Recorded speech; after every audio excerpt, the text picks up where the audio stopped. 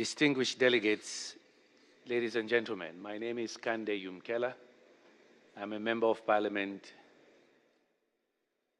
in the Parliament of Sierra Leone. I lead my own party in that parliament.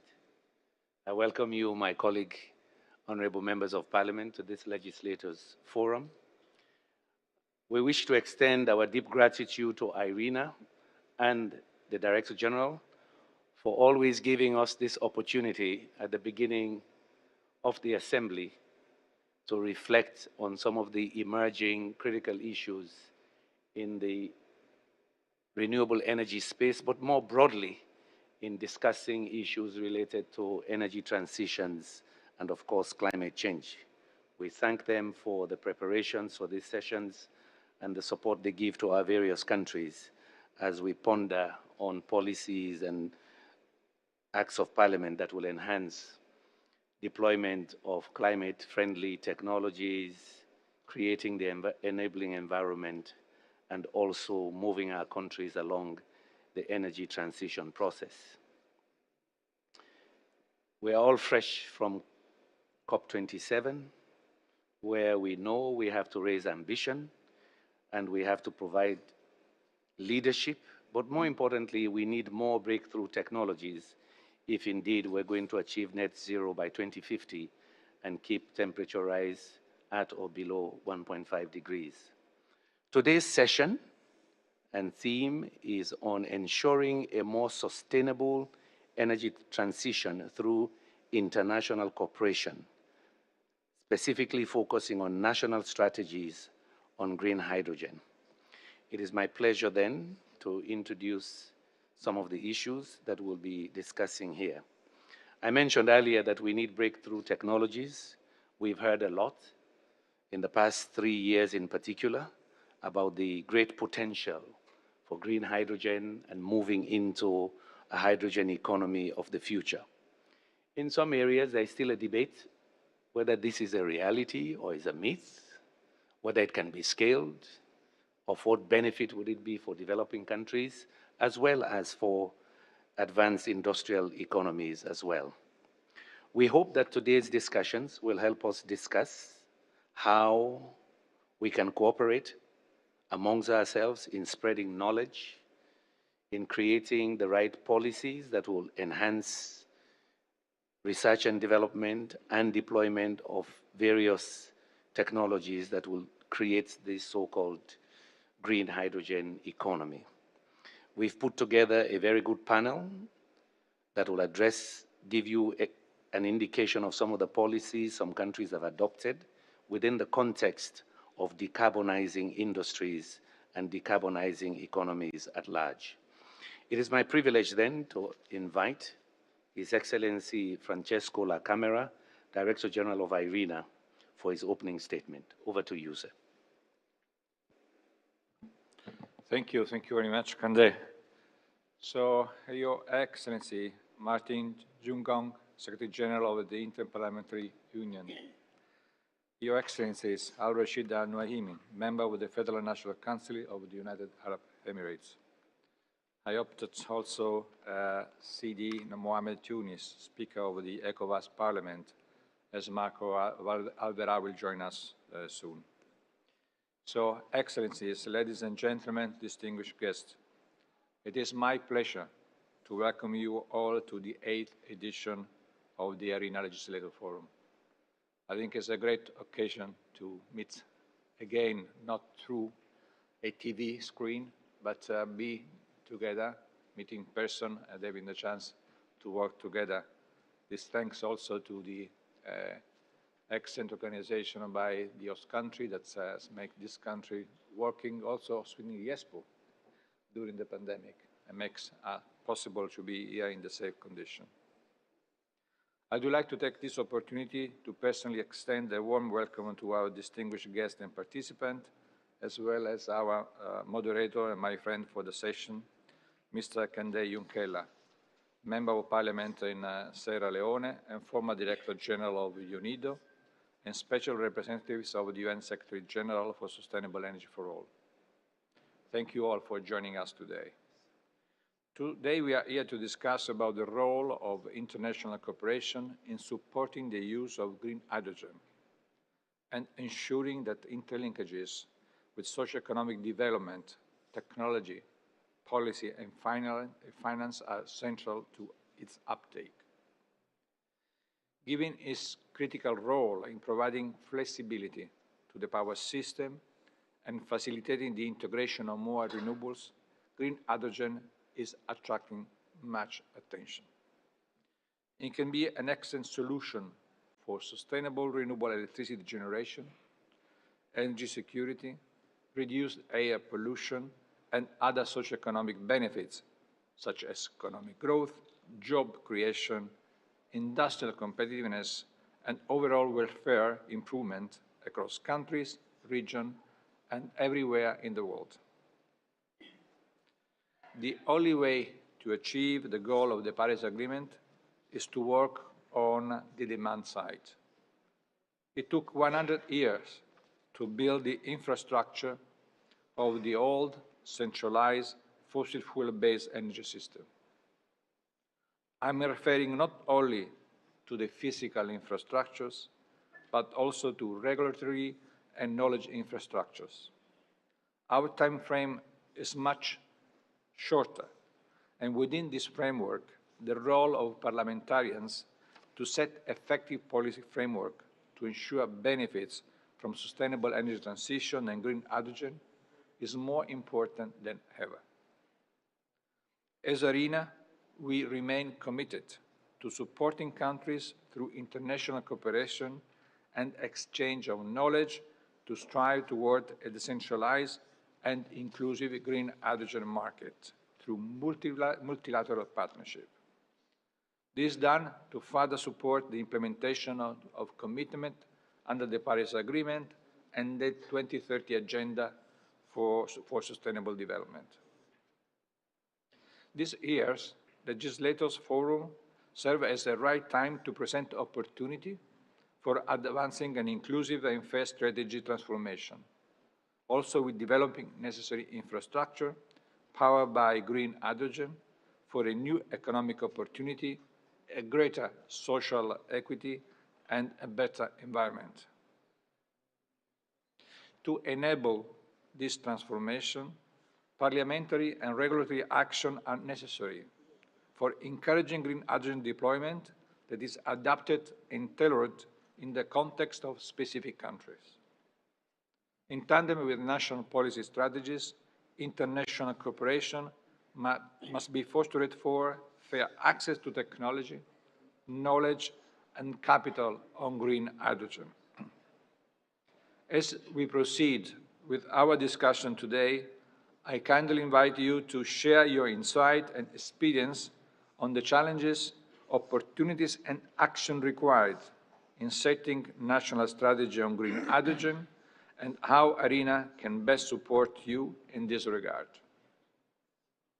I look forward to hearing your views during our inclusive and diverse discussions, and I'm confident that together we will find ways to translate parliamentary commitment into concerted efforts to champion resilient and sustainable future for everyone in the world. Thank you for your attention. Back to you, Kende. Thank you, Director General. We recognize His Excellency Martin Chugong, Secretary General, International Parliamentary Union. Thank you very much, my dear friend Kande, for moderating this session, and Your Excellency Francesco La Camera, Director General of the International Renewable Energy Agency, IRENA, Your Excellency Dr. Ali Al-Noemi, Member of the Federal National Council and Member of the IPU Executive Committee, distinguished members of Parliament. I recognize my very good friend Sahar Al-Bazar, President of the Forum of Young Parliamentarians of the IPU. Ladies and gentlemen, it gives me great pleasure to be with you here today.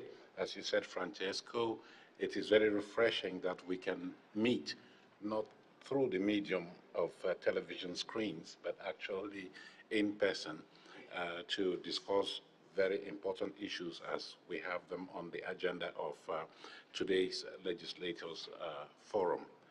Let me thank you, Francesco, for inviting me to this meeting. I am very pleased to be here again to deliver welcoming remarks and to record the IPU's commitment to working with IRENA in order for us to move towards a more sustainable future that is based on policies that make life comfortable for all of us, but also for the long term and future generations. So I welcome you all here. And as I look at the topic of the forum, I think it is incredibly timely that we are discussing green hydrogen, which is seen increasingly as an innovative solution to secure a net zero future for all of us.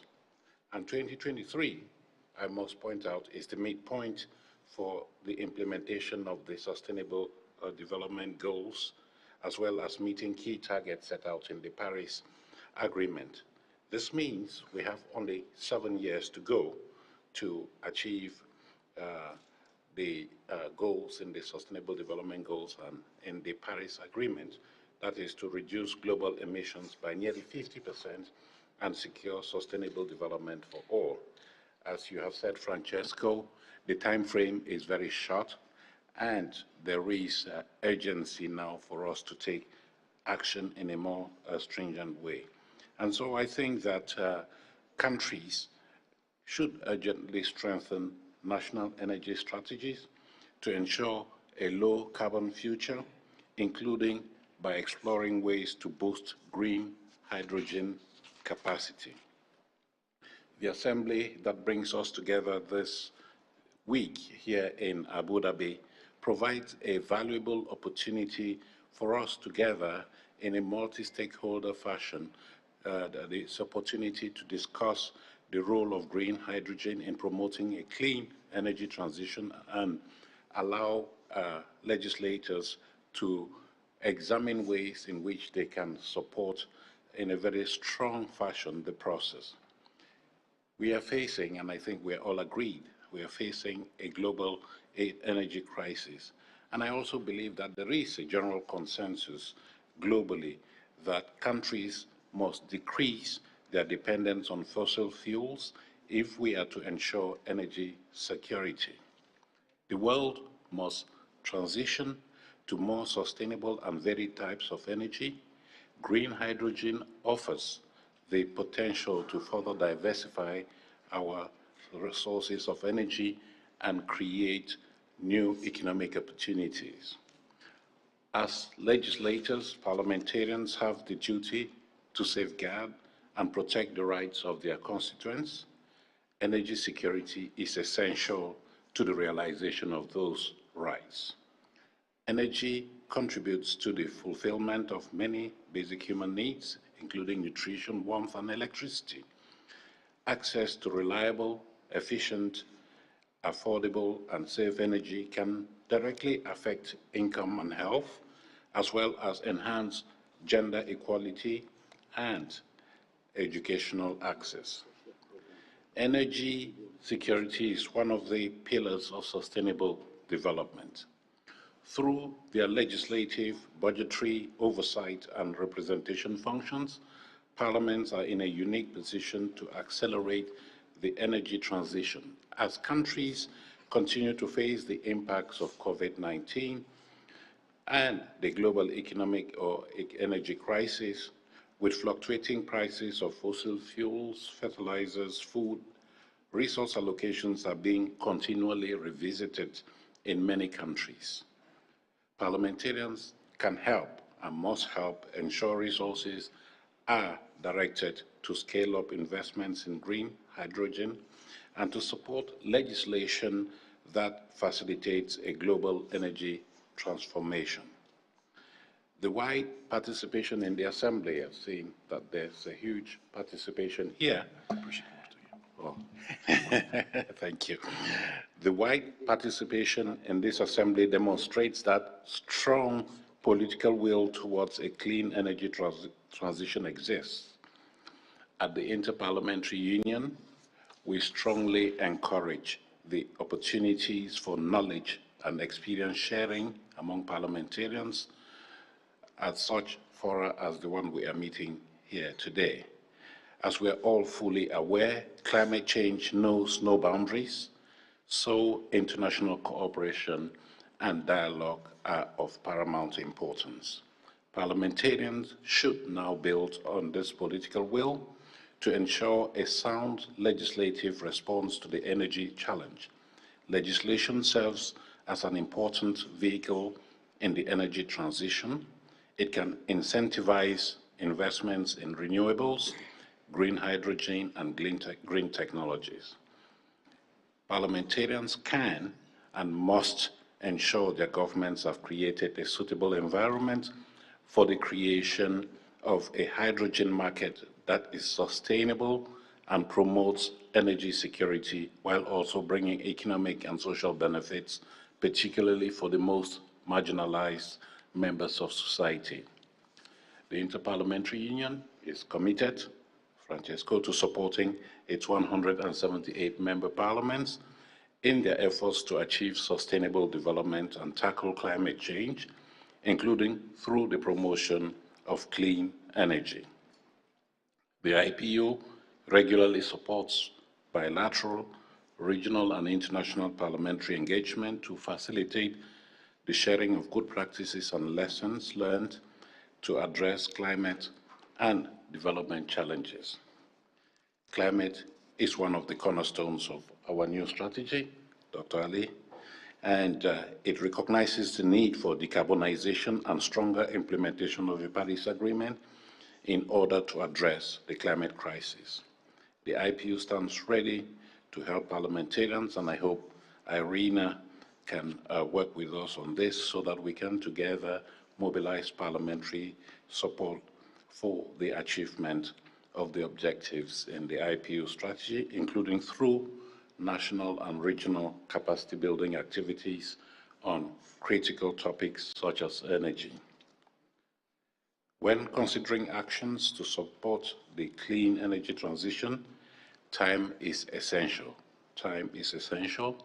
The IRENA Assembly, including this Legislators Forum, provides a much-needed platform for rich discussions and knowledge sharing among parliamentarians, government officials, and civil society representatives on plans, policies, laws, and budgets to jumpstart the energy transition across countries before it is too late.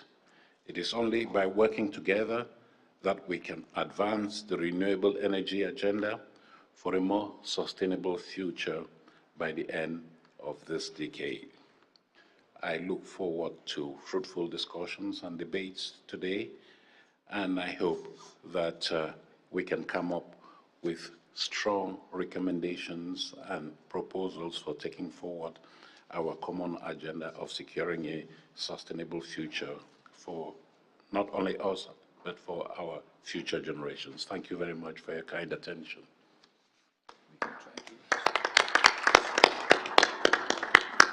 We want to thank both Martin and the Director General for their welcoming remarks, for highlighting the need for the physical, institutional, and policy infrastructure we need to create the hydrogen market, and for Martin also underlining the importance of legislation and our parliamentary action in creating these infrastructure and the hydrogen market. We now invite one of us, a parliamentarian, to also provide a keynote. We want to recognize His Excellency Ali Rashid Al-Nuimi, member of the Federal National Council of the United Arab Emirates. Thank you. Your Excellency, dear colleague, ladies and gentlemen, first, I'd like to welcome you to Abu Dhabi, to the United Arab Emirates. It's our pleasure to have you here. Thank you for taking the time to come and join us. The issue that we are talking about is crucial. It's all over the world. Everybody is talking about it. And I think the MPs, member of parliament, they have a special role in that regard. But before we ask them what to do, we need to educate them about this challenge. Most of our MPs, they don't understand what's green hydrogen. When they talk about climate change, they think sometimes there is a political agenda behind it. Or, you know, it's something that will happen to some island in the Pacific, but it's not to us. So I think it's very important to educate members of parliaments about this global challenge and create awareness that this challenge is a challenge and a threat, actually. It's not only a challenge, it's a threat. And this threat, you know, target you personally, target your kids, target the new generation, target your national security. It is not something that will, you know, affect these small islands in the Pacific or in the Caribbean or some African country. It's a globe threat. And we all have to come together, you know, to counter that threat. If we don't, we all will lose. And this is where, you see, unfortunately, politicians sometimes, when they deal with any issue, they debate it as a, you know, a political debate with what I will get, what the other will get, what kind of compromise. But when it comes to the climate change threat, there is no compromises. It's a threat to all of us. If we don't see it now, the time will come when we see it, we will regret it because it might be too late. And this is what we are facing.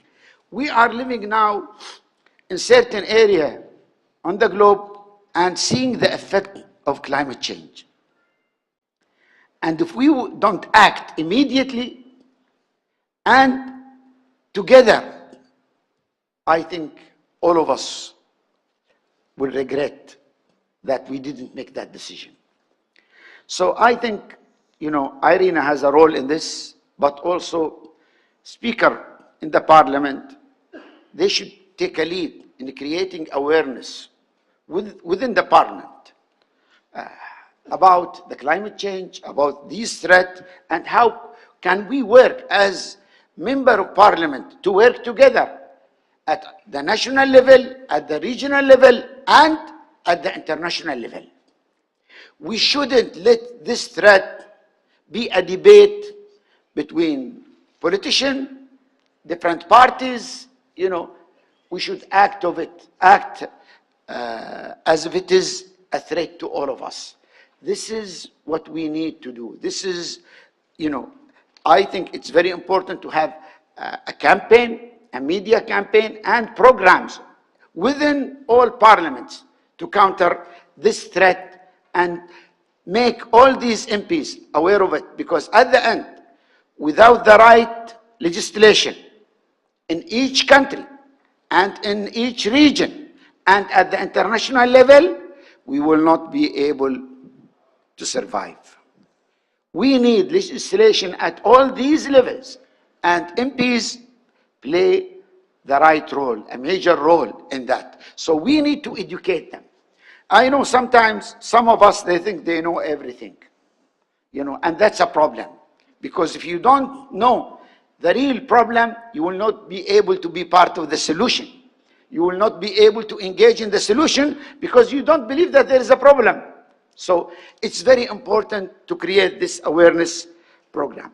Second, it's very important to be flexible in understanding how to proceed to counter this threat. And when I say flexible, in the developed world, they have to understand that the challenges that they are facing and the resources that they have, other countries, they don't. And this is where, you know, we need to engage at the international level as if this threat to all of us. So we should be flexible in developing the solution. We should understand that there is some islands in the Pacific. Now it's a priority for us to act and help them and engage with them rather than, focusing on a solution in our area, in our region, or in our country. And we have to understand the resources. Sometimes when we meet in international meeting, we focus on solution that is doable in Europe, is doable in North America, but they are not doable and applicable in Africa. They don't have the resources. The challenges and the threat there are different. So it's very important to understand we need flexible solution. And we need to understand that being flexible in in implementing the solution, it's not a compromise. It's not undermining the effort to counter the climate change. No. Whatever we do to counter the climate change, if anywhere in the place, anywhere on the globe, it will serve us at the end. It will serve us here in Abu Dhabi. It will serve London. It will serve Beijing. It will serve Tokyo. Will serve each other. So it's very important to be flexible and to understand, as politicians, as MPs, that we will not be able to implement the right solution globally unless we develop flexible solution. And these solutions should be implemented based on the challenges and the resources in each country and each region. The third thing which I will close by is the issue of, part of the solution now that we see, especially in the UAE, and you will be, able to see some of these solutions within this week, is the issue of technology transfer. There is a lot of innovative solution in many of the developed countries, but we need them not in these developed countries. We need them in Africa, we need them in Latin America, we need them in the Caribbean, we need them in the Pacific. So here it is, we need as MPs to be flexible in implementing or in approving the restriction related to technology transfer. I understand that when when you talk about certain technology transfer, you want to preserve your right. This is your innovation. It's a business initiative for you. You want to have that right. But when it comes to the technology solution to climate change, I think we as member of parliament, we should be flexible in approving the solution that will enable the technology transfer to help other countries. I hope that you will enjoy your stay in Abu Dhabi. And, when people come here in the summer, I tell them, don't miss the beaches. We have the best beaches in the world here. But in winter, don't miss the desert. We have a desert, we have programs, initiatives. Please go and see how we lived before 60, 70 years. Thank you very much. Thank you very much, Excellency Al Naomi, for emphasizing that we have to go beyond politics. We have to collaborate, we have to be flexible, and we have to enable technology transfer and cooperation. I wish to recognize Mr. Marco Alvira, Chief Executive Officer of TESS. Thank you very much for the opportunity to address the Legislators Forum. I really feel that 2023 is going to be a key year for legislation. A lot of people are worried that 2022 was a lost year. I disagree with this argument. I think there has been incredible progress on the industrial front and on the macro policy front. And I think now is time to turn the macro policies into legislation. This has already happened in China. China is moving ahead very rapidly on its deployment of real hydrogen infrastructure. It's happened in the United States with the IRA and this compromise that was reached with Senator Manchin agreeing to support the inflation with the Inflation Reduction Act. A lot of money being put to hydrogen and green hydrogen, as well as conventional renewables. And I think at a macro level, it's certainly happening in Europe, if not happened with the carbon border adjustment mechanism. And I think Canada and Australia are following suit. But the devil is in the details, and so I think the ball is firmly moving into the legislators' court.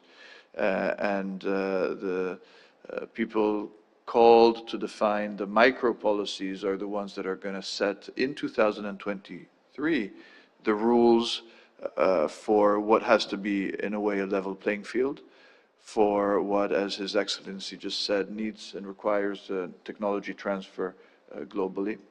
And I think there are three areas to really work on. There is the supply side, there is the demand side, and there is the technology side.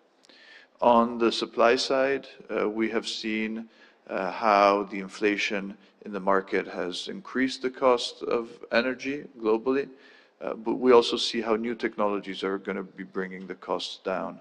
And it's important that we try to create the gigascale projects, of which there are too few. Hopefully, COP28 will be a turning point in the history of the recent COPs. The COPs I have been to have seen a growing gap between the ambition and the action, and we can only get to action if we have real detailed policies that address the missing links. And the missing links on the demand side are that it's really contracts for difference that can help, especially in Europe, get to a pricing parity point with conventional fuels. And the money involved is not so much. If we think that Europe this year has spent 1,000 billion euros extra for its energy, the money is needed to really get contracts for difference implemented is not much. But before the money, it's again a question of policy. We need to define what green hydrogen really is. There's a lot of groups that are doing excellent work in this field, but we need to come together to define some broad common standards and to move from there. What we are doing as a private sector company called TESS, that stands for Tree Energy Solutions, we are actually transforming green hydrogen into green methane. We are producing a product called ENG, electric natural gas. It's syngas made from hydrogen. We do this by combining hydrogen and CO2 in a reaction called the Sabatier reaction. And the beauty of this method is not only very cost effective, but it also solves a lot of hydrogen's problems. Because by transforming hydrogen into methane, then we suddenly have a product that legislators, banks, insurance company, but more importantly, consumers know how to use, and they can use all the existing infrastructure for natural gas. So there are new ways of turning hydrogen into old products, and I think as an industry we need to be very pragmatic and very collaborative. I hear a lot more collaboration on the kind of oil and gas side than on the utility side. I think this has to do with the DNA of the two worlds. The oil and gas industry was born as a collaborative industry with the likes of the big oil companies working together, whereas utilities tend to be born as natural monopolies and prefer to preserve their moats and their strong positions and to collaborate. I've had the privilege of working both in utilities and in oil companies, and I think the hydrogen industry will really need to learn from the IOCs to collaborate and to share projects. The types of projects we need are gigascale projects. These are billions of dollars of investments, and we can only get these projects financed if we're integrated, going from the consumer all the way down to the solar panel. And this will only happen if you have 3, 4, 5, even 7 companies participating in the same project. So in concluding, I think this is an important year. It can be a turning point if we get even just 3 or 4 or 5 gigascale projects to FID in time for COP. I think this could be a very ambitious but achievable milestone.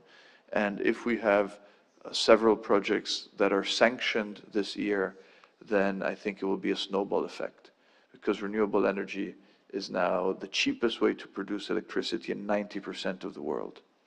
And so the business case is very strong, but there's still a lot of inertia and we need to break the ice.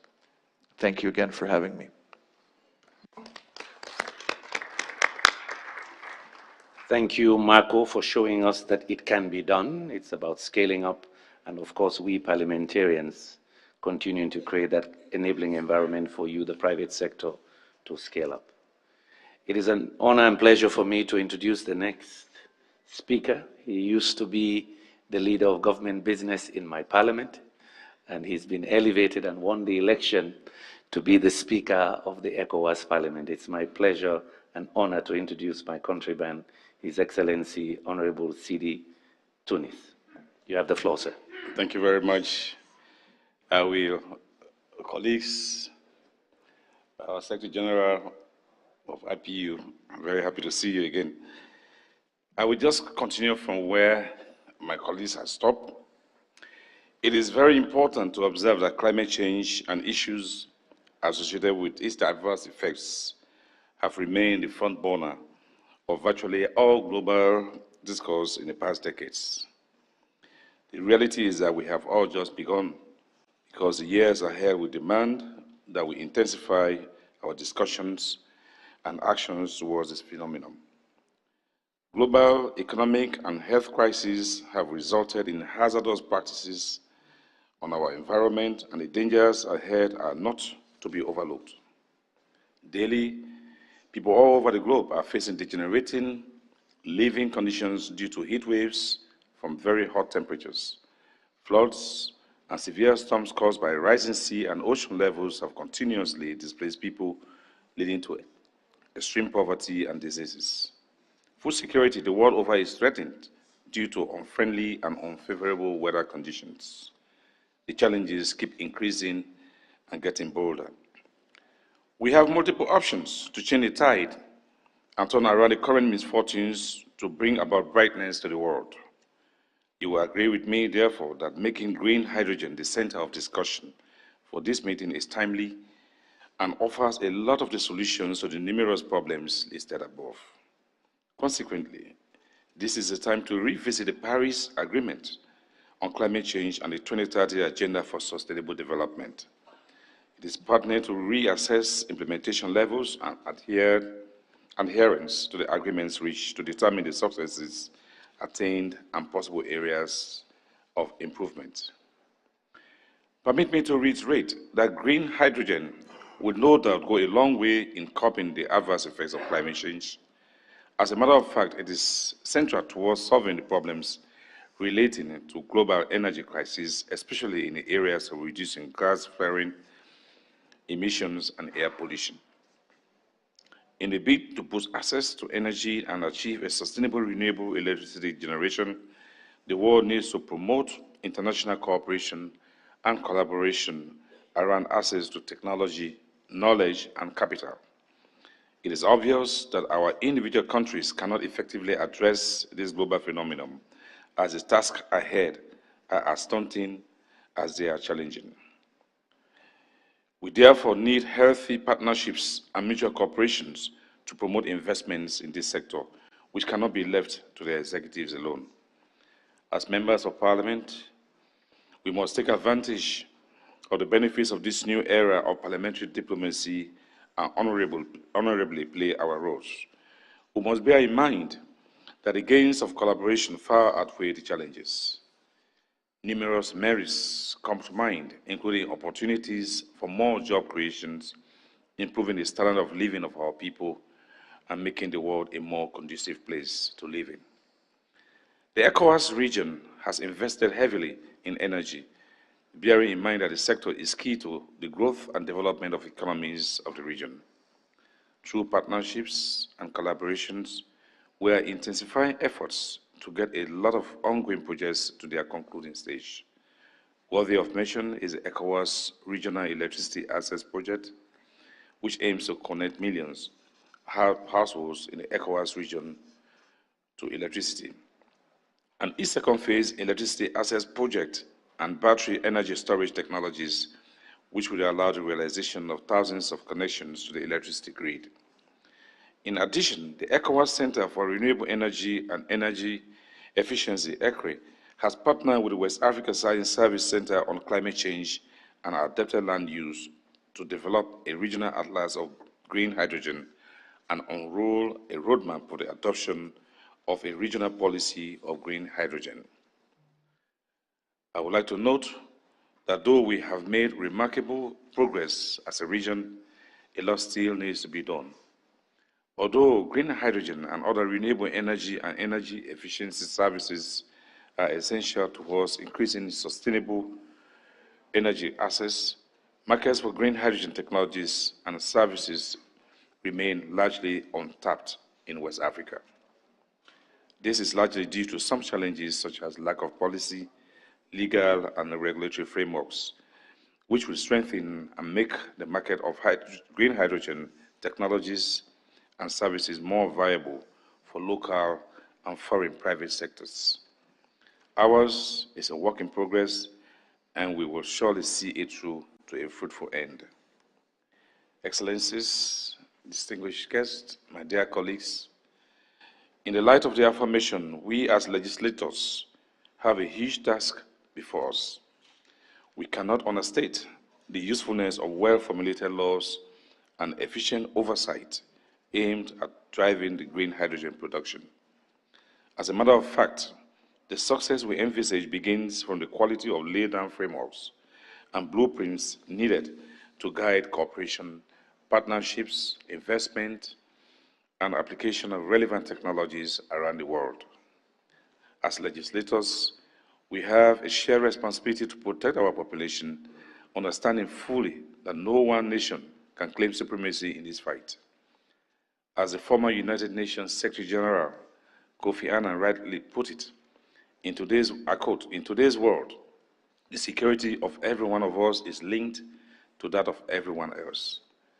We all share responsibility for each other's security, and only by working to make each other secure can we hope to achieve lasting security for ourselves." Unquote. With these words, I'm hopeful, dear colleagues, that this meeting will do justice to the above stated expectations, which also forms part of the objectives of this noble forum. Let us bear in mind that the world awaits the outcome of our dialogue, engagements, and deliberations. I have no doubt that they will be fruitful and affect the globe positively. To conclude, I wish you a successful outcome, and I also thank you for the opportunity to present this address. Thank you. Merci beaucoup. Shukran.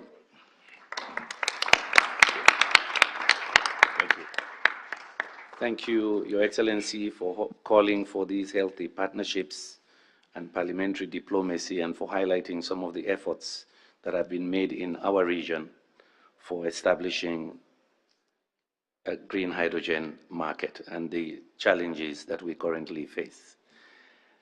His Excellency, Mr. El Noami, mentioned that we need knowledge, we the parliamentarians. For some of us, green hydrogen is a new space, it's a new product. It requires energy to produce it. It requires infrastructure, institutions, policies. It's new. So to enlighten us some more, that's why we always turn to IRENA, and of course our good friend Rabia Farouki will give us some insights. How do we do this? What does green hydrogen economy mean?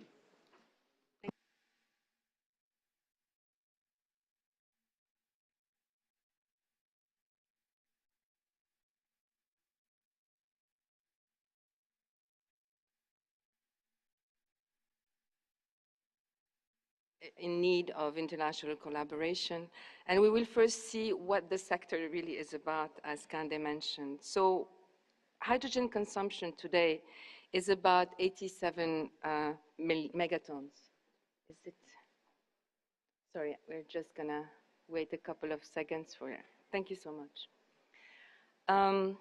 Most of it is used in refineries and to produce basic chemicals such as ammonia, methanol. What we expect is for this number to increase sevenfold.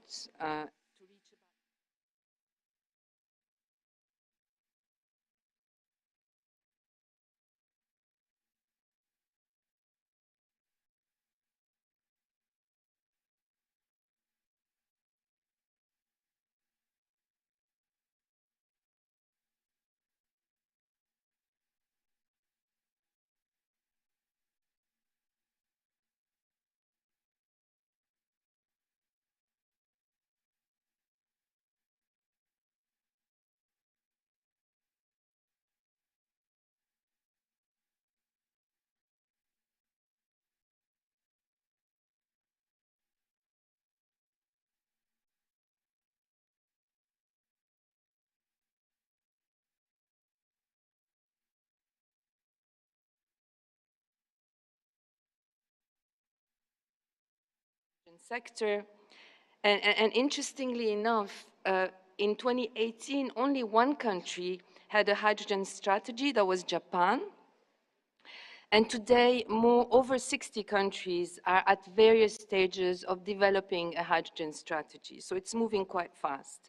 Most of those countries are in Europe, but we are increasingly seeing developments in Latin America, North Africa, the GCC region, and East Asia. Now, in these strategies, what countries do is set up their own priorities and signal to investors how and where hydrogen will be developed, the kind of mechanisms that will be used to support hydrogen, and the end-use sectors that are likely to first become green. And obviously, this information is really crucial to stakeholders, which is why strategy and the development of national policy is an important catalyst for change. And in this context, IRENA has been supporting countries with knowledge and capacity building. Now, obviously, countries are not all endowed with the same resources and conditions to produce hydrogen. Cheap green hydrogen requires land, water, renewable energy resources, and low cost of capital. And we have to say that globally, resource endowment in the global south is more abundant than it is in Europe or East Asia, for example. Now,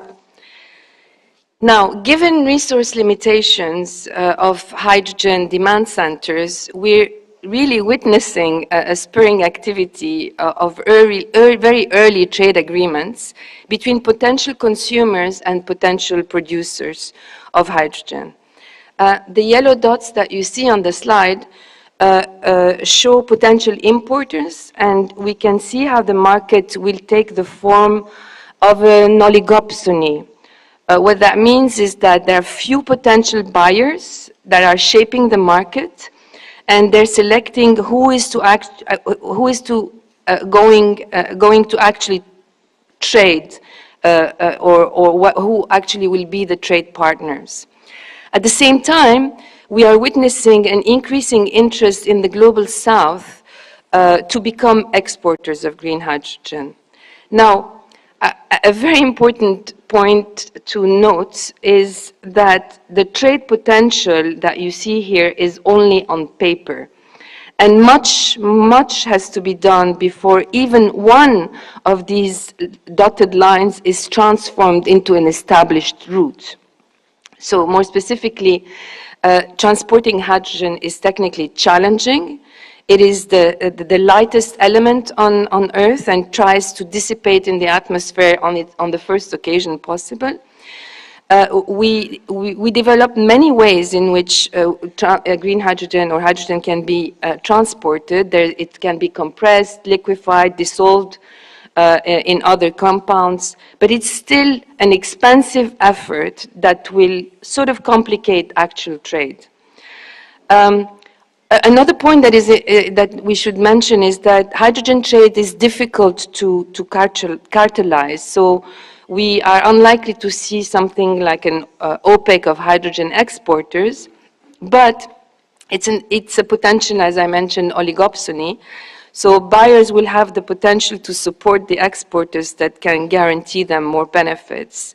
Example, through lower hydrogen costs or acquisition of buyers, electrolyzers, etc.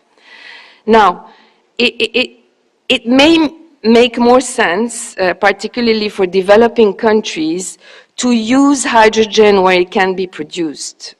Transporting green fertilizers or green steels are much cheaper activities. This would allow, actually, the establishment of large energy-intensive industries in the global south and would generate, for example, jobs, so local value, in areas so far not necessarily benefiting from the energy transition. And in fact, moving industries to areas with the best energy resources and condition is common in economic history. I mean, this is the global trend since the Industrial Revolution, so we should think about such an approach as well. What the hydrogen and green industry sector would look like in the future is really difficult to predict. But what is an evidence is that it will have an international shape. And in this, the role of policy makers is invaluable. Now, to assist policymakers, IRENA has developed a set of recommendations that we presented in a report we prepared under the G7 framework, entitled Accelerating Hydrogen Deployment in the G7. And the recommendations are largely applicable to most countries worldwide. And we call there for collaboration to smoothen the transition from captive gray hydrogen production to an international low-carbon one. I also invite you to look at the series of knowledge product that IRENA has produced over the last couple of years in terms of the green hydrogen sector, be it geopolitics, the supply side, the demand side, as was mentioned by one of the speakers before me. But just to finish, you have the recommendations on the slide, but I'm just going to mention a couple of them in the interest of time. One is that there will be a need to have a common framework for certification and sustainability criteria, and this cannot be achieved within geographically bound systems. We need them to be international standards.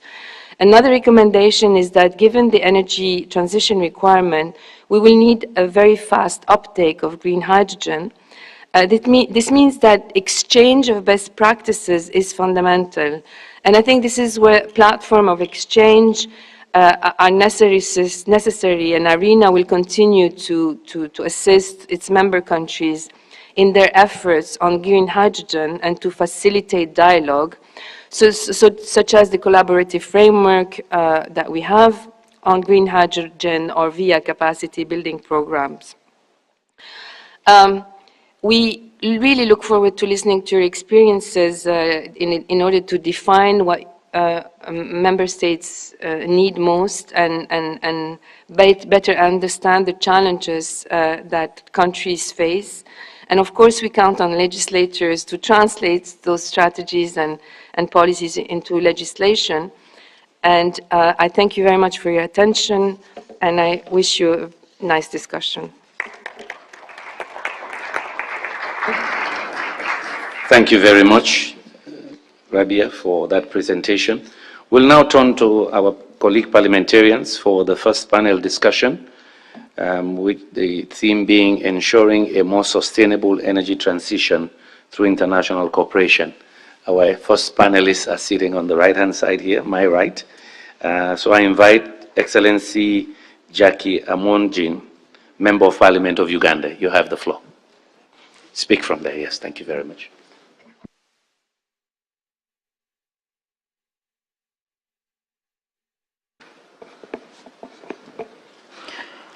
Okay, thank you so much, and good morning, Honorable members and all the stakeholders in this meeting. I've already been introduced. My name is Jacqueline Amongin, Member of Parliament from Uganda. I was representing Uganda in the East African Legislative Assembly. Dear ladies and gentlemen, it's my distinguished pleasure to be part of this forum, emphasizing our efforts to ensure sustainability in our energy transition in collaboration with international actors. We are at a time when both developed and developing countries are exploring solutions to maximize their renewable energy potential to ensure security in the energy supply. Hence, renewed efforts must be underscored to ensure the scaling up in the support of those countries most in need. The world's most current energy needs outweigh the energy demands. We therefore must forge ahead collectively in a manner that fosters new existing alliances from across the board. We must leverage international cooperation, and I think that's the gist of our discussion this session, the gist of our cooperation in order to facilitate innovation, climate finance, knowledge sharing, and technology transfers. I don't know whether I can proceed with a guiding question because those were supposed to be raised by the, yes. So some of the issues that we are saying is what are the key policies that legislators must adopt to support sustainable development of hydrogen? First of all, I must appreciate IRENA for having thought it necessary to bring on board members of parliament from across board. Because to me, I believe that there can be nothing for us without us, since parliaments play a key role in terms of ensuring the modus operandi of their member states and appropriation and coming up with policies. So therefore, as legislators, we have a key role in effective policy making. We will need to carefully consider factors which are context specific to national priorities. This includes considering ongoing advancements in alternative technologies in the renewable energy landscape, as well as relative costs and advantages of alternative decarbonization options. As you are aware, as we talk about renewable energies, some of the countries are ahead of others. And it's important that as we do cooperate, we learn from each other so that we are able to move at the same pace. So as legislators, it's also important to ensure that enabling regulatory frameworks exist to ensure policy de-risking, to provide incentives to scale up investment into renewables. This can be done by reviewing our current legislative and policy frameworks to ensure that we either reduce, transfer, or compensate for risk, including streamlining our national processes for obtaining permits, clarifying the role of the regulator, ensure the enforcement of contractual obligations, and mechanisms for recourse. Honorable members, as you are aware, this is almost a new subject, and most countries will have to pick up very fast. But I know that we will pick up very fast if legislators take keen interest and a key role in ensuring that this is put on top on the agenda in our day-to-day legislations. We ought to promote international cooperation with emphasis placed on the means of implementation of sustainable energy options. Parliamentarians should help promote initiatives that contribute to closing the financing gaps and those that enhance technology transfers and capacity building without clear policy direction and decision action. There is limited drive for investment in the development of green hydrogen technologies that we must take keen note of. Then my interest is how can IRENA support legislators in establishing a national policy and regulatory framework to successfully implement green hydrogen strategy. I think that should be one of the key action points that we should come up with from this forum. As we leave Abu Dhabi, what are the key action points that we have to take for our different parliaments, regional parliaments, in order, by the time we go to COP28, come back actually to COP28 because it will be in Dubai, we would have done some roadmap on how to implement our actions in our different parliaments.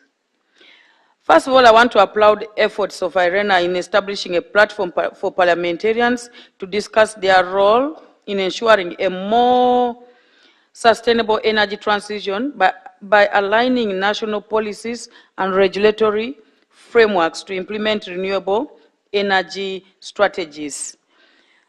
Parliamentarians for too long have only been included in the tail end of these discussions, and we welcome their recognition of our indispensable roles. As you realize, most of the times when they are setting up the plans, it's always the ministers, it's always the different stakeholders, but parliamentarians are not brought on board. And yet, at the end of the day, the policy statements are presented to parliaments for approval.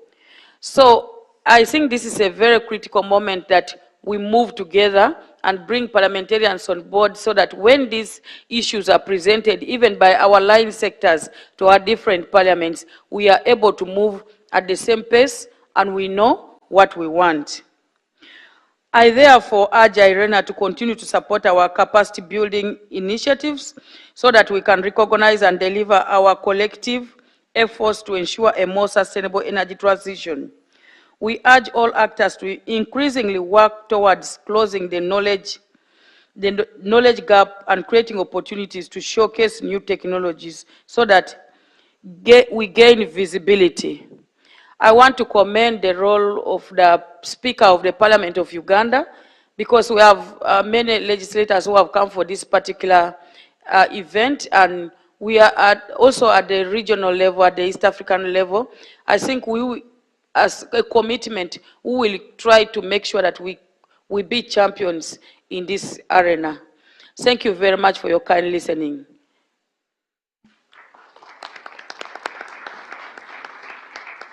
Thank you. We recognize Excellency Maya Bitadze, Member of Parliament of Georgia. Thank you very much.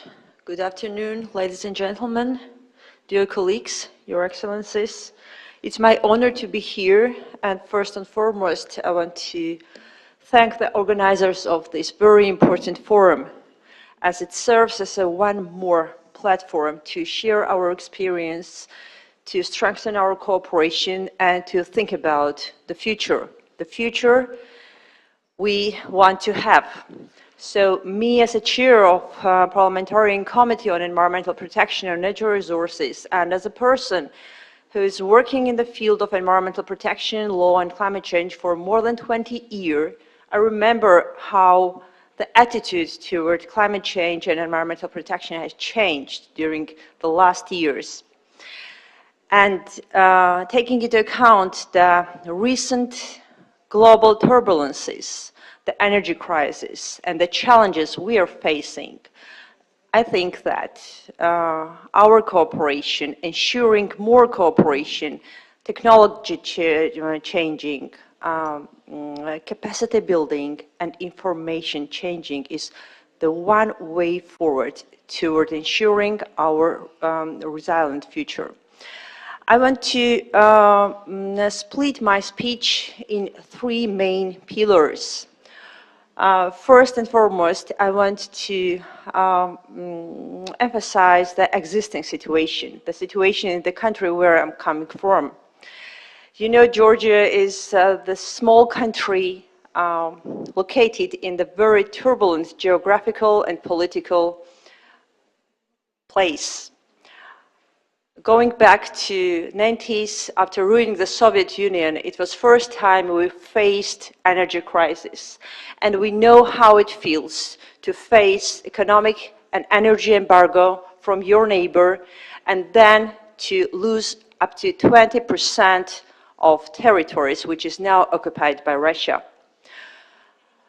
So what's happening now in the region I'm coming from is the one more example how important it is to strengthen cooperation between countries to use the best routes for future energy diversification supplies, which is very important to take into consideration the lack of resources our planet has and to take into consideration the political and global turbulences we are facing, unfortunately.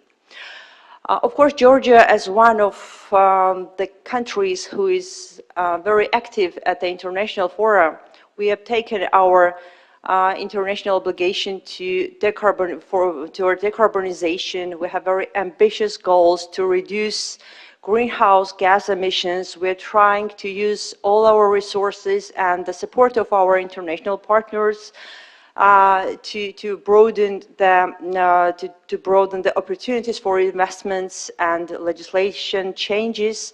But still, I think and we believe that the cooperation we can boost on is one of the main and important areas we can move on. To brief you about the ongoing processes toward energy transition in my country, we are party to many multilateral environmental agreements. We are party to European Energy Community, and we are trying to develop our legislation in line with international one. Of course, it's very important that here is the role of the parliamentarians. And we at the Parliamentary Republic are trying to do our best to go on in line with the international obligations and to control what the government is doing. By that I mean our parliament is very active in the field of energy transition, supervision of the government, and I want to say a few words what our committee is doing. It's my pleasure to inform you that Georgia will be one of the countries who will have a climate law in the nearest future. This law will find a balance between energy transition, energy consumption, and environmental protection. What is really crucially important to reach our ambitious goals to reduce by 35% greenhouse gas emissions up to 2030. Moreover, the Parliament is involved in the processes which government is taking care of. I mean, recently our country has approved Renewable Energy Scheme, which is a very good step forward toward new investments, towards new opportunities, and it's a very flexible document which will lead to reducing gaps between our ambitions and the real actions we are taking on.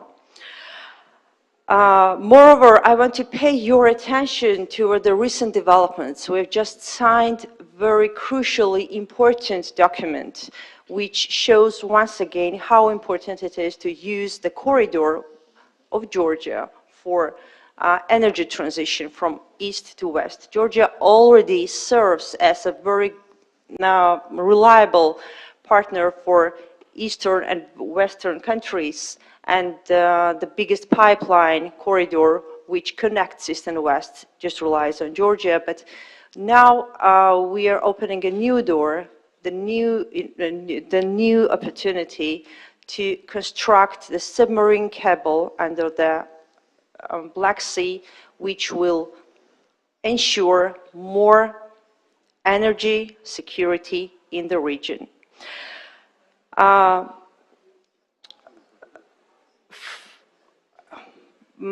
last, I want to thank you once again. I want to thank you for having me here. I hope that this legislative forum will lead to new recommendations, will help us legislators to find out more opportunities, how to advance legislation on one hand, and on another hand, how to understand the challenges we're facing in this very turbulent era. It is very important for us, for the legislators, to cooperate, to share experience, and to try to understand what our citizens want from us to tackle the challenges for the future. Thank you very much. Thank you very much. Spain is one of the countries that has taken the plunge and the leadership in moving into green hydrogen, and we have the pleasure of having Vicente Martinez, member of the Senate of Spain.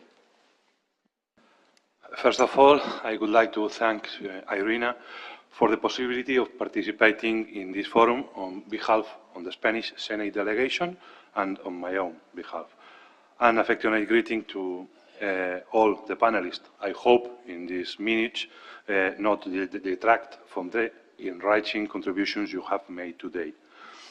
Almost no one doubts that the 21st century is the century of renewable energy, energy efficiency and circular economy. The world today is more aware than ever that we must use fewer natural resources without losing quality of life.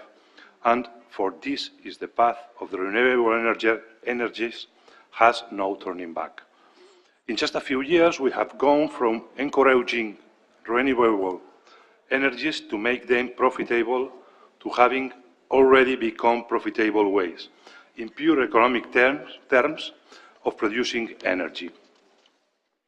And that is the path we are following now with hydrogen. And we must go through it, because we are all aware that there are sectors that are very difficult to electrify, such as heat production in industry, heavy transport, maritime or long-distance aviation that need it.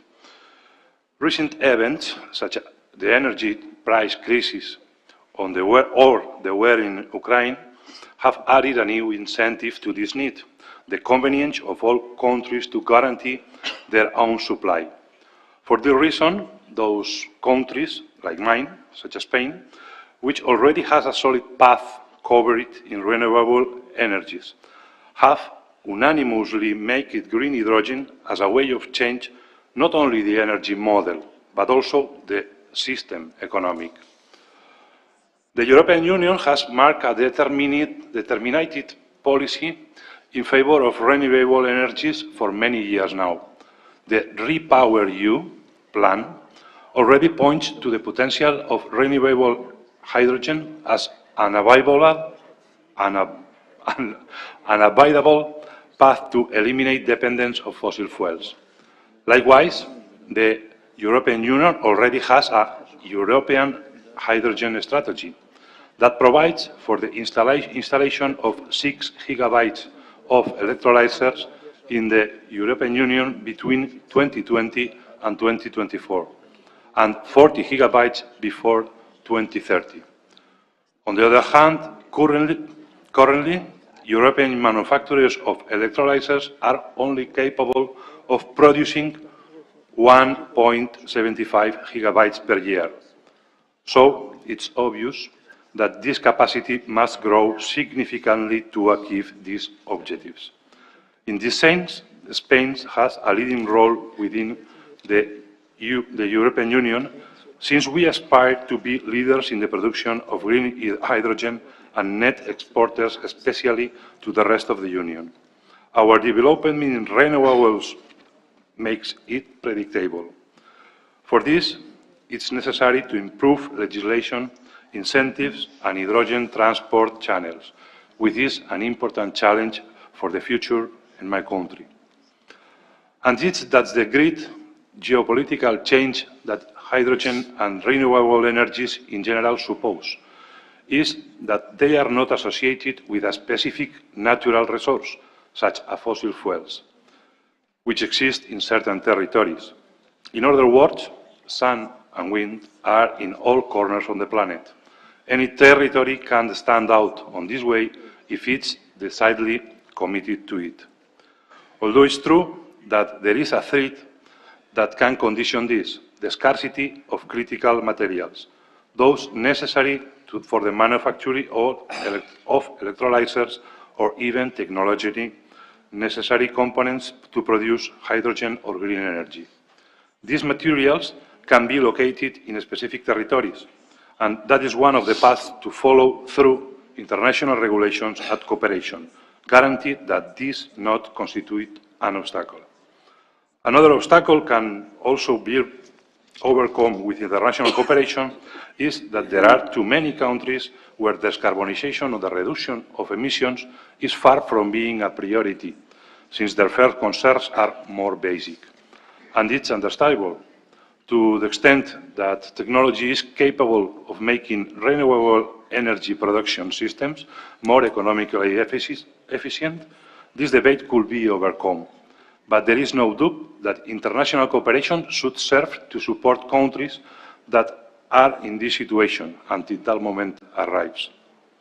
Along this path, the European Union has asked each member state to prepare an integrated national energy and climate plan 2021-2030.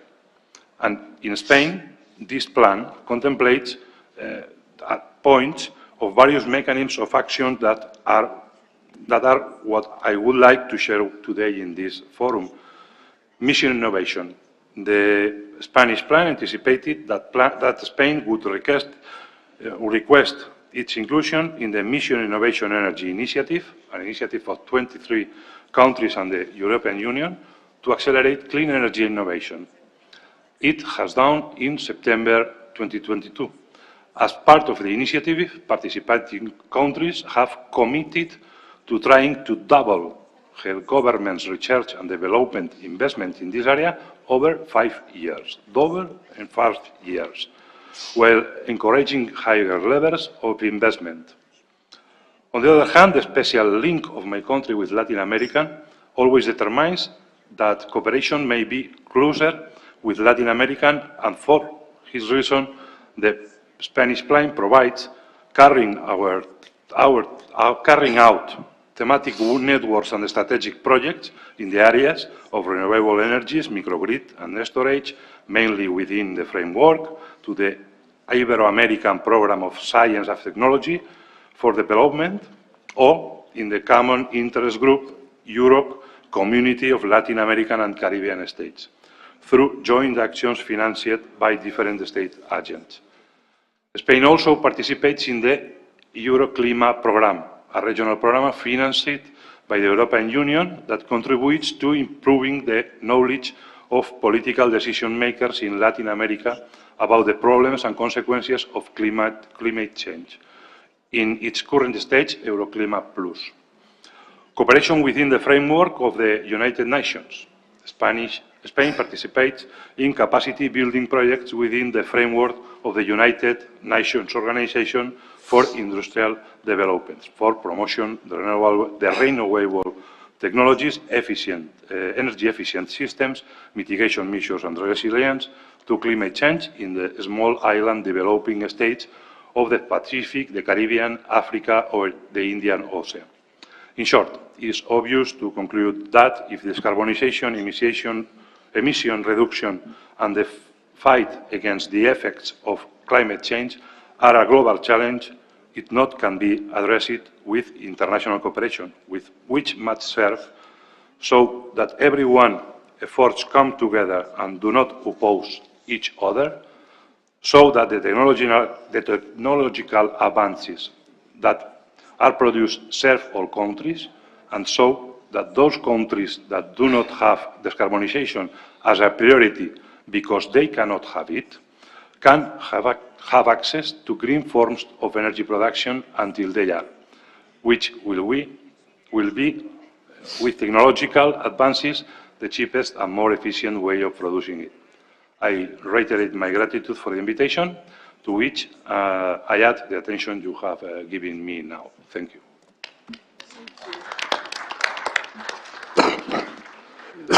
Vincent, I have a follow-up question for you. How important was the EU targets for Spain to get into green hydrogen? I think now it's very important. Almost, well, I think it's the path more important to set. Sorry. Is the most important target to the future is hydrogen. The other ways of energy, of renewable energies, is, especially in my country, in Spain, we are now in a good moment. But hydrogen needs more progress technology still. Thank you. We have a second panel. We have two panels, and then we'll open up to other members of parliament. We have another panel on the left that will also look at the issue of cooperating generally beyond hydrogen to other renewable energy technologies. I wish to invite Saha Al-Bazar, Member of Parliament and President of the IPU Forum of Young Parliamentarians from Egypt. Your country is also venturing into hydrogen energy. Yes. Go ahead. Thank you so much. Well, first I want to say it's so much pleasure to join the panel with the Honorable Emmanuel Mafrou and Honorable Timon. I hope I pronounce it right. And thank IRENA for giving us this platform to come together and share experiences. I'm Sahar Al-Bazar, the President of the Forum of Young MPs, which is a permanent body for the IPU. We present 178 countries, around 24,000 young MPs under the age of 45. We have a very special role in giving voice for young MPs, which is very critical. So what we did is we held a global conference for young MPs in Sharm el-Sheikh before COP27. It was in June 2022. And we came together to share experiences and recommendations that was delivered to the COP president. And then we held another assembly for parliamentarians with the IPU at the COP27. This is how young MPs are taking that accountability and the responsibility for climate action. And to the point of parliamentarians in general and their role in energy transition, I would say that we have different tools as MPs. We have adapting laws and we have overseeing government works and how they are committed to the national and international agreements and commitments and obligations. For example, MPs, they can promote for laws that eliminate fossil fuel subsidies, and they can also introduce the carbon pricing measures that can increase the national investments and then can be reinvested in more sustainable development projects. And for the government overseeing, for instance, parliamentarians should push for prioritizing budget allocation into more low carbon projects and energy effective activities. For example, the public infrastructure that should be energy effective industrial equipment, and clean technology and research, including green hydrogen. And we have the example of Republic of Korea adopting a new climate act, creating climate response fund to ensure availing necessary financial resources for the transition to carbon neutral society.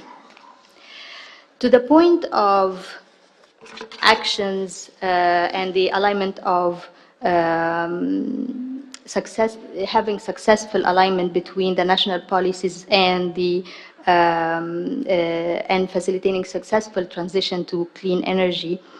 I have to say that investments are key. Without the investments, we won't have a successful energy transitions. Therefore, parliamentarians should prioritize laws and regulations that require public investments and incentivize private and international and foreign investments, especially in green infrastructure in cities and urban areas, which produce the majority of the world's greenhouse gas emissions. Also, parliamentarians must work hand in hand with the government in collaboration to make sure that the international commitments like Paris Agreement are in alignment with the national strategies and the legislative frameworks. And here I would like to give an example with Finland, for example. So Finland has passed a new climate action this year by setting a clear goal for emission reduction. They put targets for 2030, 2040, and 2050, and they made sure that Finland will be carbon neutral society by 2035. To the point of the role of IRENA, which is very important point. IRENA plays a vital role as a leading and global convener on energy transition and as a provider for the latest scientific knowledge on clean energy and innovation. And I think IRENA should ensure that legislators have access to this knowledge so they can use it when they put the right legislation framework in their countries. I also would like to say that IRENA has a great role like organizing this forum, the annual forum, which gives a space that we can share experiences. But I want to suggest that IRENA now represents 168 country members, and probably now is a time to have their own parliamentary network that meets regularly with their constant meetings. I believe they meet 3 times per year. This dynamic society that meets regularly can push for general experience sharing and then give country-specific help and support in building the legislative framework. For example, in Africa, there are certain countries that face difficulties with the legislative framework when it comes to decentralizing energy. So I think here IRENA can also play a major role in facilitating this. To the point of the obstacles that we face in Egypt specifically, Egypt has very high ambitions and plans to become a center for the region when it comes to energy transition and green hydrogen. As you said, we are starting the way, but we have high ambitions. Egypt is adapting a national strategy. Currently, they are working on drafting it that focuses on the diversifying energy sources, including the expansion of renewable energy sector, aiming to reach 20% of the total energy supply. Also, the Egyptian government has started the first phase of the green hydrogen production project in Suez Canal Economic Zone, which falls under the Egyptian National Strategy for Green Hydrogen. And it will continue with more investments in the area of green hydrogen. And IRENA also has a big role in this, because IRENA urges countries to invest in renewable energies and green hydrogen, focusing in Africa. So I believe without, again, the investments and financials, we will not have successful transition for the energy. Lastly, to the point of partnerships, for successful energy transition, we should have strong partnerships with scientific and innovation centers and communities. The R&D is also a key driver for the innovation in this sector. And whether it's internationally partnership or national partnerships, and ensuring there is enough and adequate finances for the R&D in all countries. Finally, I will end by saying, as the President of the Forum of Young MPs, please understand that it's the future of young MPs and young generations, and we should give a space for them. And at any time that any MP with the other generations, kindly make sure that you include the youth voice in your country, because as I said, it's their own future, they have their own dreams, and it's our responsibilities as MPs to give them this voice and channel their dreams and solutions that they are proposing to us as politicians to be presented in our chambers. Thank you so much. Thank you. We recognize Emmanuel Mafo. Emmanuel, is Ghana ready for green hydrogen? You're a member of parliament and chairperson of the Climate Vulnerable Forum Global Parliamentary Group of Ghana. Are you venturing into this space as well?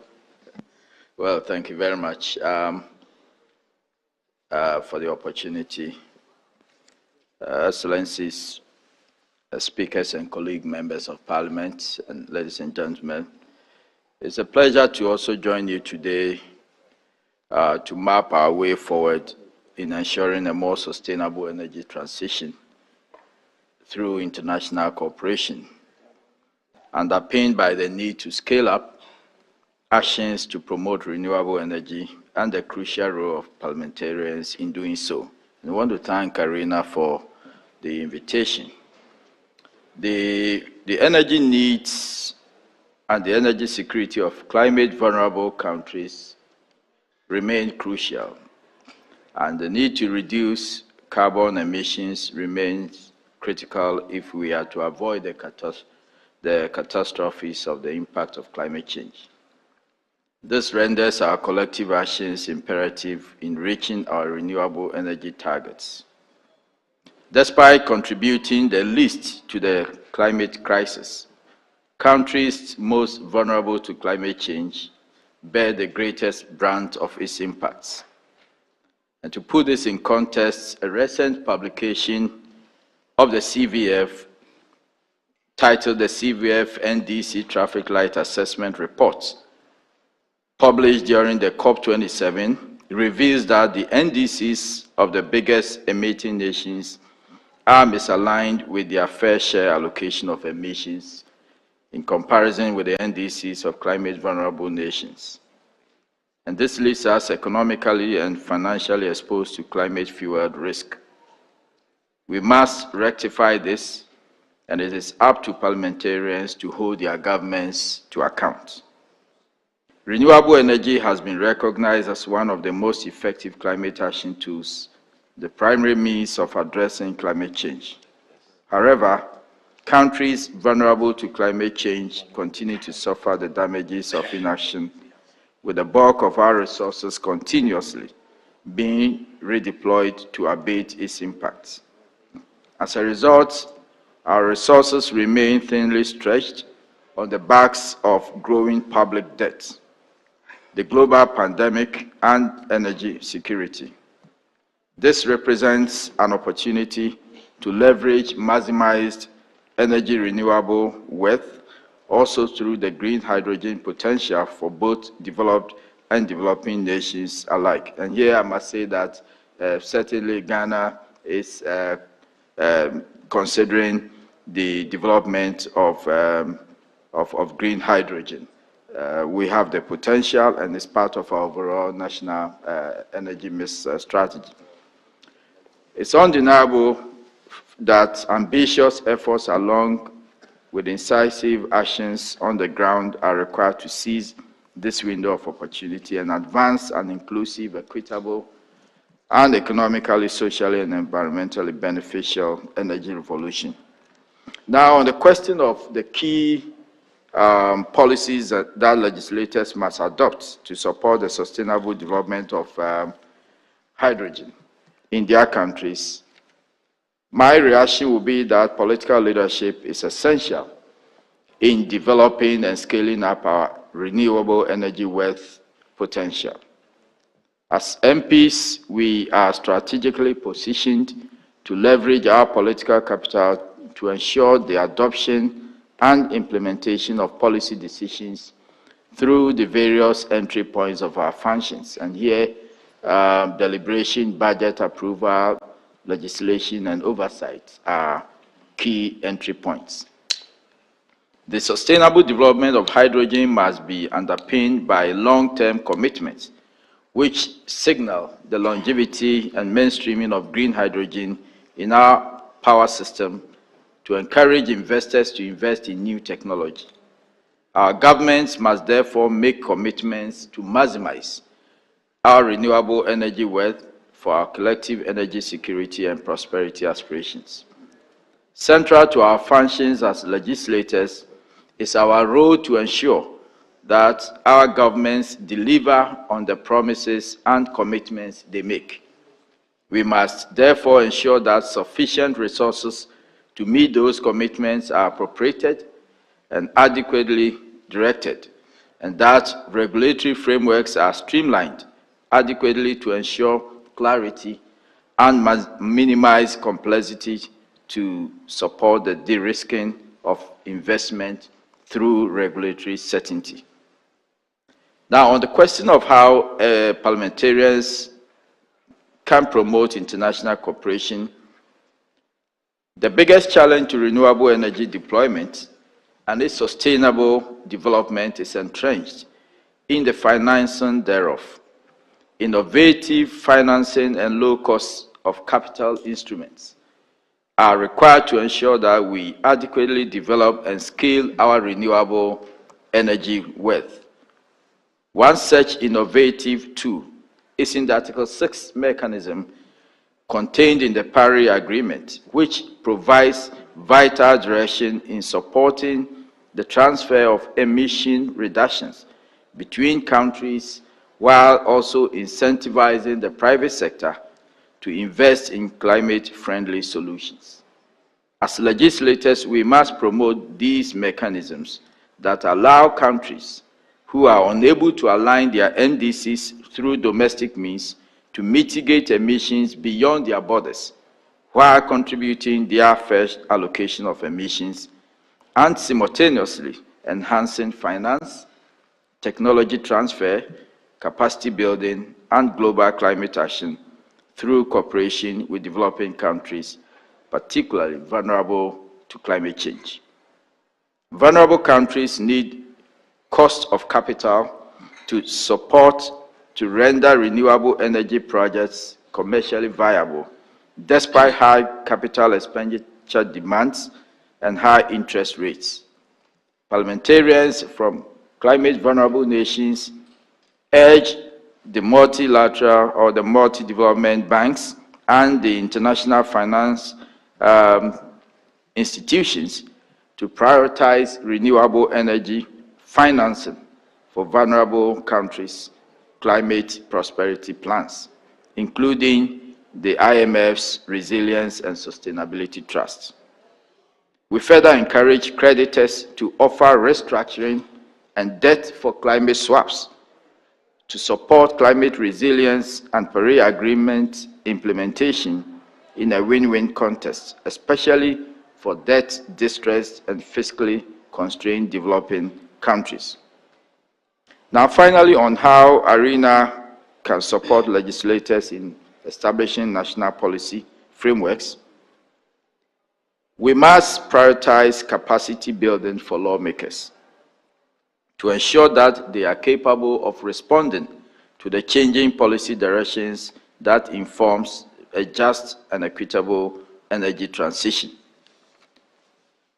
The technical and specialized knowledge that IRENA has in its arsenal must be leveraged to ensure that we as legislators are able to overcome the barriers shrouding the transition to renewable energy, particularly in addressing the bureaucratic regulatory frameworks that too often mar the energy sector in our respective countries.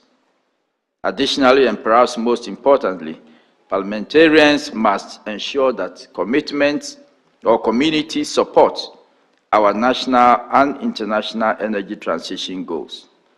Counter-lobbying from interest groups is a challenge in many countries, especially those that heavily rely on fossil fuels. Our responsibility to advocate for issues we consider to be particularly important can be done in collaboration with political actors from across the aisle and beyond our borders. Initiatives such as this Legislators Summit provide a platform for a coalition of those who support the development of renewable energy, including green energy, and we urge institutions like IRENA to continue to support our growing network of legislators. And I must finally say that I also associate myself with a proposal for IRENA to have its own global parliamentary or legislators platform. I want to thank you for your attention. Thank you very much. We recognize Honorable Timon Gremels, Member of Parliament of the Bundestag in Germany. Thanks, Mr. Moderator. Dear colleagues, as the last speaker in that morning session, let me make only some few remarks so that they have enough time for discussion. Few remarks from the German perspective. As you know, Germany wants to phase out nuclear power until April of that year and also phase out coal until 2030. We thought it would be a good idea to use natural gas as a bridge, but we made a big mistake to get 55% of that natural gas from Russia. That was not a good decision, and after the Russian war in the Ukraine, we decided to reduce that 55% natural gas to zero, and we get it within 1 year, but it was a very hard job for the government and the parliament, and especially for the people in Germany, because the costs are increasing, but we get new LNG ports in Germany. From the first idea to the first LNG was half a year. This is very fast for Germany, and very fast to install such an infrastructure. And until the next year, we will get 6 LNG ports in Germany. For us, it's important to have no lock-in effects, because if we now invest in fossil resources, like LNG is a fossil resource, then it's important that we build these infrastructure, these LNG ports, so that you can use them later with some modernization for hydrogen. This is important. Do not invest in fossil infrastructure. If you have to invest for a short time, then build it away so that you can use it later for renewable energies. This is what we are doing right now. Yeah, it's important to get hydrogen, to have partnerships to other countries, but this is not an excuse to do nothing in Germany. We want to build much more renewable energies in Germany until 2030, 250 gigawatt of solar and 115 gigawatts of capacity of wind. But this is not enough, so we need international collaboratives in that area, in that sector. We as Member of Parliament, I think we have 3 jobs, 3 main jobs. First is we are the lawmakers, we are the legislators, so we have to do our job. The second is we are also mediators between the national level, between our governments and the people in our constituencies, because if you produce renewable energies, windmills in Germany, you are next to the people, next to the place where the people are living, so we have a big discussion about how nice a windmill is or how ugly it is and how loud it is and how noisy it is. So this is one of our job as Member of Parliament, to convince the people. And the third job as Member of Parliament is working together on an international level, like here. And since the last election in Germany, we had a subcommittee for international energy and climate questions. The first time that we had that, and it's good to be also in contact with colleagues and members of parliament from the other parts of the world. In the past, it was only the job of the government, but we said no, it's also important to have a direct discussion with our colleagues all over the world. And so it's good to have this subcommittee, and it's was the right decision that we have taken. Let me make a last remark. What is, from my point of view, important, because this is not only a question to build sustainable energy, to build renewable energies. It's good for the climate to do that, but from our perspective, it's also a good idea to democratization of energy, because it's not only the job of the big energy companies to earn money with producing energy. We said give the renewable energies also in the hand of the people, of the local communities, to produce their own energy, so they can earn money with that.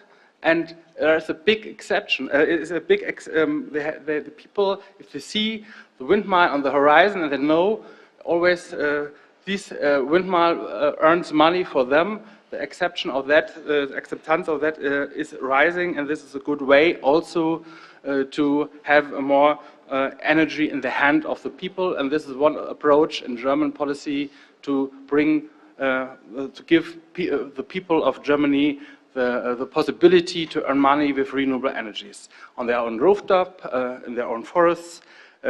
This is what we are doing. So these are only short remarks, and I would like to discuss with all my colleagues here in the panel and in the next 2 days.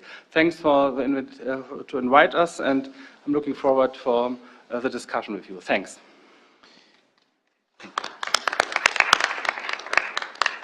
Thank you very much. We would like to open up for more general discussion. We know other countries are venturing into this.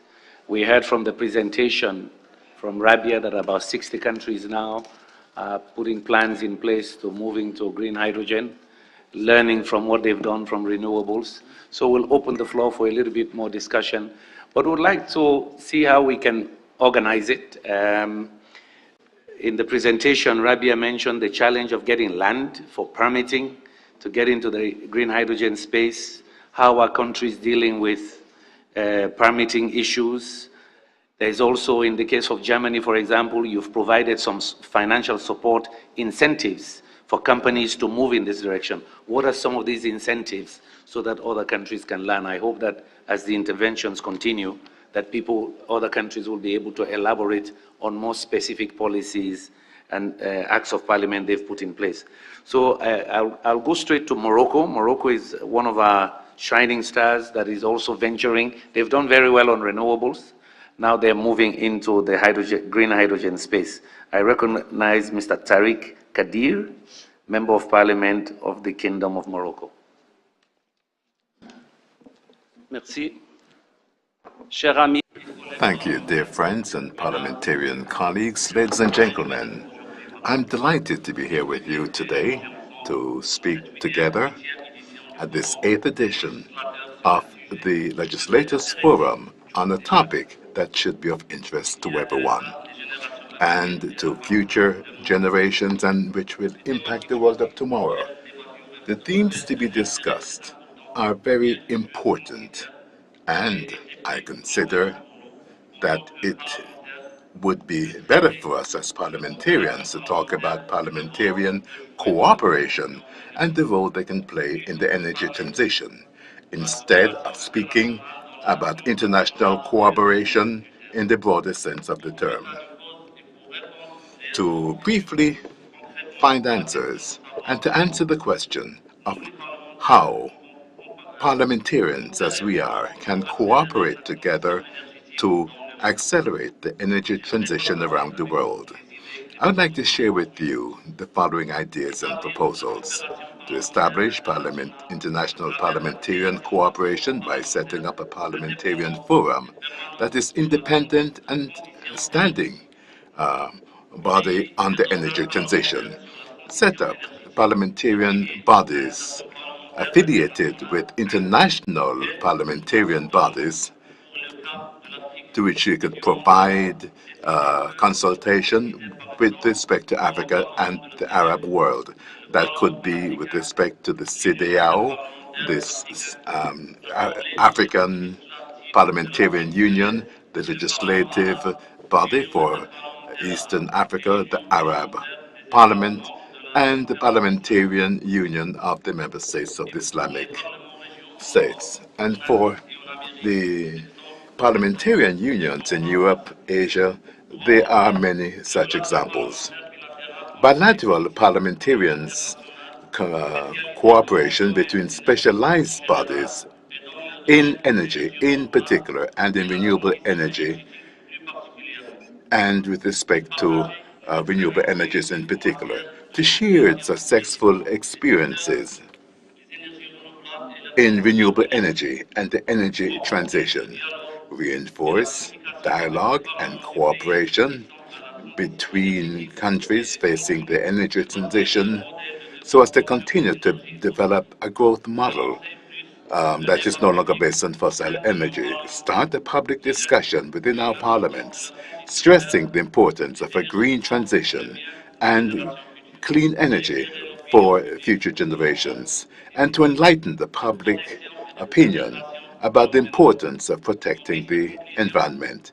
To conclude, please allow me to express the fact that I'm ready with Morocco to share with all countries our roadmap and a national program. Morocco is one of the leading countries in this field with a renowned expertise. Thank you for your attention. Thank you very much. We recognize Honorable Roxana, Member of Parliament in Pakistan. Excellencies, ladies and gentlemen, thank you, IRENA, for giving this opportunity and having a forum for legislators. It may seem like a brief intervention, about 2.5 hours, but the kind of knowledge it brings and also the kind of action it will generate as a catalyst, that is important. I'm confident that this will go a long way. Pakistan has embarked on renewable energy projects for a long time, and we have had bio, wind, solar, and of course our good percentage of our energy mix comes from hydro as well. So far, we have already got a smart grid in place. We have established regulation, standards and procedures for distribution of energy, which is put up by individuals as well, the private investors. And you'll be pleased to know that about 1,000 megawatt of energy is on the grid without any investment from the government of Pakistan. It's the public money. As a former chair, Pakistan Engineering Council, during my tenure, that was about 11 years back, we came up with regulation, standards, energy codes, efficient energy buildings, etc. So far, hydrogen, transition to hydrogen sector is concerned, we have to take a start and we have to go a long way. I would support what my colleague legislators have put forward on this forum, that we need to have an energy, this knowledge flow. We have to have the kind of regulation, standards, policies exist in other parts of the world to be available, accessible to all, so that we don't invest our resources into inventing the wheel again and again. And the proposal, which will be formalized after this meeting, I'm sure that will take us a long way. And I would say empowering local communities, local industry, facilitating them will go a long way. We are a very small contributor in greenhouse emissions, and we are further trying to increase our share of energy mix from renewable. I congratulate you and I look forward to a very active participation of the parliamentarians, because they are the policy, the lawmakers. And I'm confident that with your efforts, with IRENA efforts, we are going to be achievers. Congratulations and thank you very much. We thank the honorable member from Pakistan. We recognize the honorable member from Qatar, Mr. Amand.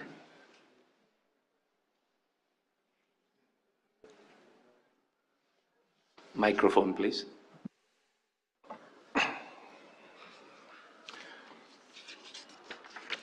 Yeah, good morning. Starting, I would like to thank IRENA for the hospitality and organization. And the fifth of state of Qatar for less carbon dioxide. Qatar plan to start with a plan to produce blue ammonia with cost of $1 billion. And this fuel can be converted to green hydrogen. And of course, all countries can importing this product and extract the hydrogen and use it as a fuel to reduce the carbon emission. Inshallah, plant will start in 2026, and the target of the Qatar to isolate around 11 million tons per year of carbon dioxide by 2035. This is one of the actual solution for renewable energy to reduce the carbon dioxide in the world. At the end, thank you for the listening. Thank you. Thank you for that concrete example of switching to from blue ammonia. Thank you, sir. Any other interventions? I don't see. Yes, please. Can Ricardo, can you help me get the list? So I'll start from the front here. There are about two at the back. But okay. Yes, please Thank you very much. I recognize you don't have time. I'll try to be brief. First of all, let me commend the panel. I'm from Ghana, a member of parliament from Ghana, and we attach a lot of importance to this forum. So amongst our delegation, we are accompanied by our right honorable speaker. So the Speaker of the 8th Parliament of Ghana is part of our delegation, and I must put this across. Quick one. First one has to do with the concern about the African situation. And I hear panel members, especially the first panel, talk about the African situation. I want to suggest that, I mean, geographically, if you look at Africa as a continent and Europe, the only thing that separates the two continents is the Mediterranean. So we are closer to each other. And hence, going forward, in the context of the transfer of technology specific to renewable energy, I think that there should be more collaboration between Africa and Europe, because both continents come with their unique potentials. Europe comes with their relative technological or technology advantage. Africa is also endowed with good potentials, renewable energy, even hydrogen. So that is my first observation. The second one has to do with this perception. I say it's a perception because scientifically it's not proven. The school of thought that, the European world or other developed world develop their industries by resorting to the traditional source of energy, fossil fuel. They use that to develop their industries. So if you talk to our brothers and sisters in Africa, they tell you, how do we also advance in our industry if we are to stick to renewable energy, which they believe will not take us to that industrial growth that we are desire of seeking, where the Europeans or the developed world have gone far. Then there's a concern about whether the advocacy for renewable energy is really in some conflict with fossil fuel? Is it the case that we are phasing out fossil fuel? And I think that going forward, we must be clear on the narrative so that we don't unnecessarily set the two ideas on a collision course. Now I'm hearing that there is what we call blue hydrogen, which is also a derivative from fossil fuel. If that is the case, then both for renewable energy and then fossil fuel, it will ultimately become a win-win situation, and therefore nobody loses in the equation.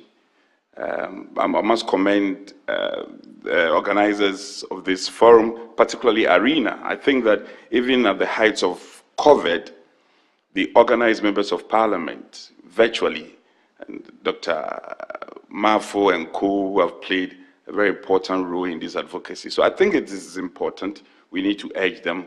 But going forward, we want to have this forum also in Africa. I thank you. Thank you. Thank you very much. We recognize Honorable Umfa from Guinea, Republic of Guinea, still here? Okay, from the back, please go ahead. Yes, please. Thank you. Excellencies, honorable members, officials from the IRENA, distinguished guests, good morning. On behalf of the government of Mauritius, I would like to thank IRENA for the invitation to the 13th General Assembly and also for their support and guidance to the government for the implementation of our renewable energy projects. My contribution would be providing some highlights with regard to progress in the renewable energy sector for the Republic of Mauritius. Let me reiterate the strong commitment of the government to reduce the greenhouse gas emission. In this vein, since 2015, Mauritius has embarked in legal and institutional reforms in the energy sector. In 2016, the Mauritius Renewable Energy Agency, IRENA, was created to oversee the development of renewable energy in Mauritius. As an elected member of the National Assembly, I am also a board member of the IRENA. Mauritius has already developed a renewable energy roadmap. We have furthered our energy transition ambition by increasing the target of share of renewables in the electricity mix from 40% to 60% by 2030, and thereby eliminating the use of coal in our energy mix. Through its implementation, it will lead towards the development of another pillar of our economy, the green industry. Reducing our dependence on fossil fuels will surely enable our island to be economically more resilient and will create opportunities for new jobs. As a small development state, we wish to share with you our main challenges. Main one being access to financial resources, limited land resources, which has been mentioned several times earlier this morning, technical expertise, mainly in marine renewables. It's good to note that the Republic of Mauritius is composed of a main island of 1,850 square kilometers, but also include the islands of Rodrigues, Agalega, and the Chagos.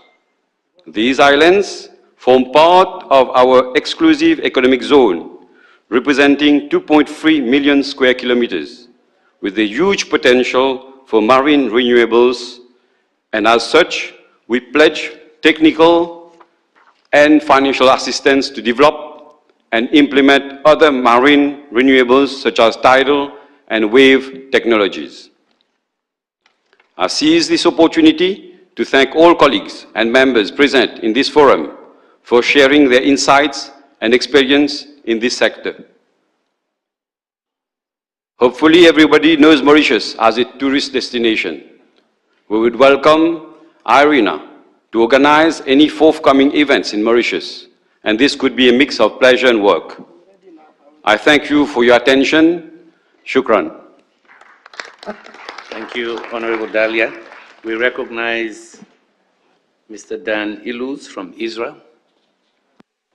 Thank you very much. Thank you very much. I would like to first thank IRENA and the organizers of the Legislators Forum for their important work throughout the course of the year, and especially in their effort in putting together the 13th session of the IRENA Assembly. This gathering is taking place at a time when the international community is working hard to tackle climate change and limit global warming to 1.5 degrees. This is a mission that unites us all and transcends our ethnic, religious, and political differences. When it comes to climate change and protecting our planet, there are no borders. Israel, the country where I come from, welcomes cooperation and partnerships in the struggle against climate change.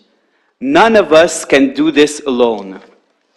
One of the clearest examples of this sort of cooperation is the trilateral agreement between Israel, Jordan, and the UAE. As part of the Energy for Water Agreement, Jordan will establish a solar field providing green solar energy to Israel, while Israel will build a desalination plant to supply water to Jordan. The combination of a sunny region and the use of innovative water technologies is a win-win for a Middle East prone to drought. Israel and Egypt have also signed agreements in the sustainable energy sphere. This cooperation addresses a critical issue and demonstrates the potential for collaboration and dialogue for the benefit of all. I would like to conclude by thanking all of the legislators here today for your participation in this assembly and for your contributions and commitment to a sustainable future. I very much look forward to meeting you and sharing insights with you over the course of this weekend. Thank you. Thank you for your intervention. We recognize Honorable Abu from Bangladesh.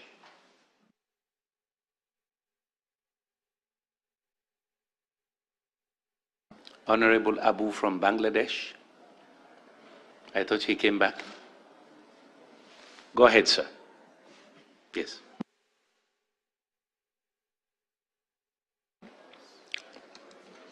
Thank you. Thank you for the opportunity. I represent the small island state of the Republic of Palau.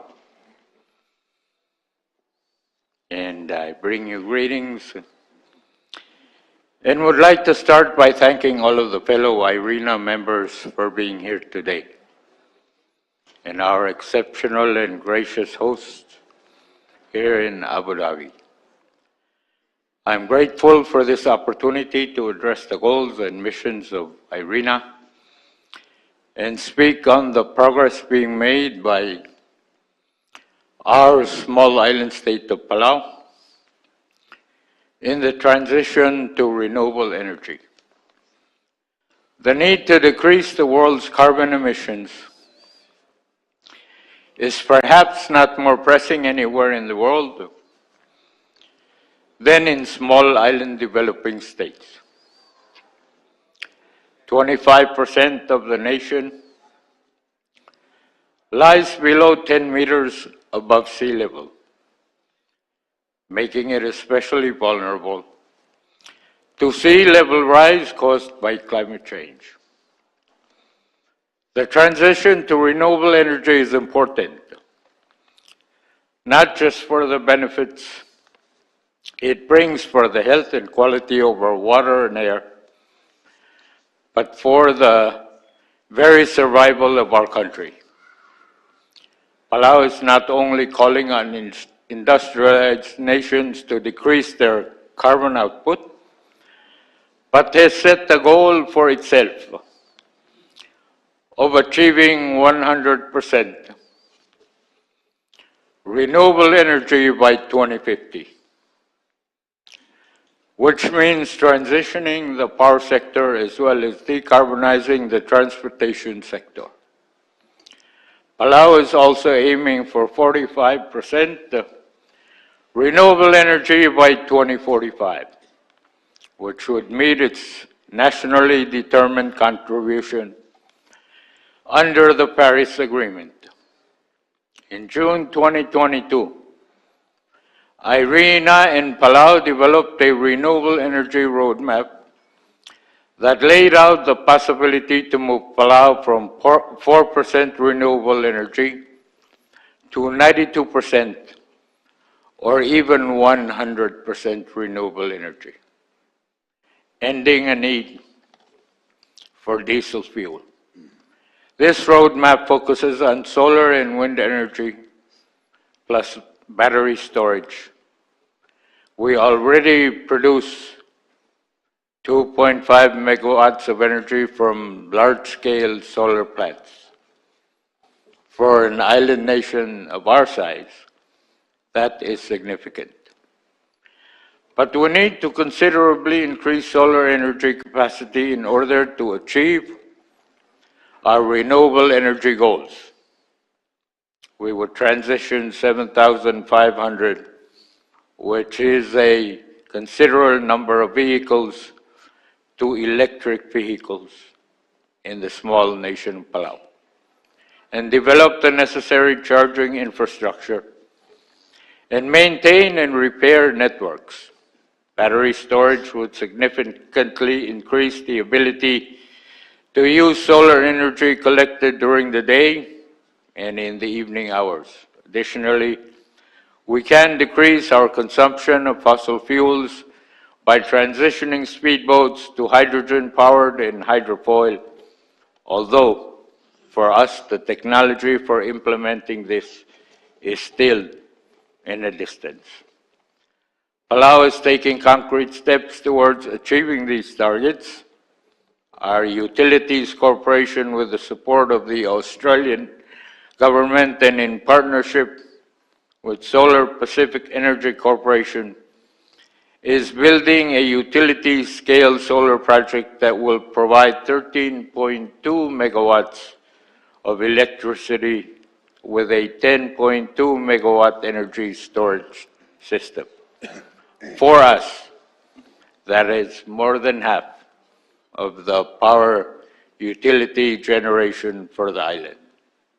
This alone will raise energy generation by renewable energy generation by 20%. And it is expected to be completed in April of this year. We have also developed projects to bring solar-generated power to outlying states. In some of the outlying states, we have brought solar PV hybrid systems, a first of its kind in our republic, and has reduced the island's need for diesel fuel dramatically.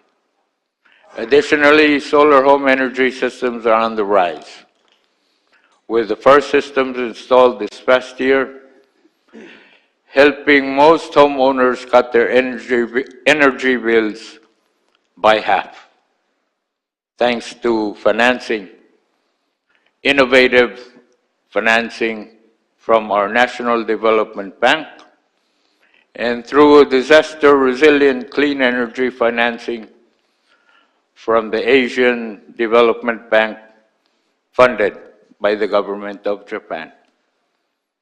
A roadmap developed by IRENA calls for this increase in solar first, followed by an increase in wind energy and green hydrogen. These further energy transitions we can already see on the horizon.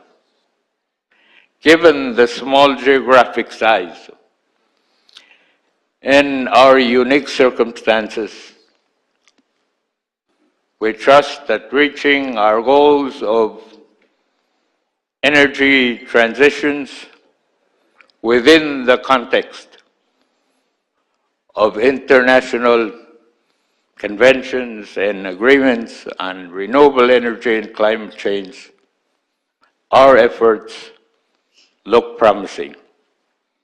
We are, however, always mindful of challenges in capacity and in funding for the projects we seek to complete. We are greatly appreciative of the support of IRENA and its member states in the transition to renewable energy, and we reaffirm our commitment to sustainable development and becoming a carbon-neutral tourist destination. Renewable energy is the future of Palau and of the world as well. Thank you very much. We thank the representative from Palau. We recognize the representative. 1 minute here. We recognize Madame Roselina Lindo from Panama. Thank you, Mr. Moderator, for giving me the floor. Good morning, good afternoon for everybody. My name is Roselina Lindo. I'm the Deputy Energy Secretary of Panama. And first, let me congratulate IRENA for gathering us together, reaffirming the common belief in the vast opportunities offered by renewable energy for addressing and gradually alleviating energy security and climate change impact. As shared during this morning, there is a lot of aspiration to deliver tangible, sustainable development by enhancing prosperity and reducing inequality by empowering populations through modern sustainable energy access, by creating new jobs and employment opportunities, but also increasing the role of the private sector and entrepreneurship, ensuring that sustainable is an opportunity to also to have businesses that are affordable and building capacity to maximize the human potential. And the success of the technological disruption to promote energy transitions depends on how we strengthen the skills of today's innovators, where technology developers must be innovators, as well as policymakers. Financial mechanisms providers also have to be innovators, including supply chain enterprises, together with the diverse variety of stakeholders in and outside the energy sector, and legislators are a fundamental part of them. Green hydrogen and derivative is one of the energy transition technology policies that are sculpting the global decarbonized future.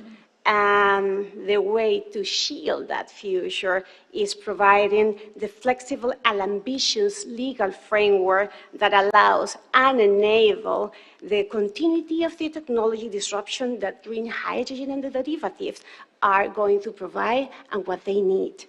Panama right now is starting to build a green hydrogen transformative hub as a regional green hydrogen valley, where Panama, with his geographical position, our Panama Canal, our infrastructure, maritime infrastructure, also logistic communication and financial and air hubs add a value to the development of this regional global trade market, where green hydrogen and the derivative production meets in the more effective way the green hydrogen demand, including storage, green hydrogen bunkering infrastructure. And to consolidate that transformative hub, in the coming weeks, we are presenting to the National Congress the draft of a green hydrogen law, which includes the recognition of green hydrogen and its derivatives as a renewable energy vector, enabling to receive as well the same benefits that renewable energy receive in my country and all the activities in our territory. But also, it is facilitating the creation of green hydrogen and derivative fuel-free zones, where we want to facilitate the production, the storage, and the commerce of this clean energy vector in the maritime, in the aviation, and in the heavy-duty terrestrial transport sector. For us, we want also to encourage the capacity building along the green hydrogen supply chain, aiming to assure that the workers of the fossil fuel sector are the ones who first receive the training need to become key actors of the energy transition. Disruption about legal and regulatory energy transition needs to be communicated. Disruption on the angle to address those challenges, reorienting the discussion to serve the citizens, will accelerate the striving towards a more robust cohesion among stakeholders. Innovation is the direct link to increasing the speed limit on the highway through which we all want to drive toward assuring that balance between development and climate. Green hydrogen and renewable energy are part of that suitable vehicle to run that part. And with that in mind, and with the lesson learned from the global current energy security dilemma, it is fundamental to strengthen further the understanding of the active and changing dynamic in the energy market, providing an ample breathing ground for the new decarbonized energy vectors to flourish. And in that regard, and in alignment with what the representative from Egypt said before, there is a need to create a capacity building platform for decision makers, systematizing and digitalizing the access of global legislators to the green hydrogen information as the ones that we share here today, emphasizing the green hydrogen needs and expectations from the legal and regulatory perspective. Panama is preparing to launch a new treaty to create the Green Hydrogen International Trade Organization, ITO, aiming to have a strong and robust environment to manage the challenge of the new energy geopolitics that is arising right now, and in a just and inclusive manner to assure that this market, under disruption, it's going to be built with power balance and for sure with gender equity. And we hope that IRENA could also provide us support in this endeavor. Thank you. Thank you very much. We have two last speakers. I will implore them to be very short because we do have to vacate the room for the next session. We have Madam Ana from Portugal and Mr.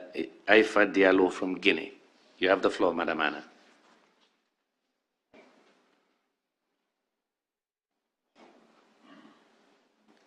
Okay, we then move to Mr. Aifa Diallo from Guinea. Good afternoon. Sorry, I had no microphone before. Okay, Good ahead, afternoon, Ana. all. I'm speaking in behalf of from Portugal. With a sense of urgency to progress in the desired path along the current energy transition, a national strategy on hydrogen was approved in Portugal in 2020. This had a leveraging effect in the national sector as a clear signal of governmental support. Portugal has now a pipeline of green hydrogen projects varying in water electrolysis capacity between 1 and 600 megawatts approximately. Main contributing factors have been simplified, agile legal and regulatory framework, allowing production, storage, transport, distribution of green hydrogen, availability of a competitive mix of renewable energy production capacity. Having established 2 valleys of green hydrogen, a third is underway. Financial support for innovative projects.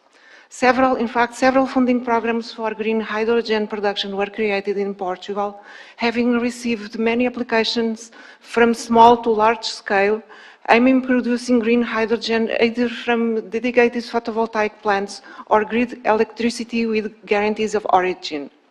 Furthermore, the phasing out of coal plants allowed it to free resources and grid connection points to install large-scale green hydrogen production.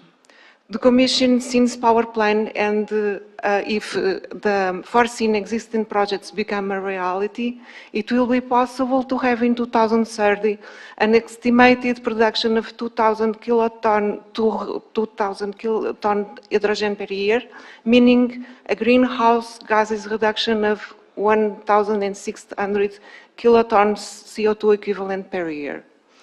Green hydrogen is crucial for the update of the Portugal National Energy and Climate Plan for 2030 and being incorporated in the energy system either directly or converted into electricity, namely being used as renewable feedstock in industry.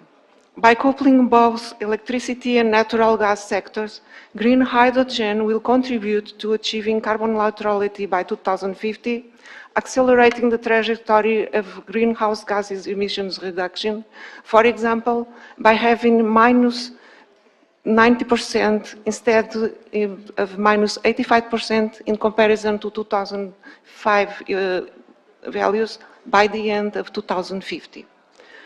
Due to inland limitation of resources such as space availability for photovoltaics, Portugal, in the path to follow, involves offshore hydrogen production, transporting molecules instead of electricity to land.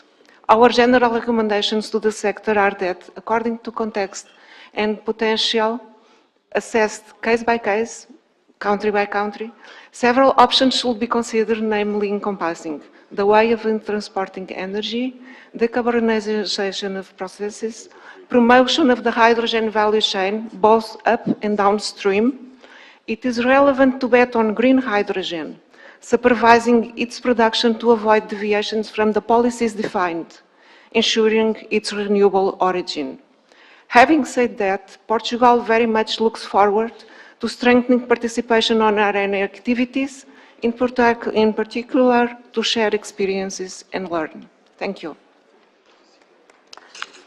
Thank you very much. We recognize Mr. Alpha Mfa Diallo from Guinea. Let's be brief. Merci beaucoup, Monsieur le Modérateur. Thank you, Mr. Moderator. On behalf of the Guinean delegation at this important meeting, we'd like to express our gratitude to the organizers for bringing our Guinean parliamentarians to this Legislators Forum. I'd like to seize this opportunity to extend the warm greetings from the Honorable Dr. Nakuma, President of the National Council for the Transition in Guinea, for the energy transition in Guinea.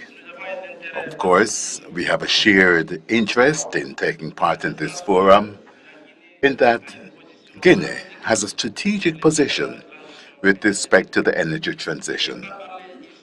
I do not wish to speak here about green hydrogen, but I would also like to speak about ores that are part and parcel of the energy transition. Guinea today is rich with ore, which take part in the energy transition. I'm referring to bauxite. At a given percentage level, we also have graphite. And today, let me inform you that the Guinean government gave a license to a foreign company to start to mine graphite, which will contribute to the extent of 400% within the framework of the energy transition.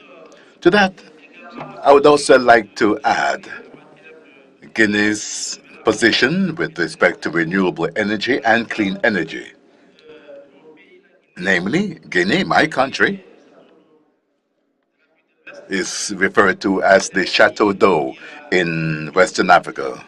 It has over 1,000 waterways, and the main rivers in the sub-region find their source in Guinea: the Gambia, the Senegal River, the Niger River, which irrigate the entire region.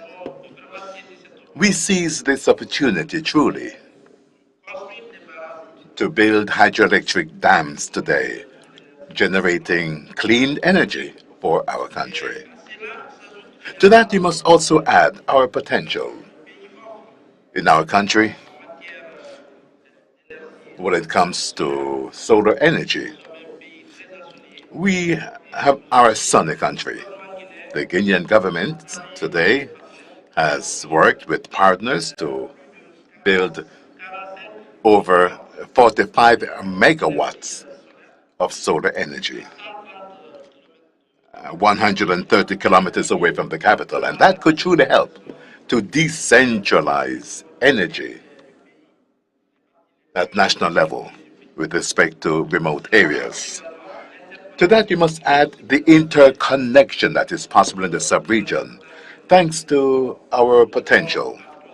We have a plan to build the Potocomba Dam in Sambagalo, the Fumi Dam, as all of this potential in different projects today that are being constructed can truly reinforce the portion of clean energy in the sub-region. So, Mr. Moderator, I would also like to stress that the debate on the energy transition today is also being looked into by civil society actors. We are speaking as representatives of the people, but it is important to have a holistic approach so that citizens can also play their role and be more sensitized with respect to the importance of the energy transition. In that respect, please allow me to recall and to recall to all the honorable deputies here that we are very much ready in Guinea to establish all forms of partnerships and to support IRENA for a more inclusive energy transition in our sub-region. I thank you. We wish to thank our panelists. Unfortunately, we do have to draw this to a close because the other session has to start now. It is clear from our conversations that to be able to capitalize on the green hydrogen economy, we need a major mindset change. As Mr. Alvera from industry said, we need to go to giga-scale ambitions to be able to meet the net zero targets. So we have to think differently, we have to think big. The gradualist approach will not work for us to be able to achieve our targets. It is clear that parliamentarians have a role to play to create the enabling environment, the predictable regulations that we're going to need to grow the green hydrogen economy. Industrial policy, we did not say much about it, but industrial policy is crucial. The example we saw from Germany or from Spain, these are all targeted industrial policies to grow this new sector. It's an infant industry for now, so industrial policy matters. Rabia, in her presentation, showed us that, in fact, the demand for green hydrogen will grow sevenfold. So there are investment opportunities, but of course, we need greater international cooperation as we go forward, and of course, interparliamentary exchanges to share knowledge on policies that are working and legislative action that has been taken. Thank you very much for your attention. We move on.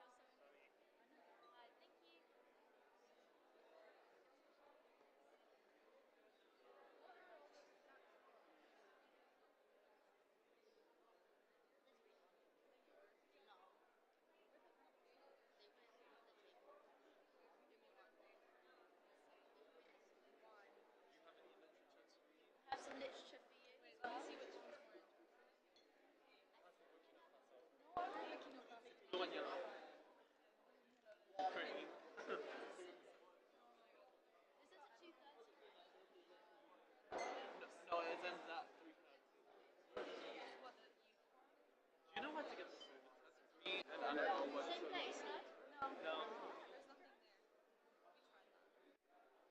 tried and we failed.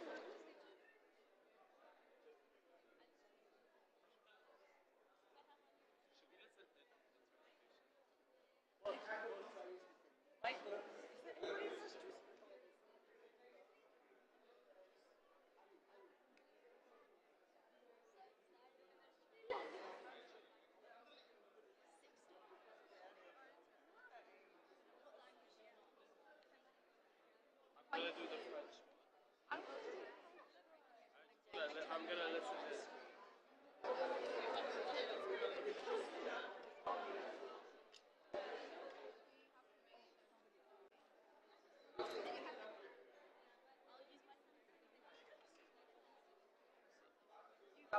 You can move your chair. You just put told to sit and right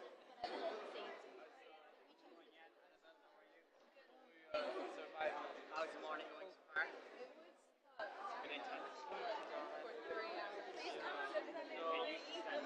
So they are all occupied? You survived. Sorry. Yes, I wonder where's the...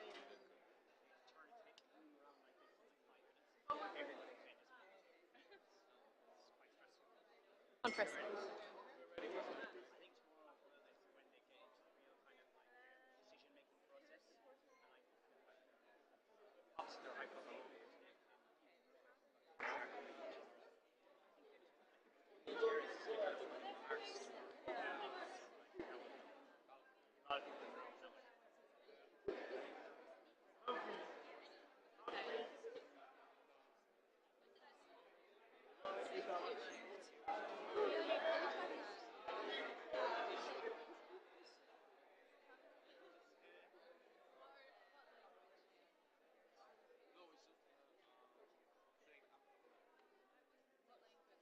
No, nothing. It's just it's picking up sound.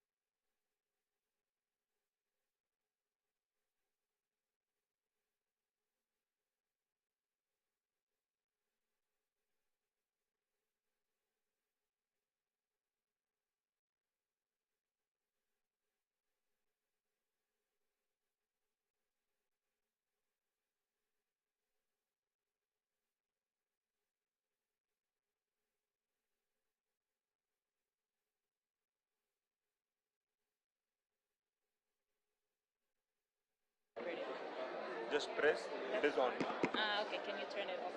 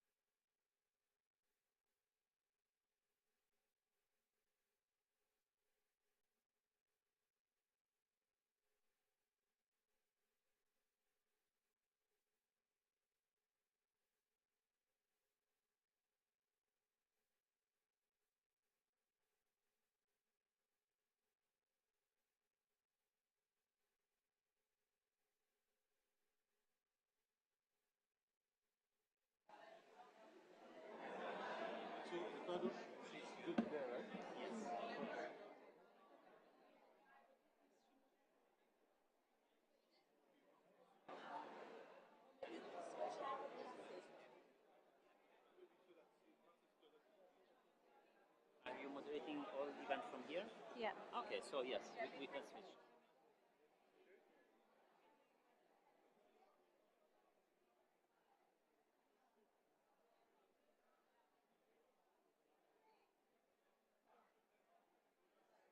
I think here it's better. Do you mean physically standing?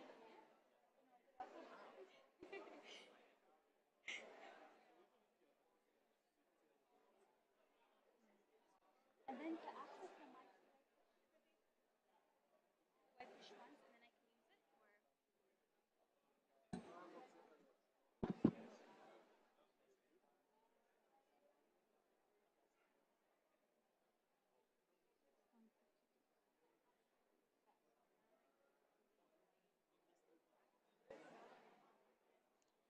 Good afternoon, everyone. Can I have your attention, please? Good afternoon, and a very warm welcome to all of those in attendance, Your Excellencies, future energy leaders, ladies and gentlemen. I am pleased to be initiating the 2023 IRENA Youth Forum. The fourth edition of this much-awaited event revolves around the following central theme: empowering youth to lead an equitable energy transition for a sustainable future, an effort that stresses intergenerational and multilateral collaboration, driven by the vision of youth around the globe, a theme needed now more than ever. My name is Reem Al-Awadi, and I am an Emirati with a sincere passion for energy politics, our environment, and the desire to secure a sustainable future for generations to come. I'm also an international studies fresh graduate from Zayed University and an alumna of the Sheikh Mohammed bin Zayed Scholars Program from New York University, Abu Dhabi. It is both an honor and a privilege to be your moderator for this session and hopefully contribute to IRENA's objective of creating an enabling environment for youth. On that note, I would like to take this opportunity to encourage all of our participants today to enrich our discussions with their active engagement.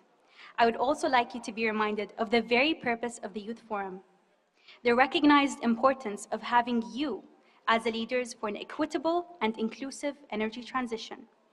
I urge you to ask yourselves, why am I here today? And be empowered by your own purpose. Today, we gather and convene under desperate environmental circumstances. In the past year, we've witnessed unprecedented extremes recorded in 16 of the 35 planetary vital signs, a catastrophe that has probed scientists to call Code Red. We are fighting a climate crisis, and given that carbon dioxide levels have reached the highest concentration on record, we are not doing enough. In fact, current policies are set to increase warming temperatures by 3 degrees Celsius at the end of the century, the highest yet in 3 million years. We may have only taken into account the frequency of natural disasters previously, but now the intensity of these events are ravaging every corner of the earth. And in the thick of the storm are those in low-income countries with historically the least contributions to greenhouse gas emissions. But there is hope, And this is where the theme for our Youth Forum becomes a critical focal point in the discussion. How can the youth lead us on the path to an equitable energy transition? The fact is, the social and economic impacts of these climate change events are not equally felt by everyone, and much of the subsequent human suffering is untold or underrepresented. Energy systems play a large role in this cycle, and as some countries are struggling to adapt, we must ask, what can we do to ensure that all people have access to reliable, sustainable, and affordable energy? These are the questions we shall aim to answer in our collective discussions today. By including youth in this proactive and collaborative approach, I hope we are able to work hand in hand to produce effective policy design processes and recommendations.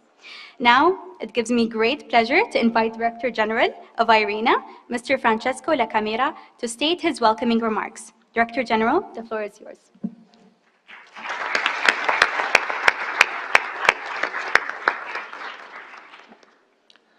Thank you, Rim, for your introduction, and good afternoon, everybody.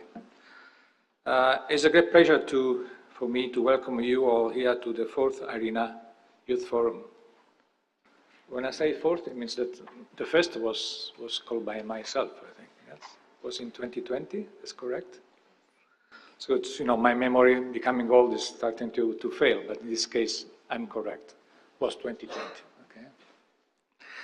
And so I'd like also to welcome Mrs. Pasi Ogola, the Vice Chair of IRENA, Global Council on Enabling Youth Action for SDG 7, and my friend Hans Olaf Ibrik, Norwegian Special Envoy for Climate and Security. It's also a great pleasure to welcome our moderator, Mrs. Sima Al-Wadi, as well as our discussants and dear friends here with us today. I can assure you it's so fantastic that we have 140 youth from more than 50 countries today, from diverse backgrounds and diverse experience. This is a clear sign of the interest of young people in the work of IRENA, and in the work IRENA is doing, and the eagerness to promote their role as the new generation of decision makers. IRENA places great emphasis on the integral role of youth within the energy transition. Young people under 30 represent half of the global population and will be the generation most greatly impacted by a lack of urgent action. At the same time, youth are the energy professionals, innovators, entrepreneurs, communicators, and actors of tomorrow. I firmly believe that the only way to achieve the goal of the Paris Agreement is to work on the demand side.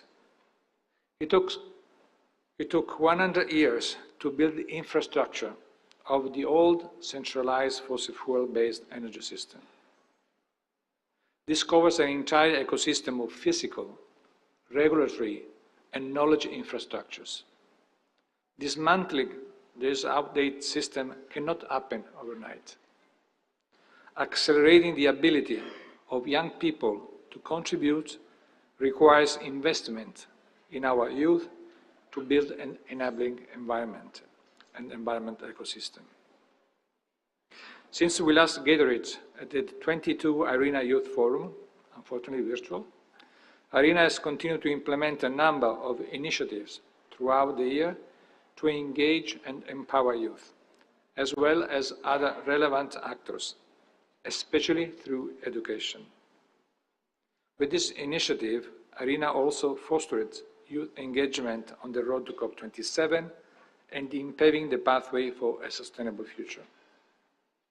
Recently at COP, IRENA, in collaboration with the government of United Arab Emirates and other key partners, including UNESCO, launched the Energy Transition Education Network. This is a new global multi-stakeholders partnership that aims to strengthen education for a sustainable energy future. The network has a particular focus on building the capacity of educators, teachers, lecturers, and trainers by giving them the tools and resources they need to empower and skill their students.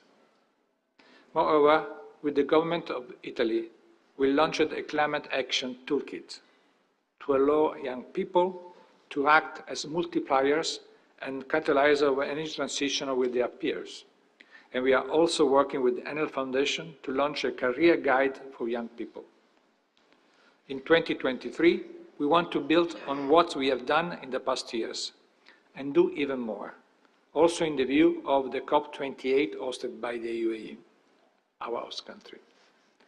We will work together with the members of IRENA Global Council of Enabling Youth Action for SDG 7 and other partners to facilitate the creation of an enabling ecosystem that can fully support youth involvement in policy-making processes and the development of new capacity building opportunities. At IRENA, we want to empower young people to be the new generation decision makers and be involved in every level of energy policies for a just and inclusive energy transition.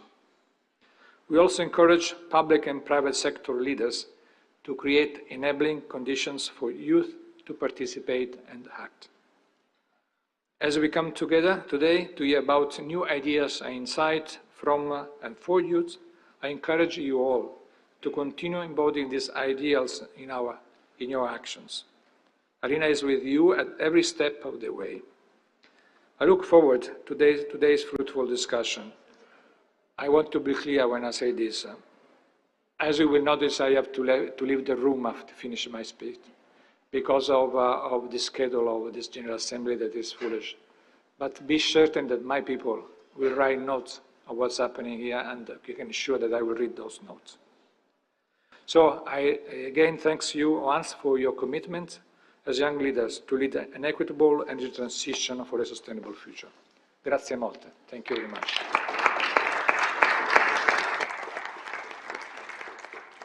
Thank you, Director General. What an amazing way to start today's Youth Forum.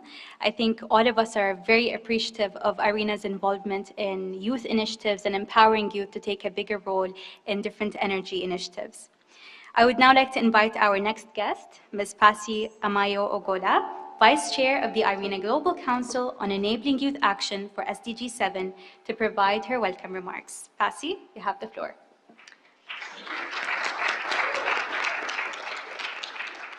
Thank you so much, Reem, and thank you so much to the Director General as he makes his way out. Special Envoy for Climate and Security for Norway, Your Excellencies, youth delegates, colleagues here, and friends, it is my great pleasure to be with you today and with the new generation of decision makers at this 2023 IRENA Youth Forum. Today, we are 7 years away from achieving the energy transition goals of the SDGs, and only 2 years away from the next cycle of the NDC update.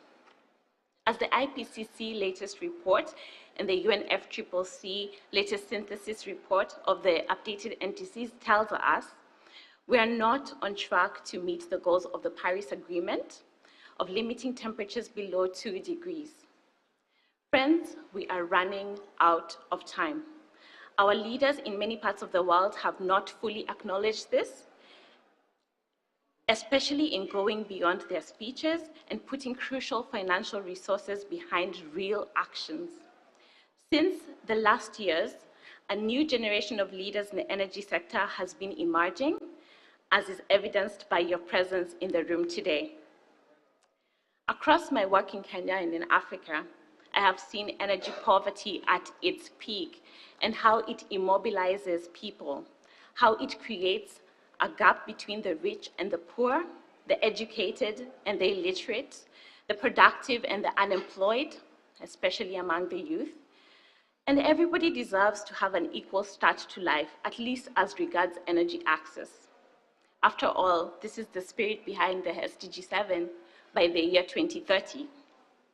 Moving broadly to the continent and the wider global south, I'd like to acknowledge that, as said yesterday during the pre-forum, we have 733 million people across the world still without access to electricity.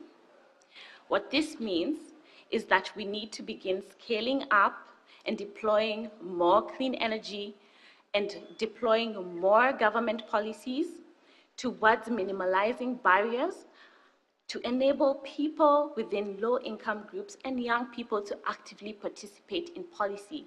And this forum is a great example of how we can begin to make this possible for the future generations.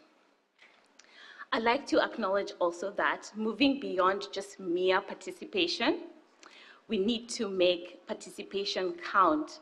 And this is also impacted in how we influence resource allocation and inclusion of young people in decision-making processes. Nearly a year ago, IRENA worked with the SDG 7 Youth Constituency, Student Energy, and other youth movements to create the Global Council on SDG 7 to enable youth action on SDG 7. Since then, and thanks to IRENA's support, the Council has led various advocacy, educational, and capacity sessions at crucial events, including the 2023 ESSI for All Forum in Kigali and COP27 in Sharm el-Sheikh. The Council is working to build capacity and credit worthiness of young people to be able to attract green investments to their energy innovations with important support such as training on necessary skills to ensure more bankable projects. The Global Council is set for seamless intergenerational transition of leadership in the energy sector that aims to include young people in formal and rural spaces, ensuring that no one is left behind. Friends, by 2030, about 16% of us in the planet will be between the age of 15 and 24, and there are currently 1.8 billion of us who are between the ages of 15 and 30. This is our world to run. No one will do it for us. It is great that we already started, but we must run faster. We must rise to hold our leaders accountable on their energy transition commitments to ensure that they deliver efficient energy and jobs for young people.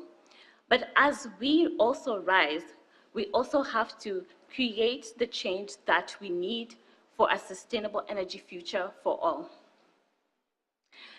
I want to finalize my welcome remarks by stating that we must be intentional in reducing barriers to accessing financing, as was highlighted yesterday, especially for young people to be able to accelerate energy transition. Excellencies, colleagues, and friends, we also must mobilize the people around energy transition through education. All these must happen at our national fronts too.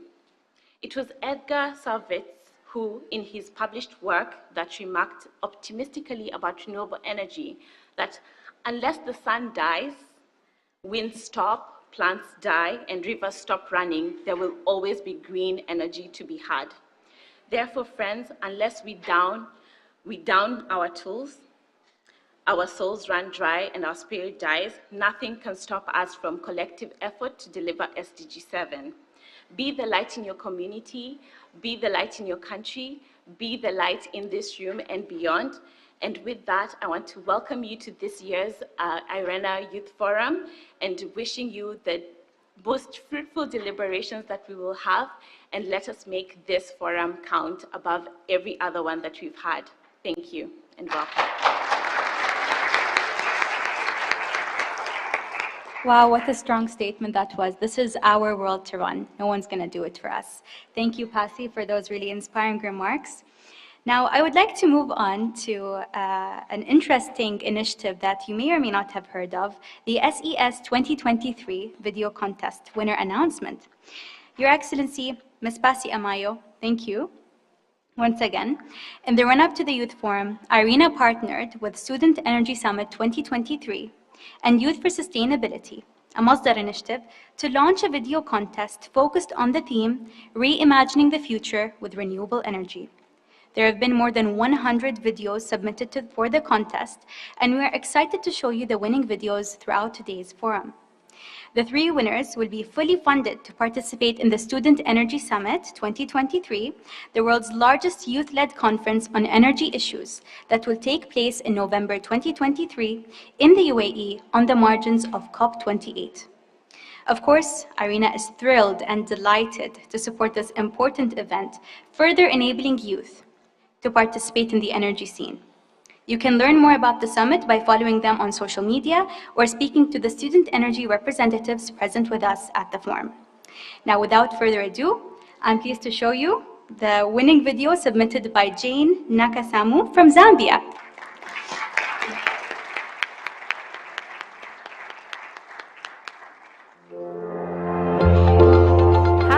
I'm Jane Nakasam from Zambia, where young people are turning waste into energy. 80% of our population are still dependent on charcoal and fire for cooking. This results in the loss of 300,000 hectares of forest every year, giving Zambia the highest rate of deforestation in Africa. The loss of countless lives as well as associated to this. This challenge became very real to me when my grandmother lost her vision from exposure to charcoal smoke. After this experience, I wanted to find a solution for my community. That is when we started turning waste into biogas that can be used for cooking, heating, lighting, and electricity. By this solution, people are able to access affordable and sustainable energy to grow their communities and improve their lives in a very safe way.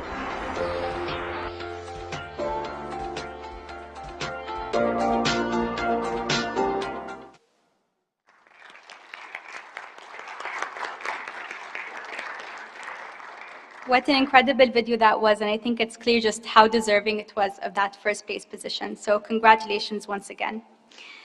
We will now swiftly move into our next segment for today, the intergenerational dialogue. This is a great initiative wherein youth will have the valuable opportunity to learn from our special panelists and interact with high-level representatives from IRENA membership and other intergovernmental organizations.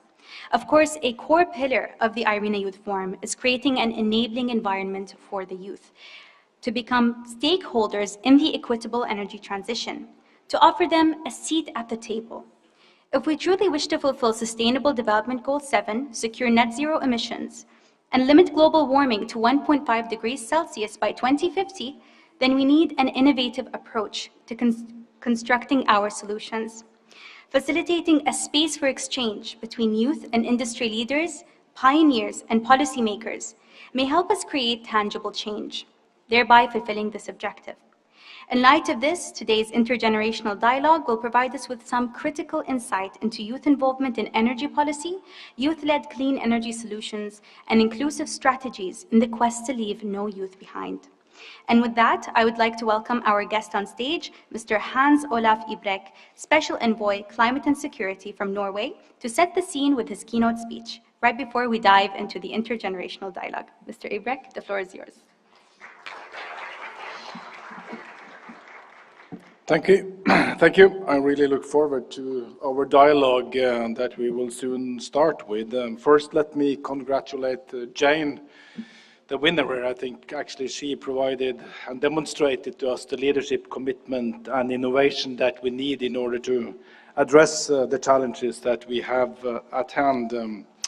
Francesco and Pasi have set the stage, and it's hard for me to follow what they have said. But I will try then to add a few observations, comments from my side.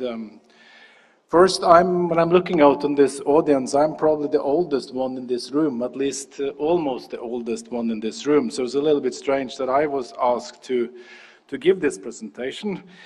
But it's great to see so many young people in this room. There should be 140 of you representing 50 countries. And that you are all ready to take on the challenge and sort out, the mess that my generation has created. You definitely have the work cut out for yourself, and I'm definitely going to follow your work from my rocking chair when I'm sitting there in a few years. And of course, your future depends on this, and as Pasi said, you have to be the light here in terms of addressing these challenges. Since I'm probably one of the oldest one, but I also, sadly so, represent one of the most traditional actors in the energy sector. Male, old, gray-haired, even though I don't have a lot of hair, and trained as an engineer. And I think if you just, in the next couple of days, walk around, you will see that many of the delegations here at IRENA, they look like me. And I would really encourage all delegations to take youth on board and include them in their delegations. So First of all, let me thank IRENA for organizing this youth forum, because we need this platform to enter into a dialogue, and it should be a real dialogue between youth and decision makers on how to accelerate the energy transition. As has been said already, we are now approaching the midpoint of SDG 7, and the message is quite clear. We are not on track, we are actually way off track. So we need urgent action and radical solutions. We need all hands on the deck, and we need agents of change. And I would plead to you, and you, the young people, are powerful advocates for change, and you are the agents of change. So that means we as decision makers, we need to give you a seat around the table, and we need to listen to you. And I think quite often we don't really sit down and listen. We can hear you, but we don't really listen to you. But in our decision-making structures, we need to ensure that all voices are represented. And at least in my context, it's that political institutions need to truly represent the diversity of the people they serve. Of course, our governance models and processes varies, so there is not one model how to do this. But then I would also throw the responsibility back at the young people also, because you have a responsibility to engage in political processes, including by voting. And for me, at least in my society, one of the key ways of influencing processes is to ensure that we get the right politicians to represent us. So please go out and vote when you have the chance, and engage in political processes. As has been said by the previous speakers, one of the greatest assets we have is, of course, the drive of young people, because you are the force of the energy transition. You can bring in new ideas. And I think one important point, you can also help to future-proof the solutions that are being put forward. And you represent a huge potential for the untapped potential for the energy transition. And of course, the question now is, how can we unleash this potential? Some of these issues has already been addressed by the previous speaker, but we need then to attract talent to the sector. We don't have enough trained people to do what we have planned to do or what we need to do. So I would encourage, as many of you, and I'm quite sure that most of the young people in this room, you're already pursuing a career that is of relevance to the energy sector. But you need to talk to your friends and get more of them to engage. I have 2 kids. My son, 23, my daughter, 21. Their mother is working in the energy sector for the Ministry of Petroleum and Energy in Norway. I'm jetting around in the world doing energy globally and working on climate change. Where did my kids end up? My daughter is studying chemistry, and my son is studying business.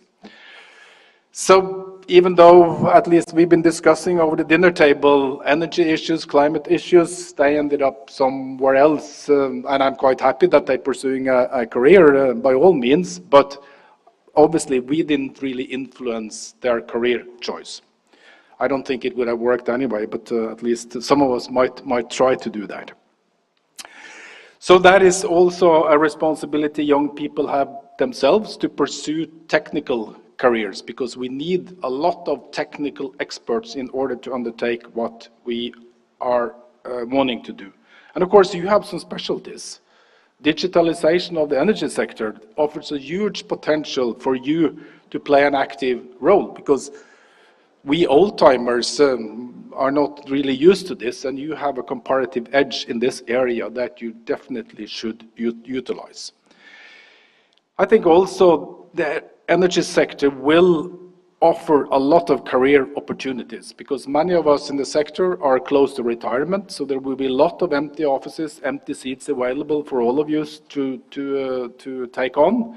So there's a lot of opportunities, so please pursue this. And like I said, we need all the talent, and there will be a lot of people leaving the sector, so we need to attract a lot more. Then it's also to the business leaders here, I think it's really important that we hire energy companies need to offer entry career opportunities for clean energy professionals. it seems like many fossil fuel companies are actually doing a better job in attracting talent than we in the renewable energy sector are doing. So I think we need to come up with better solutions. And of course, in countries today, you are not really included properly in decision-making processes. So that's a responsibility we all have, is to ensure that you get involved, that you have a say, and that you can influence that the decisions are being made. So then we need to create enabling conditions for this. And I'm extremely pleased also to note the leadership provided by youth, as we saw demonstrated by Jane, and I'm quite sure when we look at the other winners of the contest, we'll see other ideas and also examples of leadership and commitment. I was pleased to note that, for instance, the call to action to champion youth mainstreaming and energy compacts convened by UNIDO and the SDG7 Youth Constituency, and the work of Student Energy as some examples, and they both have submitted compacts to the high-level dialogue and energy. And I think the platform now that IRENA has set up, Francesco said this is the 4th time they're convening this youth forum, and I think this is an excellent platform that we have to use a lot better in the future. No success comes without passion and hard work. So we need your passion and we need your hard work. Promoting an environment that allows you to be motivated and find the energy to focus on problems that matter is the key enabler for change. So we need to develop initiatives that can drive forward youth-led action on energy access and the transition to a renewable energy future. Because increasing youth-led action, innovation, entrepreneurship, and advocacy is critical for achieving SDG 7. And I'm hoping that at the end of the day, you will do a better job than my generation have done so far. Thank you.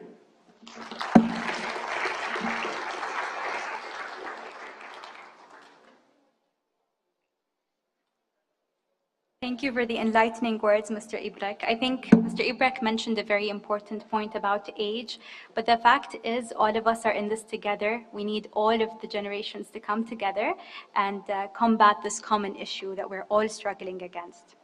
I'm sure all of you are now very excited to hear from our panelists, so I'll be kickstarting the conversation with a few questions to set the scene for our dialogue, and then I'll be opening the floor to you, our audience. So hold on to your thoughts and your questions and be ready to bring them forward when the opportunity arises. Finally, following this brief introduction and an inspiring speech from Mr. Ibrek, I would like to invite our esteemed guest to the stage. We're very lucky to have in our panel today, of course, Mr. Hans Olaf Ibrek, Special Envoy, Climate and Security from Norway, Ms. Ditte Juel Jorgensen, Director General for Energy of the European Commission, Ms. Felicity Tan, Director of Global Partnerships, Global Energy Alliance for People and Planet, and of course, Ms. Sahar Al-Bazar, Member of Parliament and President of the IPU Forum of Young Parliamentarians in Egypt. If our speakers can make their way to the panel, please.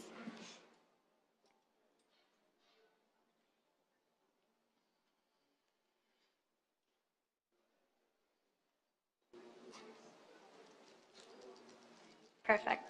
So our dear guests, thank you for accepting our invitation to join this interesting dialogue.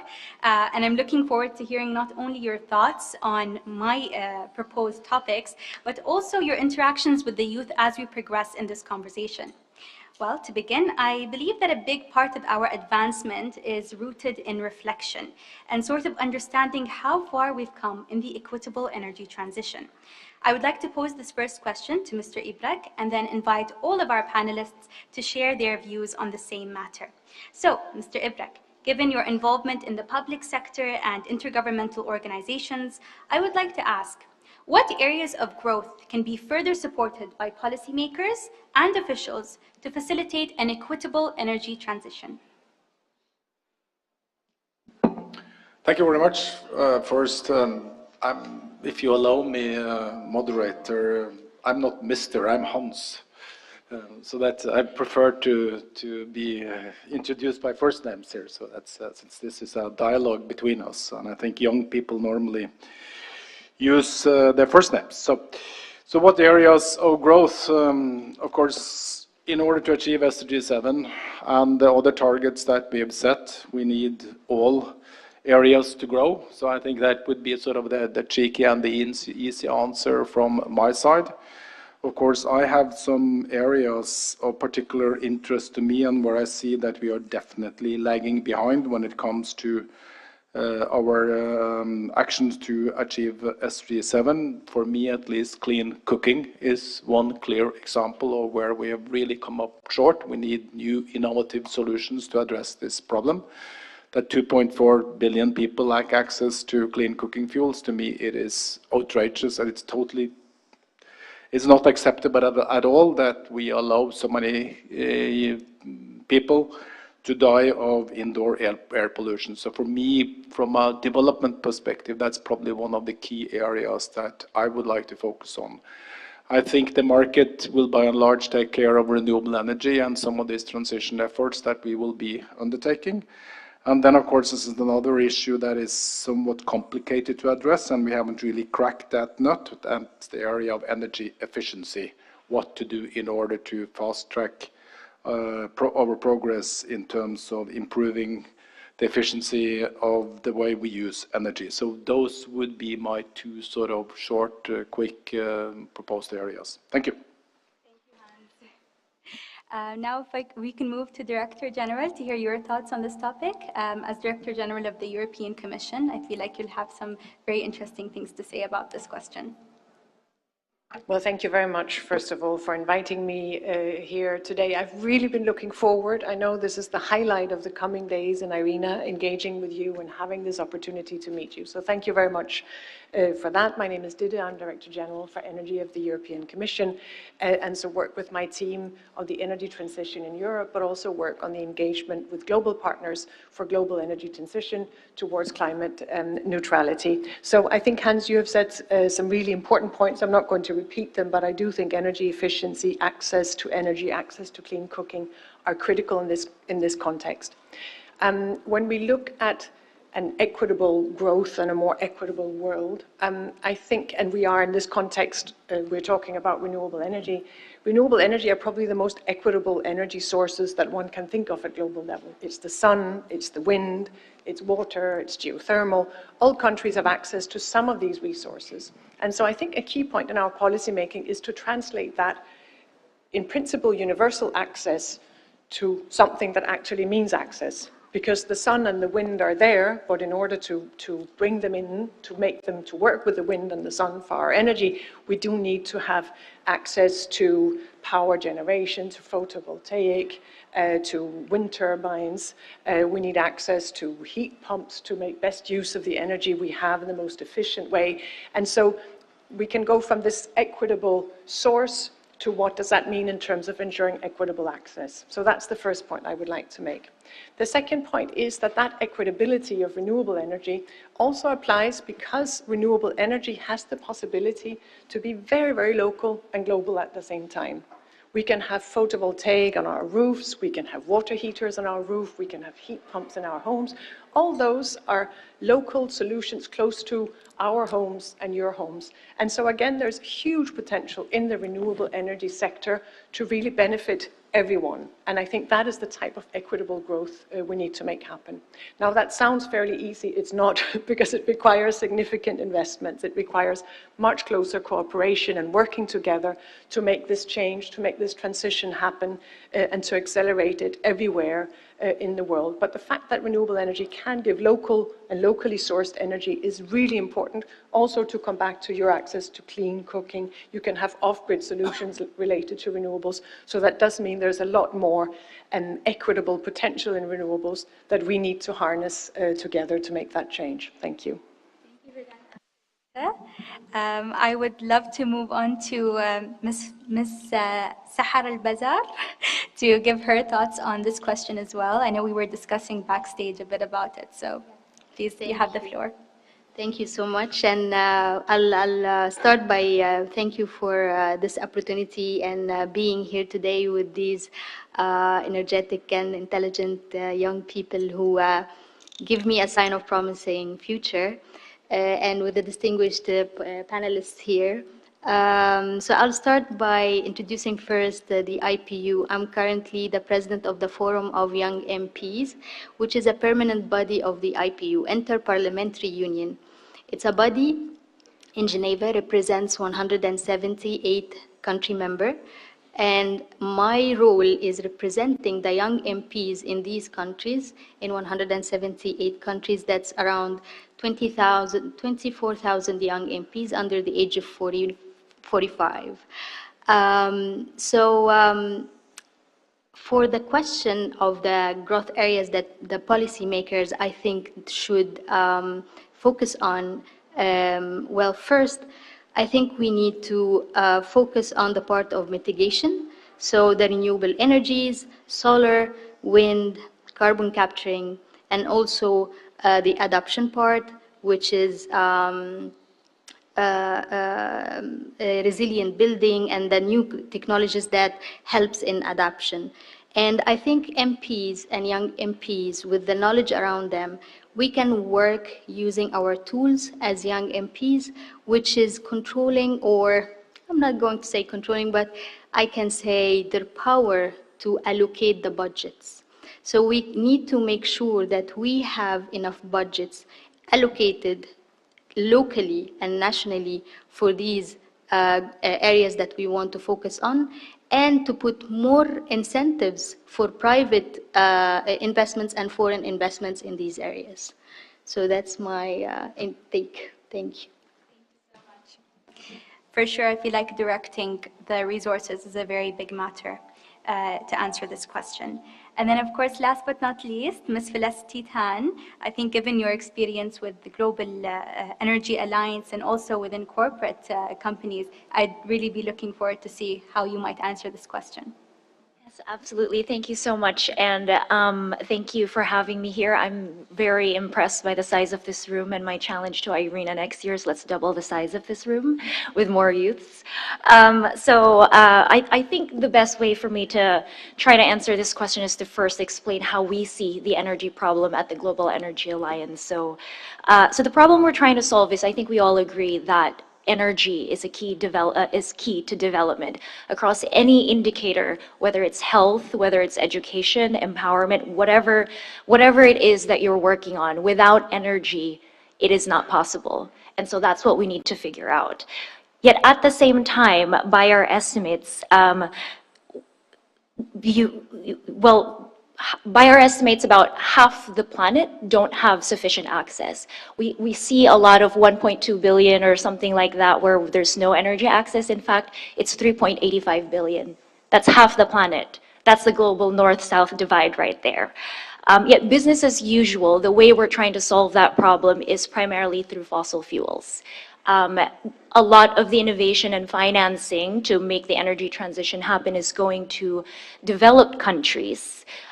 There's not enough going to developing markets. And if we continue to let that happen, by 2050, about 70% of global emissions are going to come from developing markets. Who lives in developing markets? The youth. That's by 2050. This is the problem that we have to solve today. We can't wait till 2050. And so what we're trying to do right now as the Energy Alliance is to get ahead of that problem. We're an alliance of 19 partners, governments, financial partners, investors. IRENA is one of our key partners, and we're trying to solve that together. And we have spent the last year listening to youth, and we think that there are three things that we need to focus on in 2023 to bring youth to the driver's seat. So first is education. How are we helping the youth get the skills, the training, and the understanding to be the leaders in the energy transition? The second is training and skills. There's technical skills that need to happen. The energy transition is a technical problem in many ways, but it's also a systems problem. So skills in diplomacy and navigating that environment.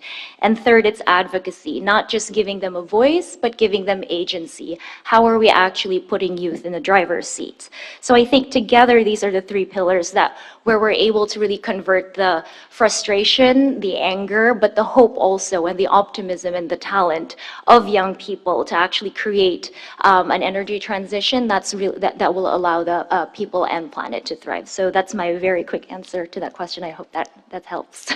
Thank you. Thank you. I think a very important point there is that in the future, most people that are going to be affected are the youth in the developing countries. So that was such a good point from your part. Thank you so much for that. Before I open the floor to all of you guys, our youth, I'd like to ask or pose the second question to our panelists. And I'm sure it's something that a lot of you might also be curious about, which is how can governments better include youth in the policy-making process, and what are some of the mechanisms that can be improved? Hans, maybe you can start with you.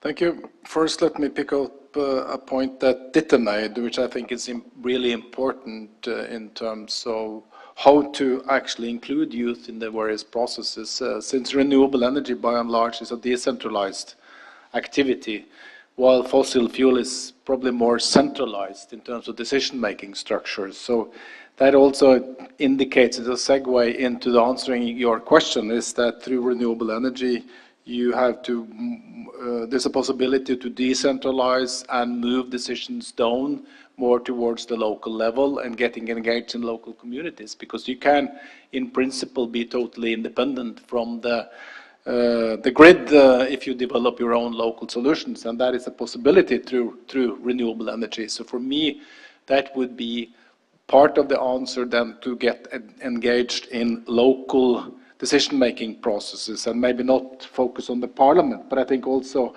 my colleague from the parliament, Sahir, here made a really important point, that that's where resources are being allocated. I think it's a combination there that you also need to work on all these levels, and I think that's an example, like I also said, engage in political processes as well as engaged in local community processes. Thank you. Thank you so much for that answer. If there's anyone else on the panel who would like to go ahead, the question is posed for all of you, so whoever wants to go next. I can be very brief because I think, Felicity, you and I must have had the same speaking points, in the sense that I think education is critical, creating the skills is critical, agency, the empowerment of young people to actually come in and contribute, not just by activity, but by that activity being brought into the mainstream and into we do. And there, I think young parliamentarians have a particular responsibility, Sahar. So your points are very, very well taken. So what we can do as government is to create the space and create that empowerment. We have it in the Youth Forum here today. We have it in the European Youth Energy Day, and there's an excellent European Youth Energy Network. So a lot is going on there. But really, I think you outlined it so clearly, so I should just stop repeating that, please. No, that was such a useful addition. So thank you so much for reiterating those points and also adding your own perspective on those matters. And I think it's all very crucial for us to understand those points. Please, Ms. Sahar or Felicity, if you have anything to say about that. Yeah, sure. So it's important, of course, to include youth. So by show of hands here, who knows the term of entrepreneurs in the business environment?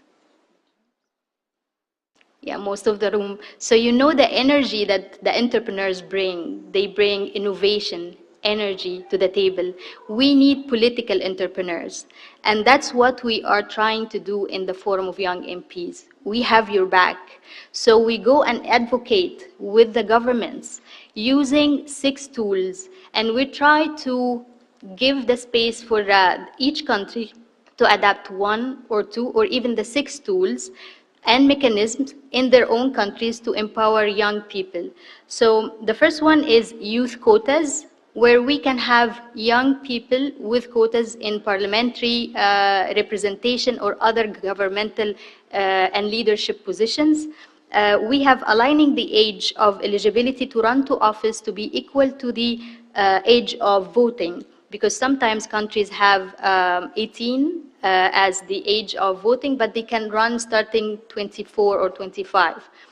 The third one is supporting youth channels in the parliament itself. So in your own country, in the parliament, we should have channels that bridge the youth and their opinions inside the parliament itself by creating youth caucus inside the parliament, or as you may know, parliaments have different committees, so the committee of youth should always involve youth in the community to come and say their opinions in whatever laws is being discussed.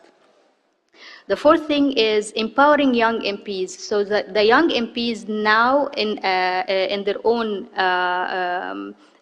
parliaments, we need to work on empowering them and make them more capable, because that means they can prove that they can do their job as MPs and politicians, and that will give a reason for the government in their own country to increase their representation.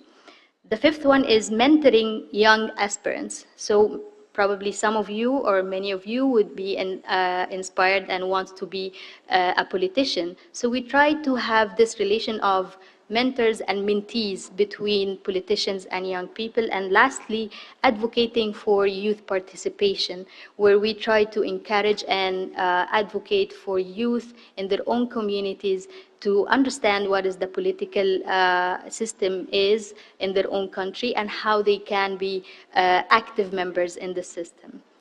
Thank you. Thank you for that. I think very important 5 points for all of us to consider. And of course, Ms. Felicity, if you'd like to go ahead. Absolutely. I mean, I think those were very, very specific, and I wish you well and wish you luck to be able to do that. It's a hard task, and we'll be watching you and cheering on you, and do let us know how we can help. However, I wanted to pull on the point on participation. Far be it from us to tell governments what to do, so I will drop a couple of seeds.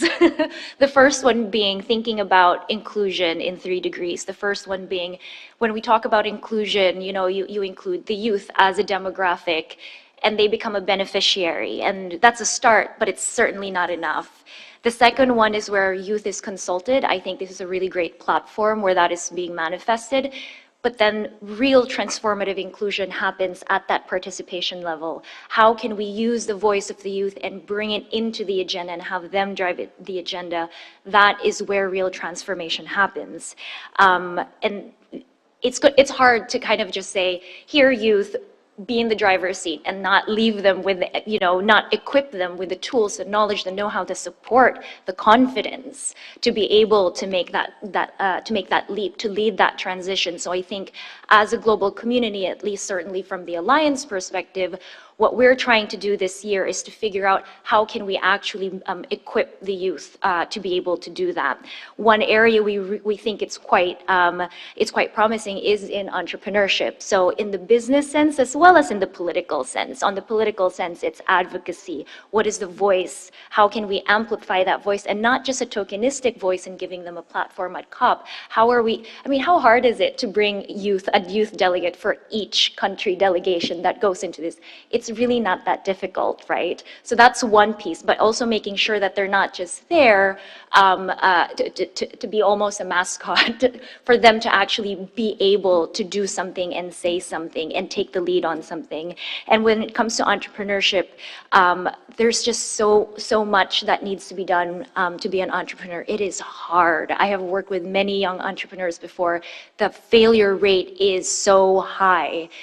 But there's also so much that we have to offer. Financial skills, business modeling skills, what is the engineering skills that need to be there? IRENA is doing a lot of this. So many people are doing these different parts of this ecosystem. How can we as an alliance help bring that together and really focus that energy for the youth? So that's it. Thank you. Thank you so much. I really like to see the connection between politics and business. That was really nice to see. And I would now, as promised, like to open the floor to you, our audience, to offer you all the opportunity to interact with our high-level speakers and intervene with any questions or comments that you may have or want to raise to our panelists. I would also like to remind you that our speakers have already taken part of the agenda, so we don't have that much time left. Therefore, I would like for you to limit your interactions as much as possible to 1 to 2 minutes, just so that as many youth as possible can join in the discussion and have their voices be heard. And I just kindly ask for all of our youth delegates and audience members that want to raise that question to state their names and respective countries when given the floor to intervene. I'll try my best to accommodate as many as possible. And I think if you want to speak, if you have access to the table mics, you can raise your hand, introduce yourselves. And if you're at the center, I believe a handheld mic will be given to you shortly. Yes, please. Can I use this mic? Yeah. Of course. Well, hello everybody. Thank you very much. So this is Joyce Mendez. I'm from Colombia. I was born there, but I was raised in Brazil. And I would like to ask, well, I'm part of the SDG 7 Youth Constituency and other grassroots organizations in Latin America. And I have a question basically regarding like mining and regarding as well like specific and essential materials for the renewable energies. I have seen throughout the day that sometimes we don't mention much about this topic, especially whenever we talk about inclusion. And it's a matter of intergenerational justice. I have seen as well the effects of what lithium extraction has done in the triangle of lithium in South America. And I would like to ask especially, what are your organizations doing, or how are you working with frameworks for youth protection with, like, it's called ethical mining, and to be inclusively with Global South in energy transition in these matters? And how are you evaluating the full production chain, and what are those frameworks? Because pretty much those materials are powering the energy transition for Europe and the global north. Gracias. Thank you for the question. Any of our panelists would like to go ahead? For sure. It's just to keep note of the time so that we can hear as many opinions as possible. So maybe if we can have one panelist refer back to that question. I can give a very brief European perspective on that, because I think as accessible renewable energy is in principle, the wind and the sun, translating it into energy requires critical raw materials, it requires access to infrastructure, it requires supply chains, and the origin of those raw materials and of the mining and the ethical mining are absolutely critical point also for the energy transition. We work on that in Europe by creating our frameworks, our rules, our principles for raw materials and where do they come from. I think we need to be clear with ourselves. It is a real challenge because we, on the one hand, want to make sure that there is both ethical mining, but also that the whole supply chain respects the fundamental principles, both in terms of environmental protection, but also in terms of social criteria. And at the same time, we need access to these raw materials, to these supply chains, to these products in order to make the energy transition happen. So I think what I hear you implying is the need for strengthened cooperation and frameworks on that, and also very much strengthened North-South cooperation. And I can only agree with that is an area we have to address together as much as possible. I think that requires all global partners to come forward, because if you look at the supply chains and the production of all the material that goes into renewable power generation, then those are global supply chains. Those are materials from all different parts of the world. So it does require us to work together, which is another reason that these multilateral fora and the work of the UN and in the UN context on the SDGs are so critical also for the energy transition. So yeah, thank you. Thank you both. That was such an interesting question. I believe we have 3 people raising their hands. If we can have those 3 people go ahead, and then I think we're going to have to close. I'll try my best to accommodate based on the time we have left. Thank you very much for this opportunity. My name is Michael Nkumasare. I'm from Ghana, and I'm a renewable energy engineer by profession. I want to ask a question concerning the skills for energy transition. For example, we in the developing countries, most of these technologies are yet to be developed in our countries. For example, the solar, the wind, geothermal, electric vehicles, and green hydrogen. So I want to ask, in what way are you trying to help us get these technical assistance from the developed countries? And is there any partnership with companies and other institutions where we can get training and capacity building to understand some of these technologies very well and get the technical assistance. Thank you.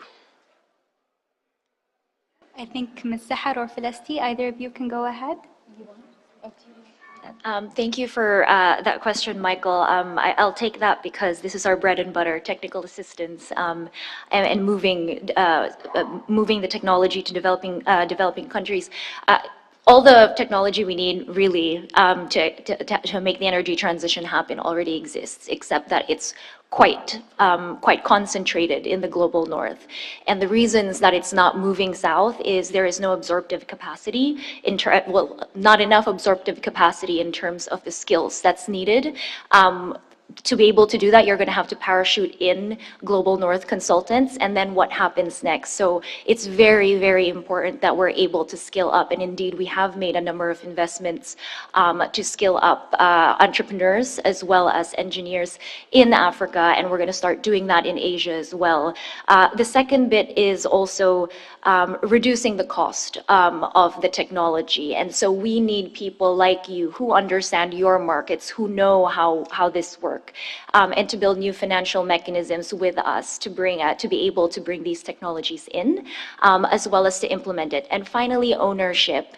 The way we go about this is we don't bring in international companies to do the energy projects. We empower those local entrepreneurs to be able to do that, and technical assistance from European governments and others are there to help, but not there to execute. We're there to partner with you. So I would love to talk more about this. I know we're strapped on time, but thank you for that question. It's very important. For sure, definitely. I'm happy to say that we do have a bit more time left, so I think we can accommodate your question before moving to the people that had risen their hands earlier. Thank you so much for this opportunity. My name's Amelia Hansel and I'm from Cranley, Abu Dhabi. Obviously, there's no secret that we as the future generation are potentially the last chance in order to save the planet and create a world in which the climate crisis is no longer looming over our heads. Youth involvement in not only the political sphere, but the energy transition sphere is absolutely essential, and governments and organizations are bound to carry this out. Obviously, we aren't trained professionals in this field. However, having a seat at the table and understanding what our future looks like will help encourage youths to have a voice and essentially help make better energy policies. So in terms of organizations, they should be able to promote youth engagement internally and externally by adopting an integrated approach to support young people and access to across all sectors, meaning creating opportunities for shadowing and giving youths a seat at the table. So my question to you essentially is, how are your respective organizations pushing youths to break boundaries and pushing them to stop the stigma around sitting quietly and waiting for action instead of taking it? Thank you. Thank you for the question. Anyone on the panel would like to go ahead and answer that?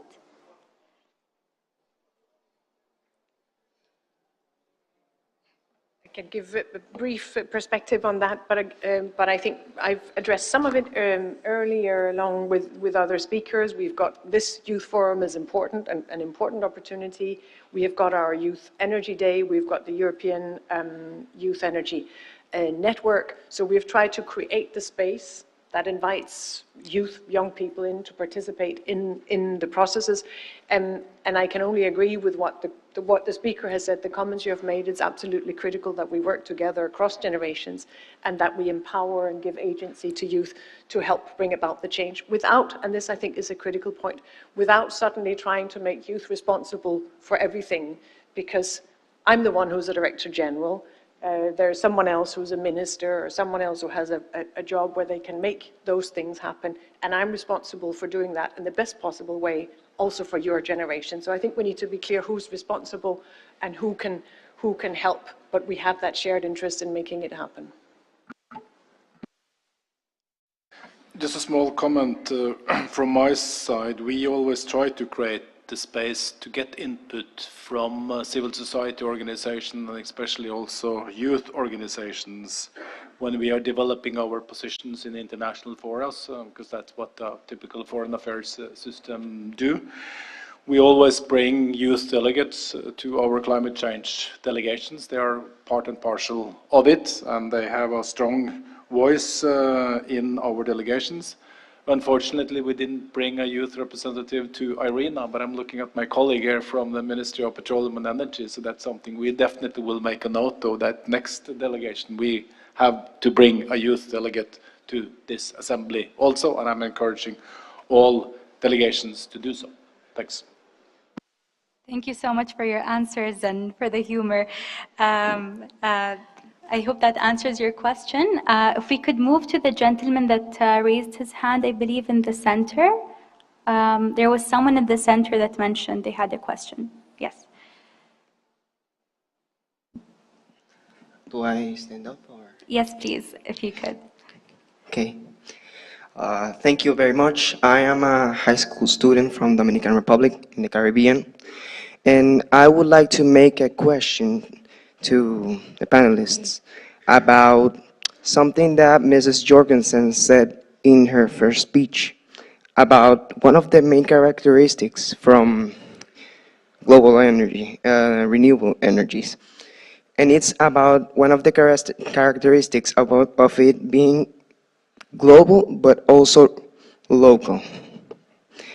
And mainly, my question is about how can we produce systems of renewable energy that can be applied more locally than global, because in my country there we use the power of wind in some regions to produce energy, but this solution hasn't shown many efficiency.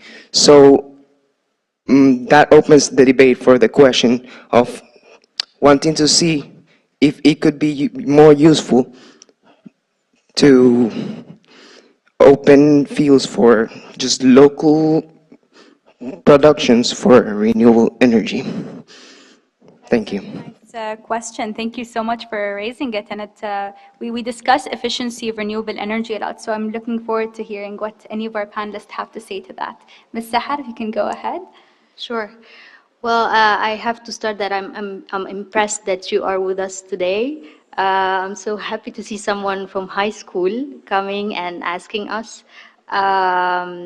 You have a good question, and I can briefly say that you are totally right, and we need to empower the local industrial part, and that's why we have the multilateral agreements where we have international organizations or big global entities work closely with local governments in different countries, so they can not only invest but also share technical knowledge to cover the gap that you were saying about the efficiency of the production.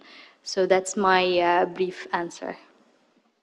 Thank you so much for that. And I believe we also had a question raised by name and country, please. Okay, everyone. My name is Ayomide. I'm from Nigeria. My question goes, currently now, the world, we are spending about $5.9 trillion on fuel subsidies, and renewable energy is coming up. And my question is, are we going to see like a total phase out of these subsidies, or like a more quick phase out of these subsidies, and more of these subsidies coming into the renewable energy space? Secondly, for Mr. Hans' personal question, also in Norway, majority of the power comes from hydro. Can we see African and Norway partnerships whereby not just giving the money like a fund, but you coming on ground and getting this energy power, bringing your experience and everything, and getting this power up and running for us? Thank you. Thank you for those questions. I believe we have two questions. So if someone would like to take the first, and then Hans, I believe you can take the second. I can be very brief. Yes, we are committed to phasing out fossil fuel subsidies, and I think what we have seen in terms of the development of global energy markets and of local energy markets is that renewable energy is the most cost effective source of energy. So in the beginning, when we were building up renewables in Europe, there was significant subsidization required to make it happen. But now these are very, very cheap sources, so we need to build that out. But I think that commitment to get rid of fossil subsidies is a critical part of the energy transition as well. If I may add a brief comment to the previous question, which I really liked as well, the question about the local and how to make it happen.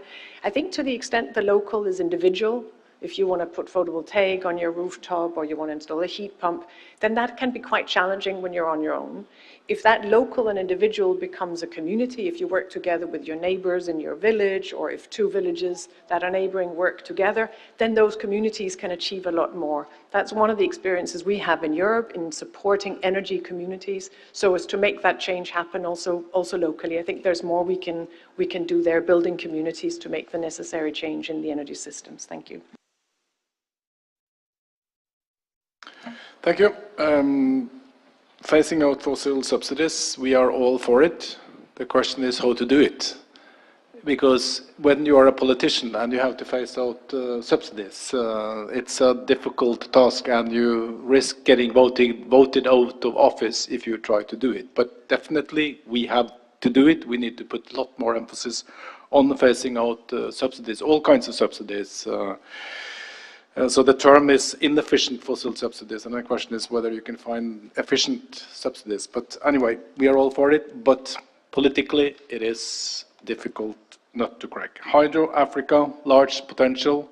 We've been active in that area for a long time through institutional cooperation programs. We have also private actors that are investing. We have our equity, Norfund, which is providing equity finance to developing hydropower. So definitely this is a key area. We are supporting programs developing hydropower in Africa through the World Bank.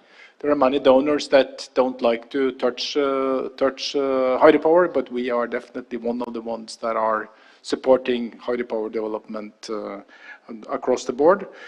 We have just established an Energy for Development program, and institutional cooperation on developing the enabling framework for hydropower development will of course be a key part of that program. And several countries in Africa will be included. I think we will look at your country as well without citing me on that one. Thank you. I'm so sorry to say this, but I've just been informed that we're out of time. I know this is a very curious session and we're all very curious people, and youth generally have a lot of questions. But I'm very sorry to say that unfortunately we are out of time for this segment. It was a really nice one. I'd like to give a big round of applause for our panelists once again.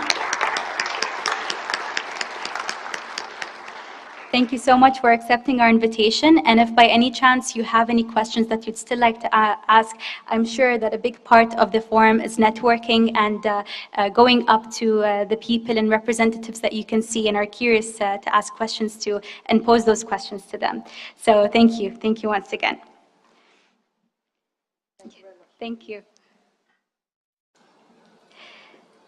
Now, after this very interesting segment, we're going to move back to the SES 2023 video contest. We've only just announced the first place winner, but we haven't really announced the runner-up and the person in third place. So the Student Energy Summit 2023 video contest, an initiative that was launched in partnership with Masdar's Youth for Sustainability, had surely inspired hundreds of submissions worldwide. As such, our winners have succeeded among a pool of highly competitive video creations. We would like to take this opportunity to announce and celebrate the runner-up of this meaningful contest. For this reason, it brings me great joy to be announcing the runner-up and third place winners shortly. Hi, my name is Pedro, I'm from Portugal, and I'm here to explain what my country is doing to advance to a future with renewable energy sources. Portugal is a small country, usually struggling to compete in most indicators with its peers in Europe. However, I'm very proud of the road we are choosing to pursue in renewable energies. In 2021, we were able to close our last coal-fueled power plant. 65% of all energy consumed in Portugal comes from renewable sources. There are already several days when 100% of the energy consumed comes from renewable sources. As a result of our investment in traditional hydro, wind and solar. But we don't want to stop there. And innovation has been a major concern of ours. We are investing a lot in solar neighborhood. We created the world's first hydro solar power station in 2017, and this year we just inaugurated the biggest floating PV in a reservoir in Europe. We also have in place the construction of one of the largest offshore floating wind farms in the world. And the best part? I have the opportunity to work daily in the company responsible for all of this project. I look forward to share more with you in Abu Dhabi in November 2023. Thank you. The video played, unfortunately, because before. Can we pause, please, so I can announce their names? So I never got to announce his name, but the runner-up in the SES 2023 video contest was submitted by Pedro Sereno from Portugal. So if we can give another round of applause, please. Now, thank you for the amazing work, Pedro, and congratulations once again. Now, I would like to call on our final winner in the SES 2023 video contest. In third place, I would like to congratulate Nurul Habib Al Mukarrama from Indonesia.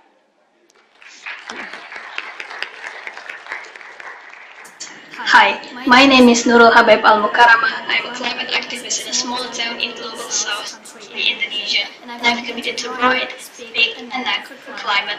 My contribution as an international environmental law student have brought me to author and publish research concerning environmental law and renewable energy as a part of climate policy in Indonesia, and showcasing my research to international conference, especially concerning sustainability, technology, and climate change. Me and my teammate also invented the vertical axis wind turbine in Toll Road in our city, which utilizes renewable energy to save electricity consumption in Toll Road, which we secured the gold medal in international invention competition for young Muslim families. I believe that youth's role in the future of renewable energy is paramount. Therefore, I attempted to concretely contribute and teaming up with youth in advancing legal framework and initiatives upon renewable energy, especially in Indonesia and in the world.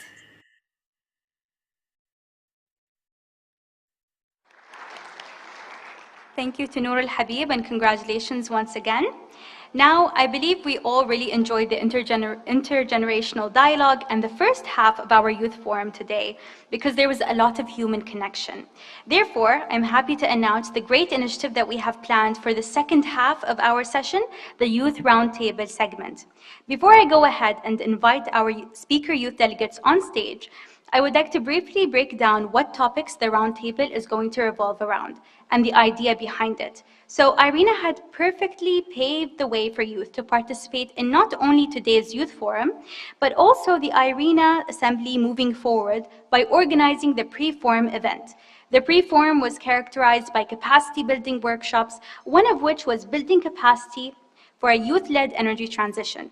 Under this segment, IRENA had introduced the focus areas, including financing mechanisms to support youth in the energy space, science, technology, and innovation, energy access and vulnerable youth, leaving no youth behind, and finally, strategic partnerships, regional and global cooperation. Of course, all of these themes are very much relevant to our discussion today, and it brings me so much pleasure to finally welcome our IRENA youth delegates that will be each representing one of those themes. Joining our roundtable today are Sibylla Heckman from Germany, Benjamin Betancourt from Mexico, Jane Nakasamu from Zambia, and last but not least, Saeed Al-Rameti from the UAE. I'm also very happy to welcome our guest, Mr. Paddy Padmanathan, who is the President and CEO of ACWA Power, to join this segment of the IRENA Youth Forum. Yes, please come ahead. Our youth speakers, please make your way to the stage.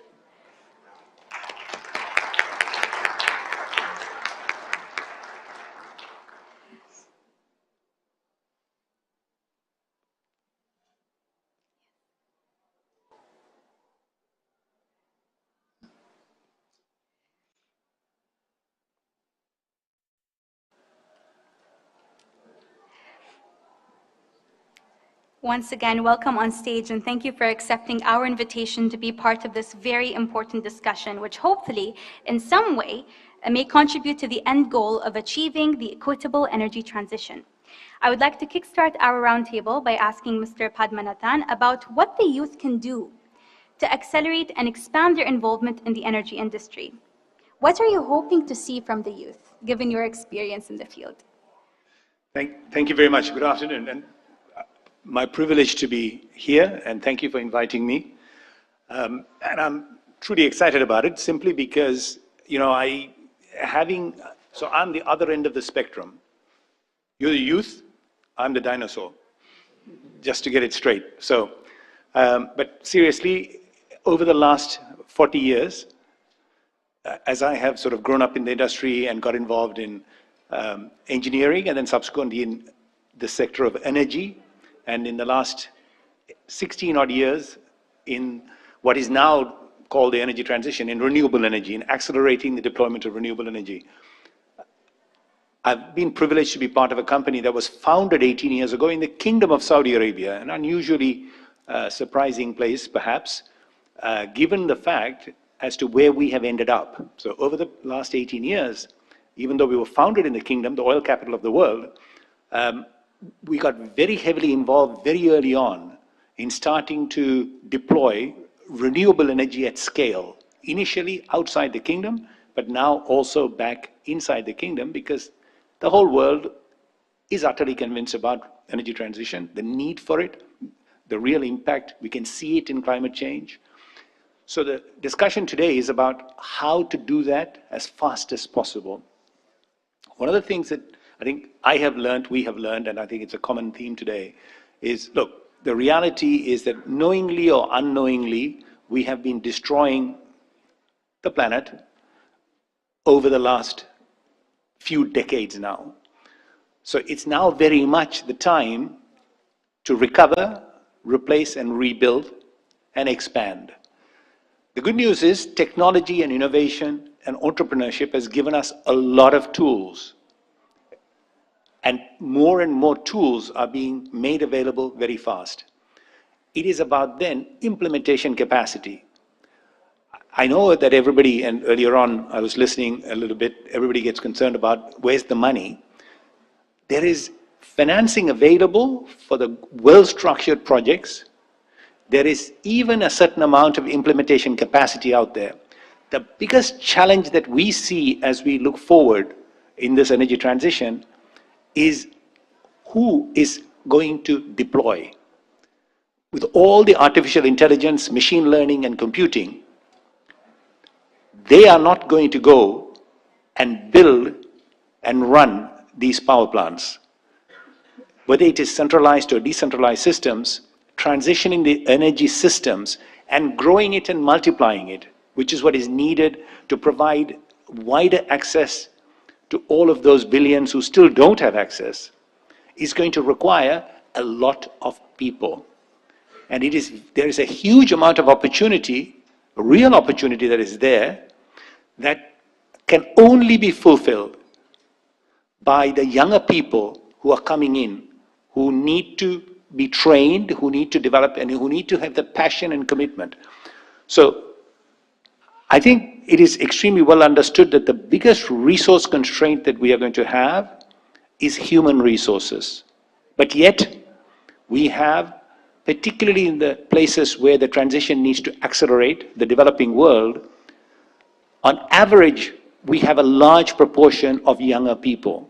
So the people are there, the younger people are there, but the constraint is the lack of that capacity. So it's about trying to now bring in that capacity, develop that capacity, motivate that capacity, and include that capacity in deployment.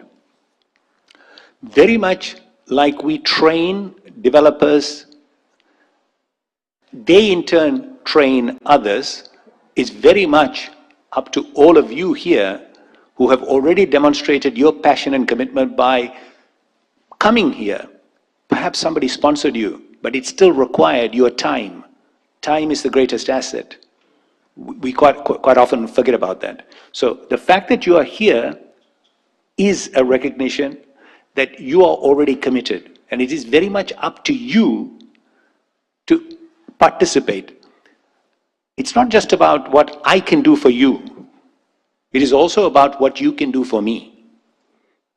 It is not about what I can do for the planet. It's about what you guys can do. So The opportunity is there, but it needs you to actively participate and for you to then pass the message down the line and allow others behind you, alongside you, to participate and grow and multiply.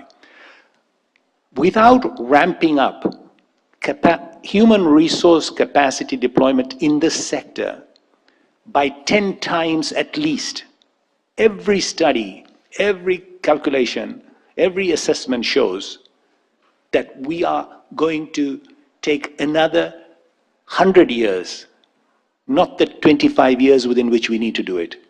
We're going to take 4 times more time if we don't have that human resource capacity, and that is all in this room. And in rooms like this, with an average age, it's the average age of 20 to 25 who really we need to multiply. Okay. Maybe you are slightly older, it doesn't really matter, but it's that younger group who can then go and translate and multiply. So it is about jumping in, embracing, and engaging. Activism is good, but action is infinitely better. I think deserves a round of applause. Thank you. Activism is good, but action is better. So thank you for that. Thank you for that opening statement. I would like to invite you to comment or ask our youth representatives any questions with regards to their working groups as well. I think your perspective is going to come in very nicely in that regard. So our youth delegate representative for the first working group, Financing Mechanisms to Support Youth in the Energy Space, would be, of course, Yusufilla. I know that in your working group, alongside our excellent IRENA youth delegates who are all sat with us here today, you tried to understand the financial landscape in the clean energy sector alongside other key topics. So I would therefore like to ask, what do you think are the main issues when connecting founders with funders? Thank you for the question. So main issue is definitely that they just don't find each other. And if they do so, they often don't know if they found the right person for them. So the issue is that often funds are available, but founders can't find them. Or founders are available, but the funds can't find them. To really match the perfect funders to the founders, it is highly important that the message you put out there is clearly communicated. Us, as the young generation who wants to be supported by funders, has to have a clear objective of what they want to achieve. Why do they want to be funded? What's the purpose? Not only what are your business numbers, not only how much revenue will you bring in, but what is the purpose? What do you want to change with your new entrepreneurship or product? And for us, as young entrepreneurs and young people who want to be funded, to find the right funder, it is highly important for us to know why should we be funded by you? What is your objective? Why do you interact with us? Why do you engage with us? So right now it is the case that only 14% of the investments in clean energy come from the public sector. From the public sector. That is a big issue because within the private sector, currently 86% of all the funds are available. And there's a huge diversity of available funds. For example, we have venture capitalists, we have early bird investors, we have accelerator programs, and such things. And on the other hand, on the public sector, in the public hand, we have grants, we have subsidies, feed-in tariffs. To navigate this whole landscape, it is highly important to put out a clear message. Why do you want to fund us? What do you want from us? What do you expect from us? And what can we expect from you? And last but not least, to really find the right funder or the right founder, we need to be open for new ideas. We all have blank spaces on our maps, on our mental maps. So if some youth comes up to you and is like, hey, we have seen there is a gap right now in the energy space. I want to talk to you about it. We have new ideas. Please listen to us, because probably somehow we got something there and we would love to tell you about. So to summarize it up, the big issue is that there's often not a clear message communicated about the obstacles, about the purpose of funders and founders. Thank you so much for that answer, Sabila. I think communication, it's rooted down in that, and comprehensive communication as well. And this actually reminds me of some common areas that may have also been discussed in the second working group, science, technology, and innovation. So, Benjamin, what do you think are the first partnerships that youth scientists need to seek when implementing solutions based on new technologies? I know funding is a big part of that, but please feel free to elaborate. Yeah, thank you. Thank you for the question, and also thank you for the introduction. I'm really happy to be here representing my fellow youth delegates. So basically what we discussed yesterday in our working groups, specifically in the science and technology and innovation, it's like making projects happen. As you say, Rim, one of the main challenges is financing, and I will get through it. But also one of the common denominator was the relationships between we, the youth science people, and the actual companies that are already settled in the industry. So that's the main one of the main challenges. Specifically, and the technical challenges are the research and in industrial facilities. We sometimes tend to elaborate school projects, university projects, or degree projects, which are really good. Some of them are even published in important magazines or important journals.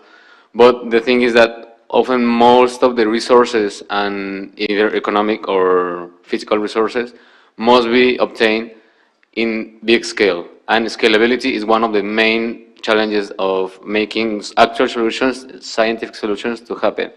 That's on the part of the collaboration between youth and the big enterprises, to say so. Also the finance platforms. I guess it's not coincidence that IRENA chose these topics for the workshops where everything interconnects. So finance platforms are like really a powerful tool for us youth to access the economic resources in order to make things happen. But sometimes they are like, we have a lot of options, we have a lot of different types of like, I'm sorry, different types of resources that can be addressed. But as Bill, my fellow delegate said, we need to address the correct founders. And I guess that would summarize. As I would also like to address Dr. Nawal, the representative of the UAE in the IRENA that talked to us yesterday.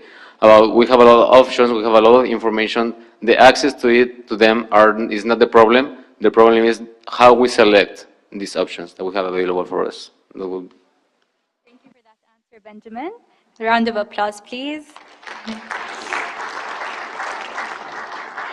And then this actually reminds me of something that I'd like to ask Jane.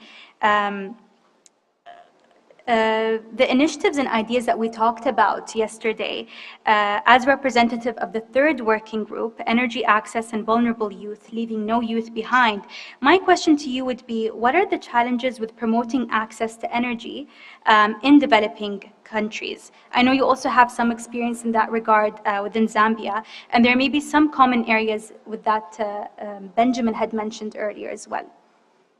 Thank you so much for that question, and I totally agree with you.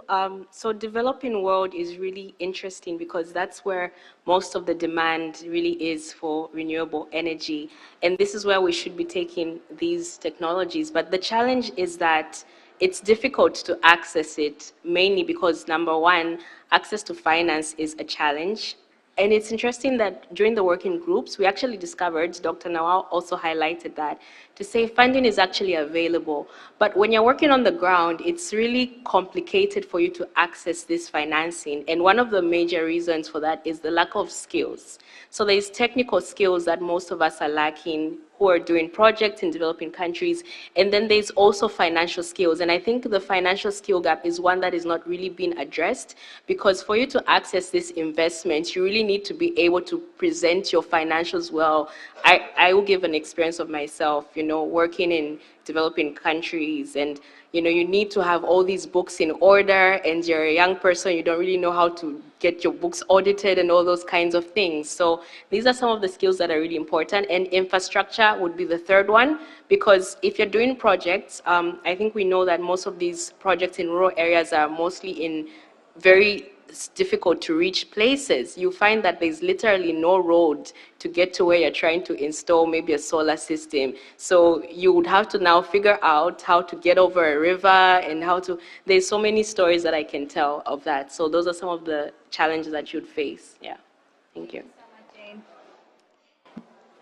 And for shedding light on all of these critical points. And I'm sure a lot of our youth today may maybe reach you to ask you about some of these stories, because they really do give us all a different perspective about issues that different regions of the world are facing in this regard.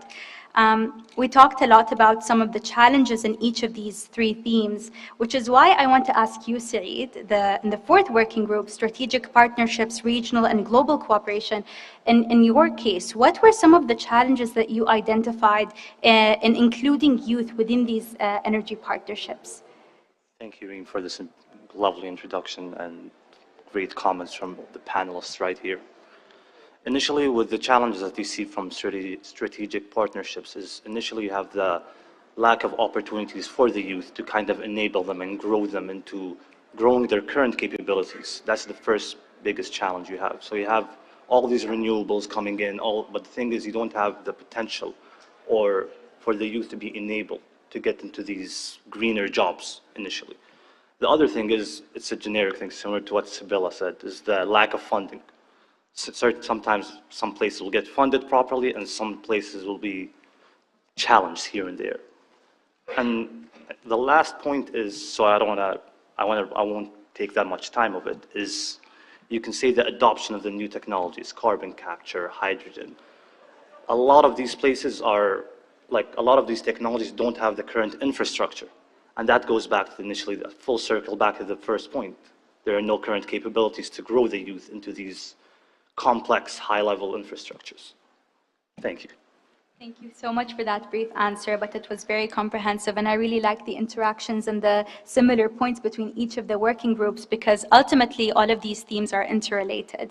I'd like to invite Mr. Padmanathan if he has any comments about that and anything he wants to shed further light on. Thank you. I think underneath all of this, the common theme is appropriate skill. The basic knowledge is there. All of us are able to read the books and learn the science and figure out how things come together. The established world with which you need to deal with in order to participate and deliver expects you to present your project or your adventure in a particular packaged way. I'm not going to sit here and try and find excuses for the established world, but the bottom line of the established world is that the established ecosystem has got a lot of options. They're very busy trying to find. They're also looking to deploy. People with money have no benefit in keeping the money in a bank. I think that's something that we all need to understand and everybody needs to recognize. They want to deploy. So they're also very, very busy running around looking, where can I put the money to make some money? Because they're so busy, they have got 5 minutes for you. So if you don't present whatever it is that you want to attract their attention on, within that 5 minutes, they're gone. So which comes first is the big problem. Once you have developed a couple of these, then you will have the experience to develop many more. But to develop those first few is very challenging. So one of the things that we, and there are many others like me, who are pushing and cajoling, particularly philanthropic money, to come in to train entrepreneurship, to train how to package, how to communicate, how to demonstrate the solution in such a way that it can attract that financing very, very quickly. So the common theme under all of this is about not just skills, it's about those very specific additional skills that are required, in order to deal with the, whether you like it or not, the world as it is today. Okay, so over time, maybe the world will transform and the world will allow more time to be given to other people. But right now, we're all too impatient and we have no time for each other. So so there are two pieces of action that I think the older generation can embrace and work with the younger people, and that is mentorship, supporting skills development. It is a hell of a lot more than that. It's not about necessarily money. It's about showing the way on how to do something so that they are able to do it and they are able to go and attract the funds and the support. All the technology that we use today all came out of universities and research institutions. Who is in these places? What's the average age? It's all the young people. They are the originators. And slightly older people then take it and multiply it. Well, we don't need to rely, I mean, age should not be a barrier. Enthusiasm, passion and commitment is a hell of a lot more in this group. So it's very much now, and this group is becoming the bigger and the bigger and the bigger group. So it's very much up to this group to then go and drag the older people in to help them to grow. Thank you so much for that feedback. I think also the youth representatives will really make use of your 2 cents on that topic. Now I'd like to open the floor to the audience once again for any contributions, questions, comments. I see a hand risen there. Please state your name and your country of origin. And you can go ahead and direct your question to any particular person on the panel. Thank you. Go ahead. Okay. Thank you so much. Yeah, I do have one question. I was so touched by the comment that we need to find a way to connect funders and founders. So my question is there any mechanism that is currently existing to help founders being connected with funders? If yes, what is the mechanism? And if no, I would like to ask and suggest, if we know that IRENA champions energy transition and also supports young people, and they are the custodians who can help connecting young people with potential investors, potential partners. Is there any means that they can galvanize that to make sure that young people are having sustainable livelihoods? Thank you. Okay, so thank you for the question. Right now, it is the case that we're having, of course, the struggle to connect them and to open platforms, but there are amazing projects right now out there and existing. Earlier, we had on the left a representative from the Global Alliance. They have great projects out there. Also, the student energy guided projects, which Benji can probably tell you more about, is also a great opportunity. They support founders in all ways. If you're looking for funding, you can also always look into certain platforms, I can give you the names later, where they actually summarize who is funding right now. More importantly, I would say that there are often funding options that are overlooked. For example, crowdfunding could be quite efficient if you work on local projects and want to include well, the people who are living in that place. By doing so, you not only have shareholders who are directly affected by your technology, but you also have a community who's actively engaged with your project. And additionally, there's a lot of local funding. I think that especially comes into place when we look at projects in rural areas, where through local funds, especially people from that region are targeted. And also, you don't have to compete for those gigantic tickets, which are often sold or which are often offered on the big scale. I would also like to ask, I promise Student Energy didn't ask me to say this, but yeah, as Bila said, there are a lot of platforms, a lot of programs that NGOs like Student Energy offer in financing mechanisms, and also in, as we all said in the panelists said, training skills for actually knowing what to ask for, knowing who to address to. So Student Energy is just one example of the many ways that you youth people, we youth people can get help. I hope that answers your question, and I believe the lady in red can go ahead. Thank you. Thank you very much. My name is Rosilena Lindo. I'm the Deputy Energy Secretary of Panama. And first of all, I want to reiterate my sincere congratulations to IRENA for entirely inspire and empower the global youth for their energy transition. And I also want to thank the speakers of IRENA, the Youth Forum, for being a role model as professionals that are committed to build a sustainable future. Thank you for that. And as a public policy maker, I'm aware that the energy transition requires training today, and those who are and will be the helm of the sustainability in the near future need to know what to do, also to know who to ask.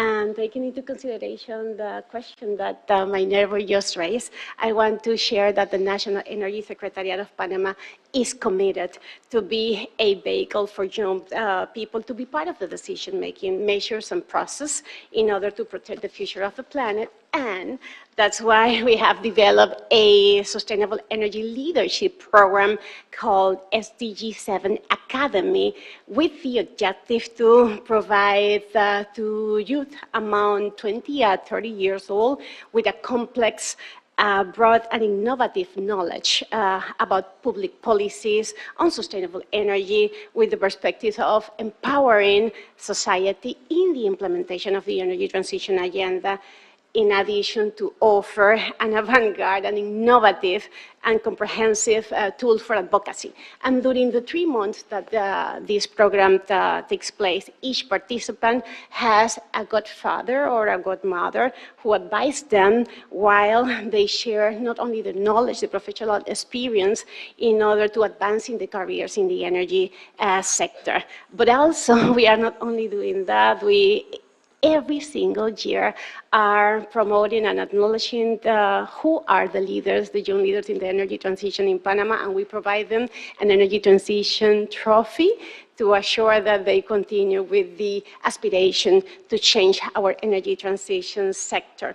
But we know also that for many young people, the energy transition becomes a personal issue, and many times, many times, the technical element and the financial element that we are dealing in order to implement our initiative are needing also to be focused on people. And that's why I just want to close that to have a just and inclusive energy transition is not only about technological innovation and disruptive ideas in order to meet our challenge and goals.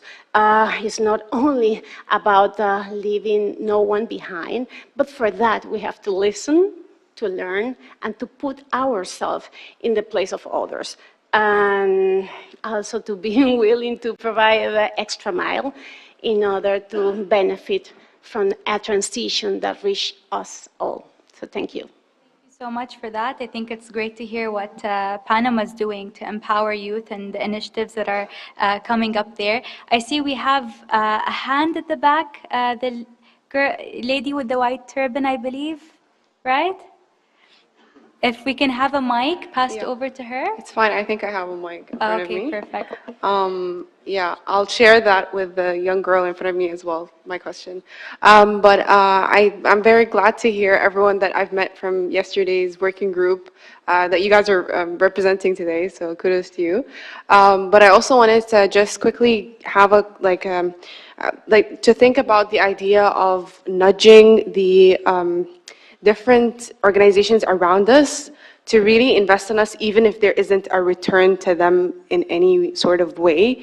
Because to them, I think a lot of that priority lies in, okay, what is the investment's return on me financing you right now?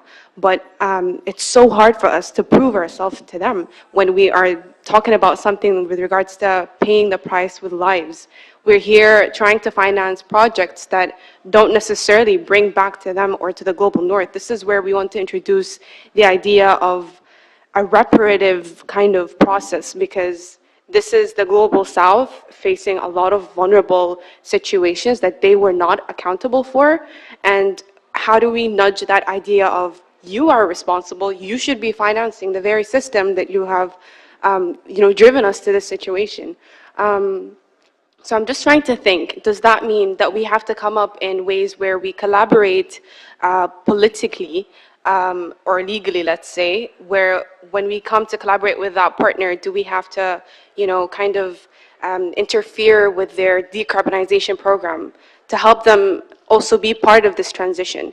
How do we bring that kind of support to the youth? And at the same time, how do we bring that kind of credibility that we can prove ourselves, the models that we bring? Because this is where a lot of times doors are shut. It's hard for us because we have to conform rather than, bring that to our requirements and not their requirements. Yeah. Does anyone on the panel want to answer that question? It's a difficult one. Maybe someone who hasn't spoken yet. Hey, it's a really interesting question, and I'm just going to give my perspective, yeah? So there's something that Dr. Nawal said yesterday, and she said that you will not always have the same goals with someone or an organization, but you need to find the one thing that unites you, that connects you, and use that as a starting point. So the way that you would have to look at it is to see which stakeholders. I think yesterday in our group that was on energy access, one of the first steps that we took is that we had to identify stakeholders within a community. Quite all right, there is no financial benefit, there are no returns on investment for your project, but in that community there must be someone who has stake. If it's a school, if it's a mine, I'll give a very practical example. I'm from Zambia, and most of our rural communities are close to mines. So the mine investing in a school might not have a direct benefit. I mean, they're just there for the copper and the cobalt. But the mine needs workers, and those workers have children, and those children go to schools. So what we would do is that we would use that perspective to say, okay, we're going to approach the mine to say we want to do maybe put some solar panels on the school, and then we're going to use the aspect of supporting the workers' children to have better access to education, which will then help the miners be more motivated, and you sort of kind of find a way to tie it for them. So you would have to really understand the ecosystem that you're working in.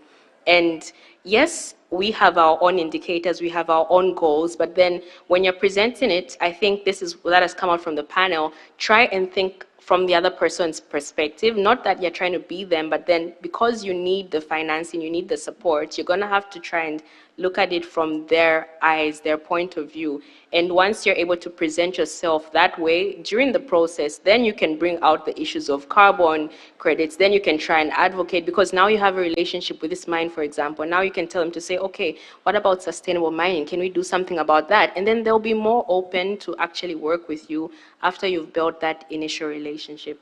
Thank you. That was a very tough question to answer. I'm sure we all know or can feel that way towards it. I think we have room for one more question. The gentleman at the back. Thank you. Can everyone hear me? Yeah, okay. So to try and pick up from the question. I was referring to the red tie. Okay. Really sorry. Apologize for that. Oh, okay. Finally, thank God. Oh, sorry. So my name is Howard, and I'm the CEO of the ICT's Academy Uganda and a member of the East African Youth Parliament. So in our earlier conversation on the intergenerational dialogue, we had, I think it was Sahar who mentioned the idea of, a political entrepreneur, right? And so I would like to probably draw close perspective to Said in light of strategic partnerships, because I think the work that I do embodies the whole concept of a political entrepreneur, because I do work under the East African Youth Parliament, advocacy work for the global transition shaped by young people, and largely at a political level, engaging, governments in East Africa. And yet recently we had the commissioning of the ECOP. I don't know whether you guys have heard about the ECOP, and it was, very controversial, and the EU Parliament had to even make a statement about it. Now, the ECOP is the East African Crude Oil Pipeline, right? So here we are in Abu Dhabi, having conversation on how we can transition to renewables. And we're having East African countries investing heavily, seeking strategic partnerships with, international corporations, organizations like Total Energies, to invest heavily, billions of dollars in a crude oil pipeline.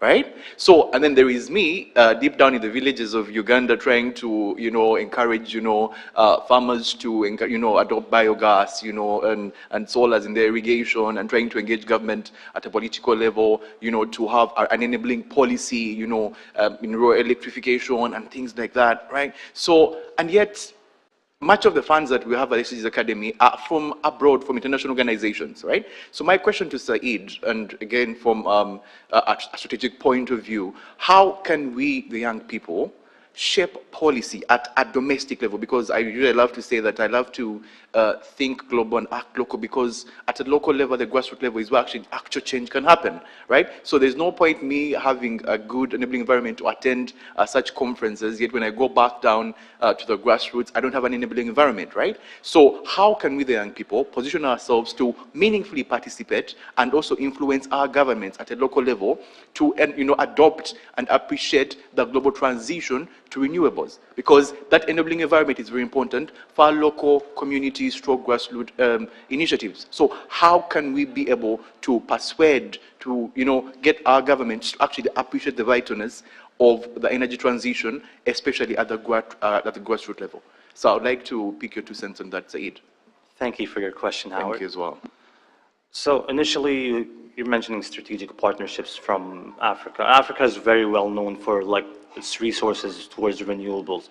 So how I would think about it as a framework sense is to more or less identify potential investors that are heavily involved in renewables.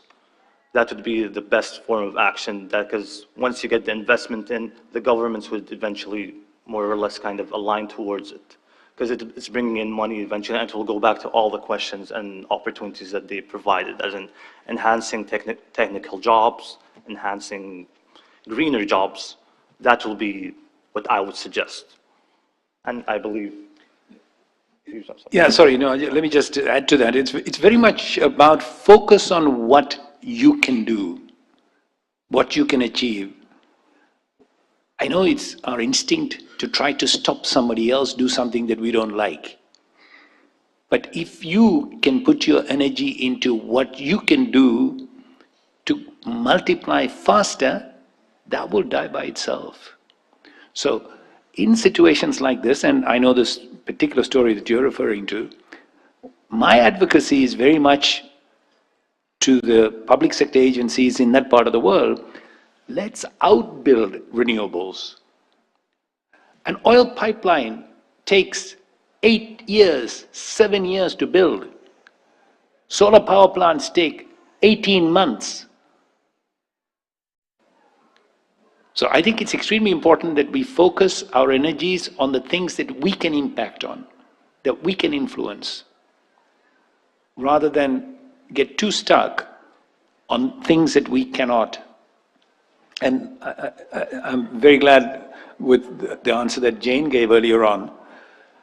What you will find is that private sector is very much your ally. Over the last 18 years, I've been involved in developing very large, at-scale renewable energy plants in 14 countries. By definition, these renewable energy plants end up being in the middle of nowhere. By definition, because that's where the resources are and that's where the empty land is.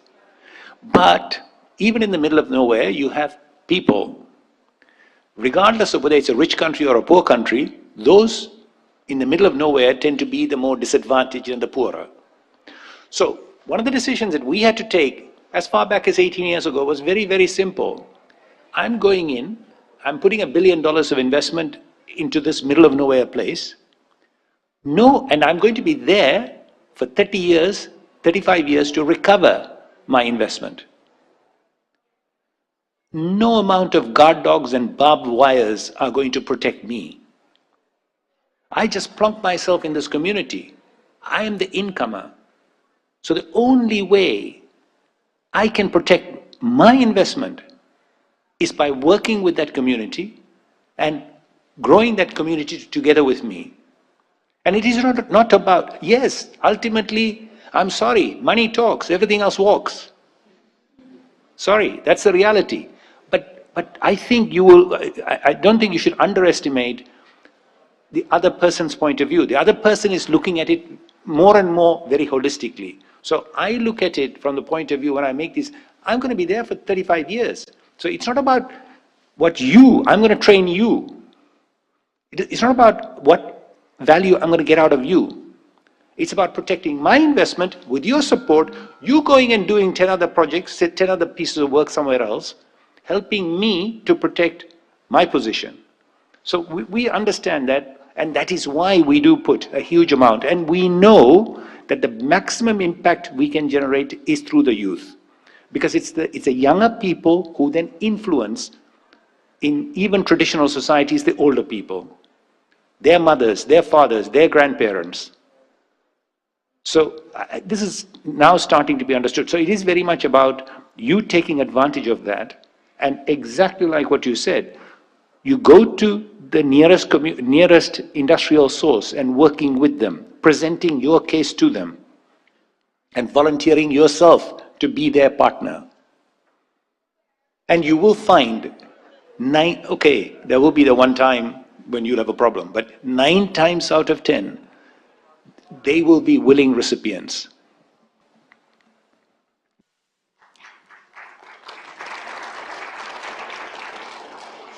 Thank you for the inspiring remarks, and I would like to thank the audience for their engagement. Unfortunately, we are out of time. I wish we had more time for these sessions, and I'm sure a lot more interesting questions can come about.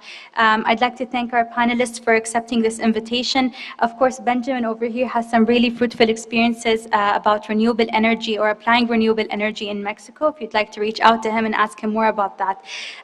Now, I would just like to urge you, before inviting our for the speakers for the closing segment to stay seated, because we are going to be taking a group photo. So just keep that in mind after the closing statements.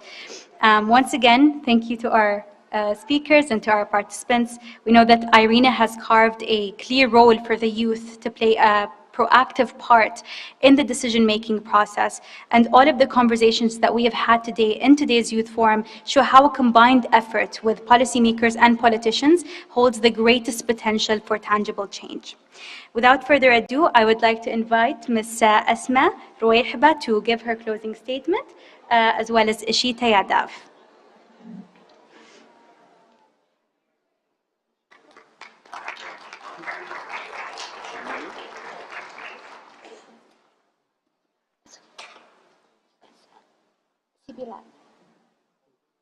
No worries, we can. Hi everyone, hope you still have some energy, maybe like for an energizer. If you can hear me, clap once. If you can hear me, clap twice. If you can hear me, clap 3 times. Thank you all. We are so happy to have you all with us, all these amazing young leaders, and also we're happy to see senior representatives also in the room to listen to youth and also to share their views. Thank you so much. My name is Asma. I'm from Tunisia, and I'm one of the delegates of the first IRENA Youth Forum, the forum that was held in person in 2020 before COVID came. And I'm here also with my amazing and dear friends who are with us in the room, Zagi, Benjamin, and also Joshua. We participated in the forum in 2020, and you see us here today in 2023 as organizers, not delegates. So we'd like to thank IRENA for this trust and for bringing us first as delegates, listening to our views, proactively listening and taking them into account, and giving us this year the leadership and also accountability to design the forum for this year.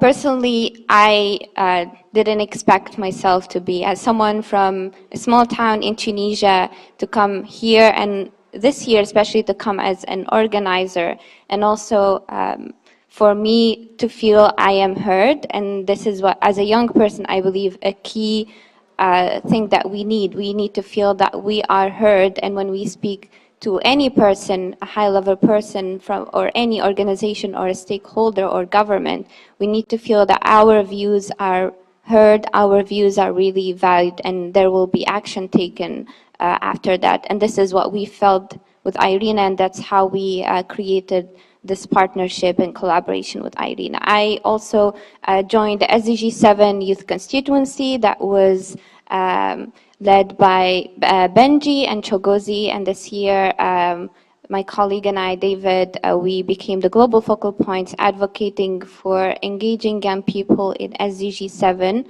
and especially within the UN system and the multilateral system overall. What I would say is really work hard, because we are young people, we have the energy now, so it's okay to be tired sometimes or sleepless. We are like, I believe we seem a bit sleepless, but we are happy to see the impact and to see the number of participants growing from 2020, and also to see more young people joining the energy transition, not necessarily having the academic background in energy, but coming from different backgrounds, different countries as well. So we want you all to join our efforts. We want you to continue your hard work. We want you to continue believing in yourselves, and also continue believing that great impact can happen. And I will give the floor now to Ishita. Thank you. Good afternoon, everyone. I hope you enjoyed the forum. I certainly did. For those who don't know me, my name is Ishita Yadav. I'm part of the Global Council, and I serve as South Asia's regional focal point at the SDG 7 Youth Constituency. But before that, I come from a family of farmers who not only experienced the detrimental impacts of climate change in terms of agriculture, but they also have witnessed the benefits of clean cooking and other clean energy technologies. As we all know, youth involvement and leadership in SDG 7 efforts are vital to achieving a green, resilient, and inclusive energy transition. Over the next decade, young people will directly influence the outcome of SDG 7 as a key driver for its successful implementation. Young people bring fresh and creative energy. Youth are at the forefront of innovation, developing new technologies and startups in sectors such as clean energy, transportation decarbonization, and so much more. We've proven to be among the most resilient in the face of change. And standing at the crossroads of the climate crisis, one thing is certain: the decisions made today will have wide-ranging consequences for generations to come. As global temperatures rise exponentially, current climate actions struggle to meet needed climate action. Such unprecedented action calls for unconventional, out-of-the-box thinking. And I'm sure you know all of this, but today I call on my fellow youth delegates to don't be afraid to dream big. We hear this a lot, and it may be difficult to internalize, but every failure is one step closer to success. Your application for your clean energy startup might be declined. Your cold emails to policy executives and policymakers might be ignored, but I promise you, if you stay consistent and learn from your mistakes, you will succeed. So forge those strategic partnerships, cold email those policymakers, take action. And with that, I'd like to close the IRENA Youth Forum, but I think that the forum has ended, but we're like, this kind of marks, one of the things about the Youth Forum that I like, that it's in January, so it's kind of like it marks a new year of action and a new year of initiatives, and I wish you all the best for this year, and hopefully I'll see you next year. Thank you.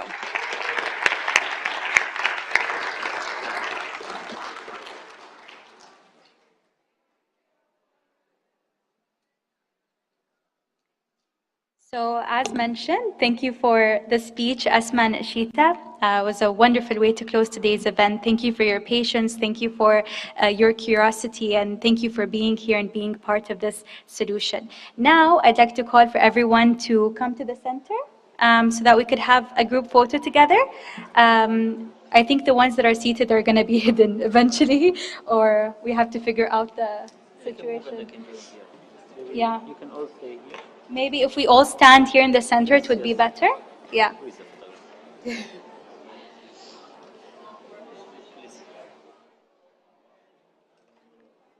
Please, as quick as you can. Thank you.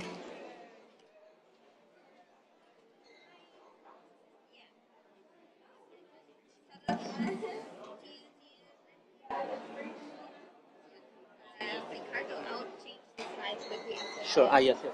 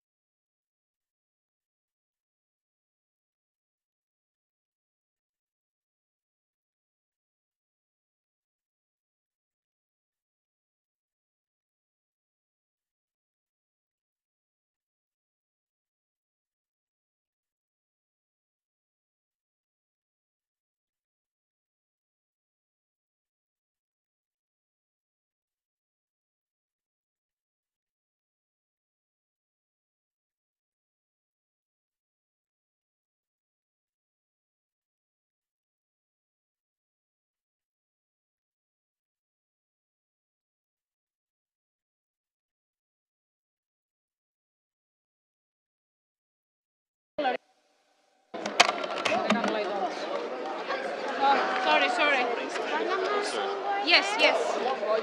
Maybe it's with my colleague coming.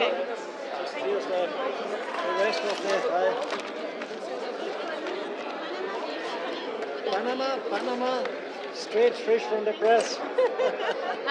If you can help also, Wolfgang, do you mind as well? Sure, so sure. that it's the sitting arrangement. The 15th is from there, from the top. Which one? 15, number 15. I know it's funny, but at the back. 15. No, first one is UAE. First one is UAE. 15A. 15P is Norway. 15A is, 15B is Norway, and then is Denmark. And it starts from there. Norway, I have Norway.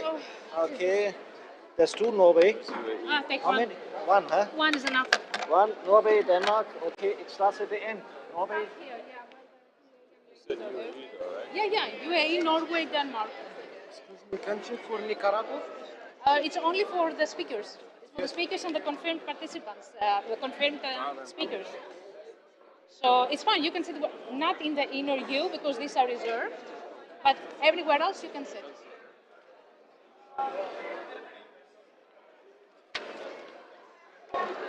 There is a reserve. Hello, Dr. Nawal. How are you? Where I will be? Please here.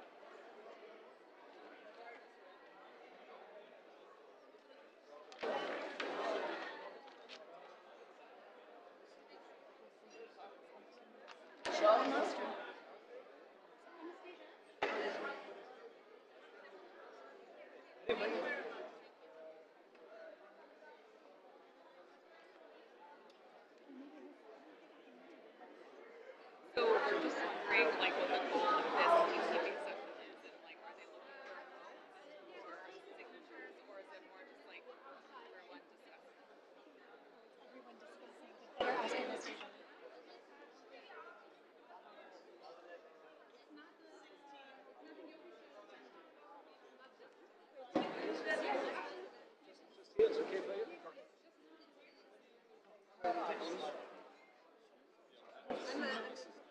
Yeah. Hi, how are you? Hi, good, how are you? Yeah. Nice to meet you. Yes. It's African Admis. Yeah. Admis, and then after Admis, Ansos. After Atmos, Car, and then Cyprus. Car, Cyprus. Then go African Republic, here. Cyprus, next one. Who's after Cyprus? DRC, then Mali. Okay, DRC is here. Yes, I think so. Then I have Mali. Then Mali. Mali. And then after Mali? I don't know. Probably that. Yeah, probably around there. After Mali yeah, you have? yeah. After Mali, South Sudan, then Somalia. South Sudan. Okay. We have DRC here. DRC? DRC is here. Okay. Okay. Then we South Sudan? we slide down.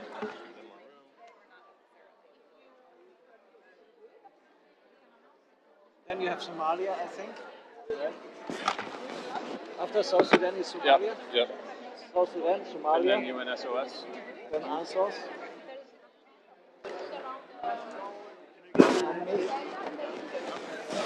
United States, just right directly down. United States. Perfect. Thank you so much. And then UNFYS.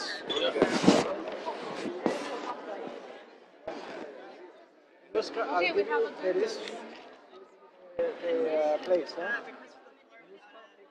At least. He will tell you Moscow.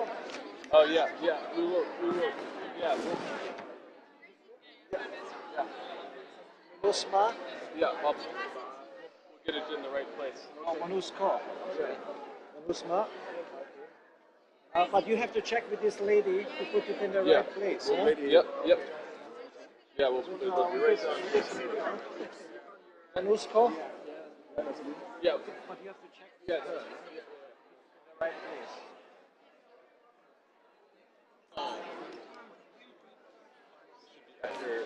Right after UNMASS.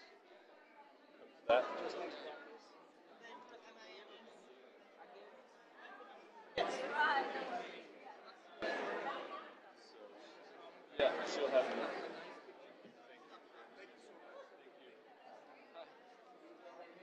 Space is there.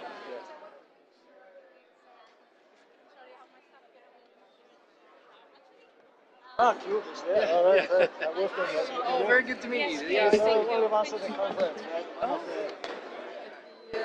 the MS Teams. Yes. Yeah. Just come back to my work. Very good. Yeah. Yeah. I mean, it's only. Energy Biz partners and AFB are there. The materials are arriving. Maybe we can somewhere else. So it's a bit of a.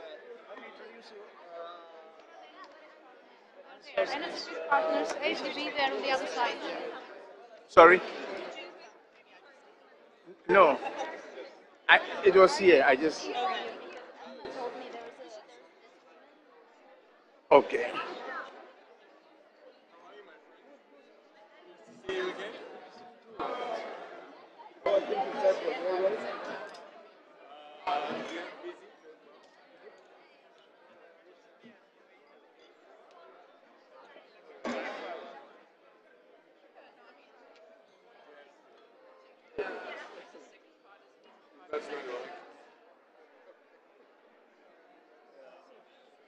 Having hours later in the year.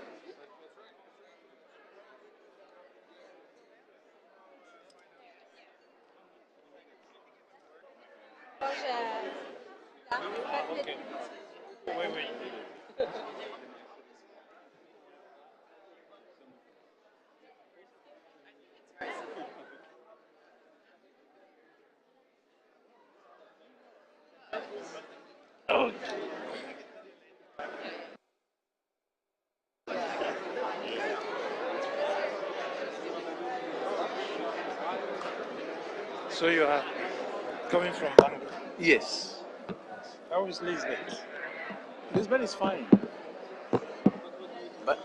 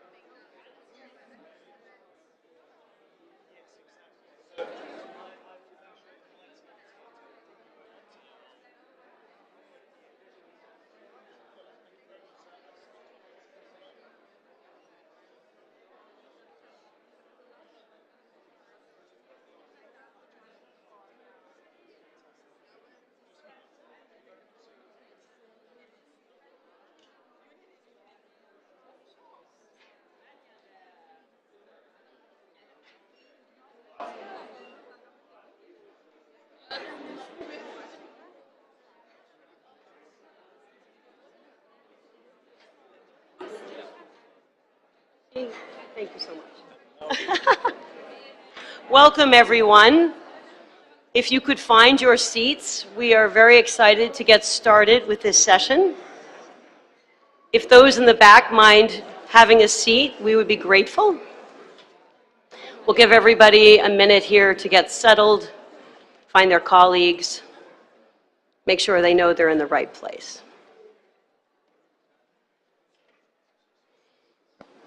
Excellencies, colleagues, we are delighted to welcome you to this high-level meeting on the Energy Compact on Renewable Energy for United Nations Peacekeeping. I'm Tori Holt. I'm a director of the John Sloan Dickey Center for International Understanding at Dartmouth, also a distinguished fellow at Stimson and a partner in the Powering Peace Initiative. But most importantly for the moment, I am your moderator. We have an abundance of expertise, knowledge, and leadership in this room. And so we will be hazarding very short interventions so that we could hear as many people as possible for this discussion. This event, as everyone here knows, precedes IRENA's 13th assembly, bringing attention to world energy transitions. We too will be discussing transitions, ones that align both better meeting UN peacekeeping mission mandates and supporting host nations, as well as in meeting their climate and development aims, while creating a positive legacy and peace building in key countries. So, very briefly, first, what we'll do right now is we will highlight the opportunities for partners to join realization of the Energy Compact with specific projects. This approach will help accelerate deployment of renewable energy and support communities' increased access to clean energy and meet nations' goals. This compact also contributes to meeting a broader UN goal of having UN Secretariat activities be 80% on renewable energy by 2030. As many of you know, the majority of UN Secretariat emissions do come from its field and peace operations. And today, about 6% of their energy use comes from renewable sources. So, peacekeeping often represents one of the largest sources of greenhouse gas emissions in the nations in which they operate. Second, our goal today is the first-of-a-kind meeting that you are currently in, bringing together a group of leaders across government, the UN, civil society, the business sectors, and research organizations. Many of you here have both vision and knowledge to push this forward, to improve UN missions, support conflict and climate-affected countries in their pursuit of more access to energy. And then third, I can't introduce any of this without recognizing all the hard work that has preceded this. Many of you have been involved with this. In particular, since 2019, a group of nations with leadership from the United Arab Emirates and Norway, together with IRENA, the UN Department of Support, UN Peacekeeping, and its missions, as well as partners such as Energy Peace Partners and the Stimson Center, have led a process to drive consideration of how to make this work, whether in the field or in the Security Council. And they've seen the benefits. We think that additional additions of renewable energy will increase and support cost efficiency, better safety and security in the field, and providing power to host nations. So, onward with the collaboration. As I noted, we have many, many speakers, and I will be pressed to encourage you to really stick to the time allotted. And then after this discussion, which may just whet your appetite, in this room will be a follow-on technical experts meeting, including those from the business sector and procurement, if you wish to talk further about what you hear today. Second, we'll have a reception right outside for all of you who have joined us for this conversation. Third, we've developed a communique, which you'll see on your app. If you have comments, please share them with IRENA in the next few days before it's issued. And then finally, we'd like a photograph of everybody at the end. For those of you here, we just do it from our seats. So with that, I would like to turn to our welcome remarks and our scene setters. So to kick us off, I'm very pleased to turn to the Director General of IRENA, Francesco La Camera. Director General, the floor is yours. Thank you very much. So, Excellencies, distinguished delegates, ladies and gentlemen, it is my sincere pleasure to welcome you today at this high-level meeting to formally launch the Compact on Renewable Energy for United Nations Peacekeeping. Our presence here today speaks to the multi-phase benefits that a unique partnership like this can deliver in aligning different agendas toward a common purpose. The climate challenge requires all of us to do our part. Moreover, the shrinking timeline for achieving the Sustainable Development Agenda puts added pressure to look for solutions that can help solve multiple challenges. Renewables are one of such solutions. We have a technically viable and economically attractive option to deliver clean and reliable power, even to the most remote of the place. At the same time, history has shown that one of the most effective ways to overcome the challenges of a fragile development context is to create and tailor new economic opportunities for local populations. This compact is envisioned with such dual goal in mind. Renewable energy for peacekeeping can decarbonize its operations, reduce pollution and environmental footprint, and provide an anchor client for energy providers in the local market. In turn, this action can have positive efforts on local communities and pave the way for others to develop more projects and create new jobs and business opportunities. IRENA is committed to play its full role in this effort to help ensure that our joint work has a lasting impact. We have a world-class knowledge on renewable technologies, policy, markets, and socioeconomics, grounded by finance and project facilitation work. We bring a decade-long experience in supporting countries in transforming their energy system. We have worked closely with several countries in this room and welcome the opportunity to expand our collaboration through this compact. And we have large and growing networks of partners, many of whom can also support the compact as we go forward. We are very pleased to see so many partners in this room, and I want to thank the UN colleagues for our close and continuous cooperation in these past 12 months to bring us to this point. I would like to extend a special note of appreciation to Norway and the UAE for your leadership in building this coalition. I am confident that it will eventually be seen as a model to build upon and replicate in many settings. I look forward to collaborating closely with all of you as we begin to implement this transformational compact. Thank you very much, and back to you, please. Thank you very much. We'll next turn to our colleague from the United Nations. I'd like to open the floor to the Assistant Secretary General for Support Operations in the Department of Operational Support, Lisa Butenheim. Over to you. Thank you very much. Excellencies, distinguished delegates, colleagues, it's a pleasure, and I want to thank both the Director General and also my dear friend Tori for setting the scene for this important discussion. The transition to renewable and clean energy sources is, as we all know, required globally to tackle the climate change crisis. Joining this effort, the UN is progressively transitioning to renewable energy to reduce its own carbon footprint. At the 2019 Climate Summit, Secretary General Antonio Guterres set a strong ambition for this transition, namely 80% renewable energy by 2030, a target that would require significant investment. Accounting for more than 90% of the carbon footprint of the UN Secretariat, UN peacekeeping plays a critical role. The transition of UN peacekeeping to renewable energy will give a unique opportunity for both the United Nations and the countries hosting those operations to simultaneously deliver on climate, sustainable development, peace, and security objectives. So I welcome this moment to provide you a brief overview of the current and future opportunities offered by the transition of peacekeeping to renewable energy. Let me start by providing some background on UN peacekeeping. There are currently 12 peacekeeping missions and 1 mission supporting the African Union in Somalia. The peacekeeping missions are mandated by the United Nations Security Council to, among other things, help countries to achieve lasting peace, support political processes, protect hundreds of thousands of civilians, and help guarantee ceasefires. Today, over 140,000 personnel are deployed in United Nations peacekeeping missions, including military and police personnel provided by member states and UN civilian personnel.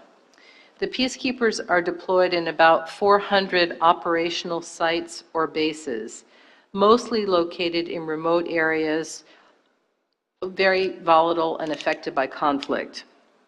The 6 largest peacekeeping missions today are located in the Central African Republic, which is called MINUSCA, Mali, which we call MINUSMA, Democratic Republic of Congo, MINUSCO, Lebanon, UNIFIL, South Sudan, UNMISS, and Somalia, where we have the UN support operation that supports the African Union Transition Mission and the UN mission in Somalia.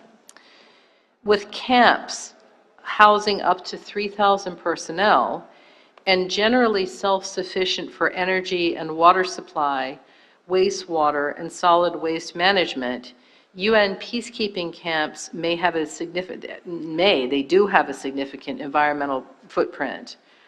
In terms of energy, our camps located in hot climates generally have a high cooling requirement, while those in cold climates have high heating requirements. Peacekeeping camps can have a sizable electrical demand with peak power consumption up to 5 megawatts. Many camps are located in rural and unelectrified areas that have been impacted by conflict. So this is both a challenge in terms of logistics, but also an opportunity to explore ways to meet the needs of the United Nations while leaving a positive legacy in the host community. Overall, our peacekeeping missions consume about 400 gigawatt hours of electricity per year. Some missions among those that I mentioned, may account for up to 40% of the host state energy consumption. That's quite a significant figure. This number demonstrates that the UN or the missions can play a significant role in the electrification of the host state or its transition to renewable energy. The current energy profile of UN peacekeeping is today still mainly based on fossil fuel, with about 90% of the electricity consumed provided by diesel generators. It's a convenient energy solution, easy to rapidly deploy in remote areas. Diesel generators are also a highly polluting energy source. The diesel generators used in peacekeeping contribute a significant amount of greenhouse emissions, amounting to 500,000 tons of carbon dioxide equivalent just in the year 2021 to 22. The operation and maintenance of generators requires a regular supply of diesel fuel, oil, lubricants, and spare parts, which again constitutes a logistical challenge in several of our missions. So how about the transition to renewable energy? Renewable energy sources currently provide, as we heard earlier, about 6% of the electricity used in peacekeeping missions. This renewable energy is mostly produced by UN-owned solar photovoltaic systems or provided by local power grids with a share of renewable energy, such as hydropower. As I mentioned at the outset, the transitioning to renewable energy is a strategic priority for UN peacekeeping and a key objective of our environment strategy. We have made some progress over the past 5 years, but this progress has been slow. So therefore, we are looking at a range of different approaches to accelerate the transition. The first approach is more traditional and consists of building renewable energy plants on site. One of the key challenges we face with this approach is the high cost of upfront capital investment required for UN missions to build these renewable energy systems themselves. The second approach we're pursuing aims to connect to a local grid with a share of renewable energy when it's available. But for the moment, this approach is solely available in the Democratic Republic of Congo and Cyprus.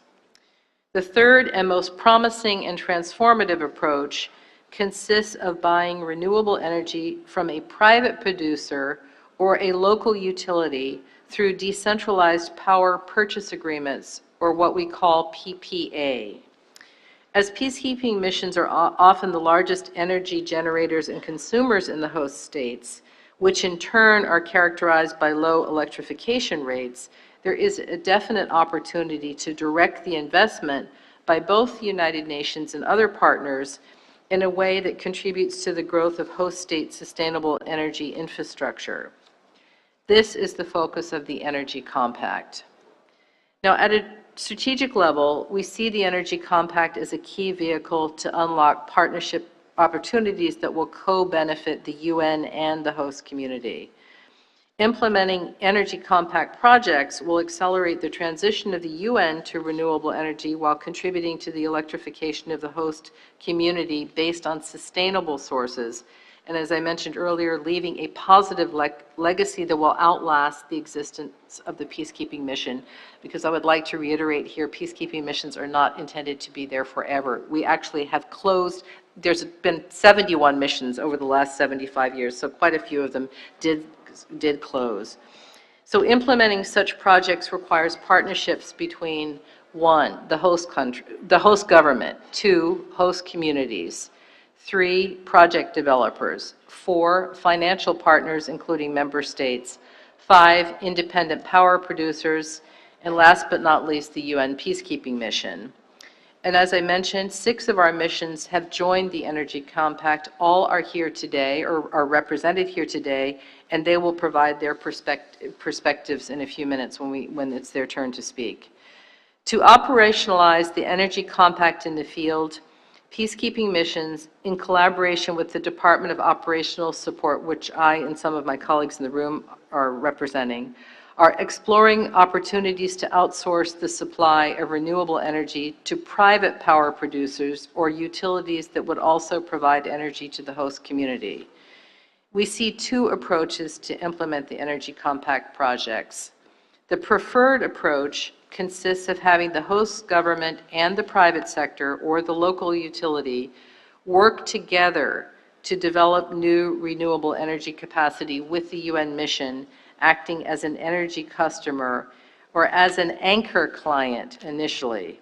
This approach would generally require the participation of financial institutions and development actors. In the case of new projects, the new energy infrastructure would contribute to the government electrification plans or its energy transition plans, leaving the positive legacy. In specific circumstances, the other approach would consist of having the UN conduct a tendering exercise to meet its energy needs only, initially. The renewable energy plant built by a private partner could then be expanded in future to meet the host community needs through a partnership with the host government and development actors. With both approaches, the private power producer or the utility would build, operate, and maintain the renewable energy plant, while the UN mission would act as an anchor client by signing the Purchase Power Agreement, the PPA, in compliance with the United Nations financial rules and regulations. And my colleague Nargiza, who's with us from the procurement division, is able to provide more information on this specific type of thing in a session later today. So where could Energy Compact projects take place? The map on the screen provides an overview of the locations where Energy Compact projects could be implemented.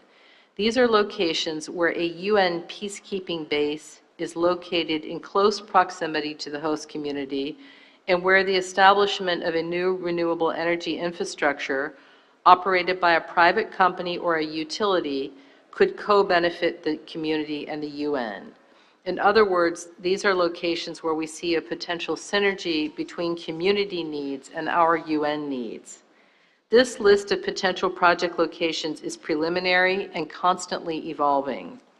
The UN colleagues who are here today are available to have more detailed discussions with representatives of the host countries about specific locations. So I would like to close by saying that we're very excited with the opportunities offered by the Energy Compact. We are very grateful to the United Arab Emirates and to Norway for launching this initiative and for the continuous support of Denmark to make this initiative a success. We look forward to working with all partners who are in this room today, and I thank you very much. Thank you so much for that comprehensive scene-setting discussion for all of us, Assistant Secretary. I'd like to next turn to Assistant Secretary General in the UN Department of Political and Peacebuilding Affairs and Peace Operations, responsible for Africa. And so next I turn to Martha Emma Poby to give us a few further thoughts on peacekeeping and the peacebuilding dimensions. Thank you very much, distinguished delegates, excellencies, colleagues. It's really a pleasure for me to join in this discussion and to share a few thoughts on the peace-building dimension, on powering peace work. Indeed, DPPA, DPO, at the level of HQ interacts very closely with DOS and also at the level of the field. And therefore, my joining in this conversation helps to give the right perspective in what we're doing back in New York as well. So thank you also. I want to express thanks to the Director General of IRENA, the partners, for this initiative, and to say that our continued collaboration is definitely something that I look forward to, seeing how much more, as we discuss climate security and the related aspects to energy, we can further the compact's principles and values and objectives.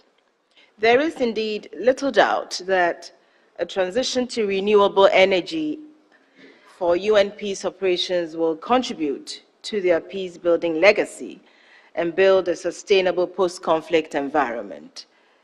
In turn, this will also contribute to their transition and legacy potential.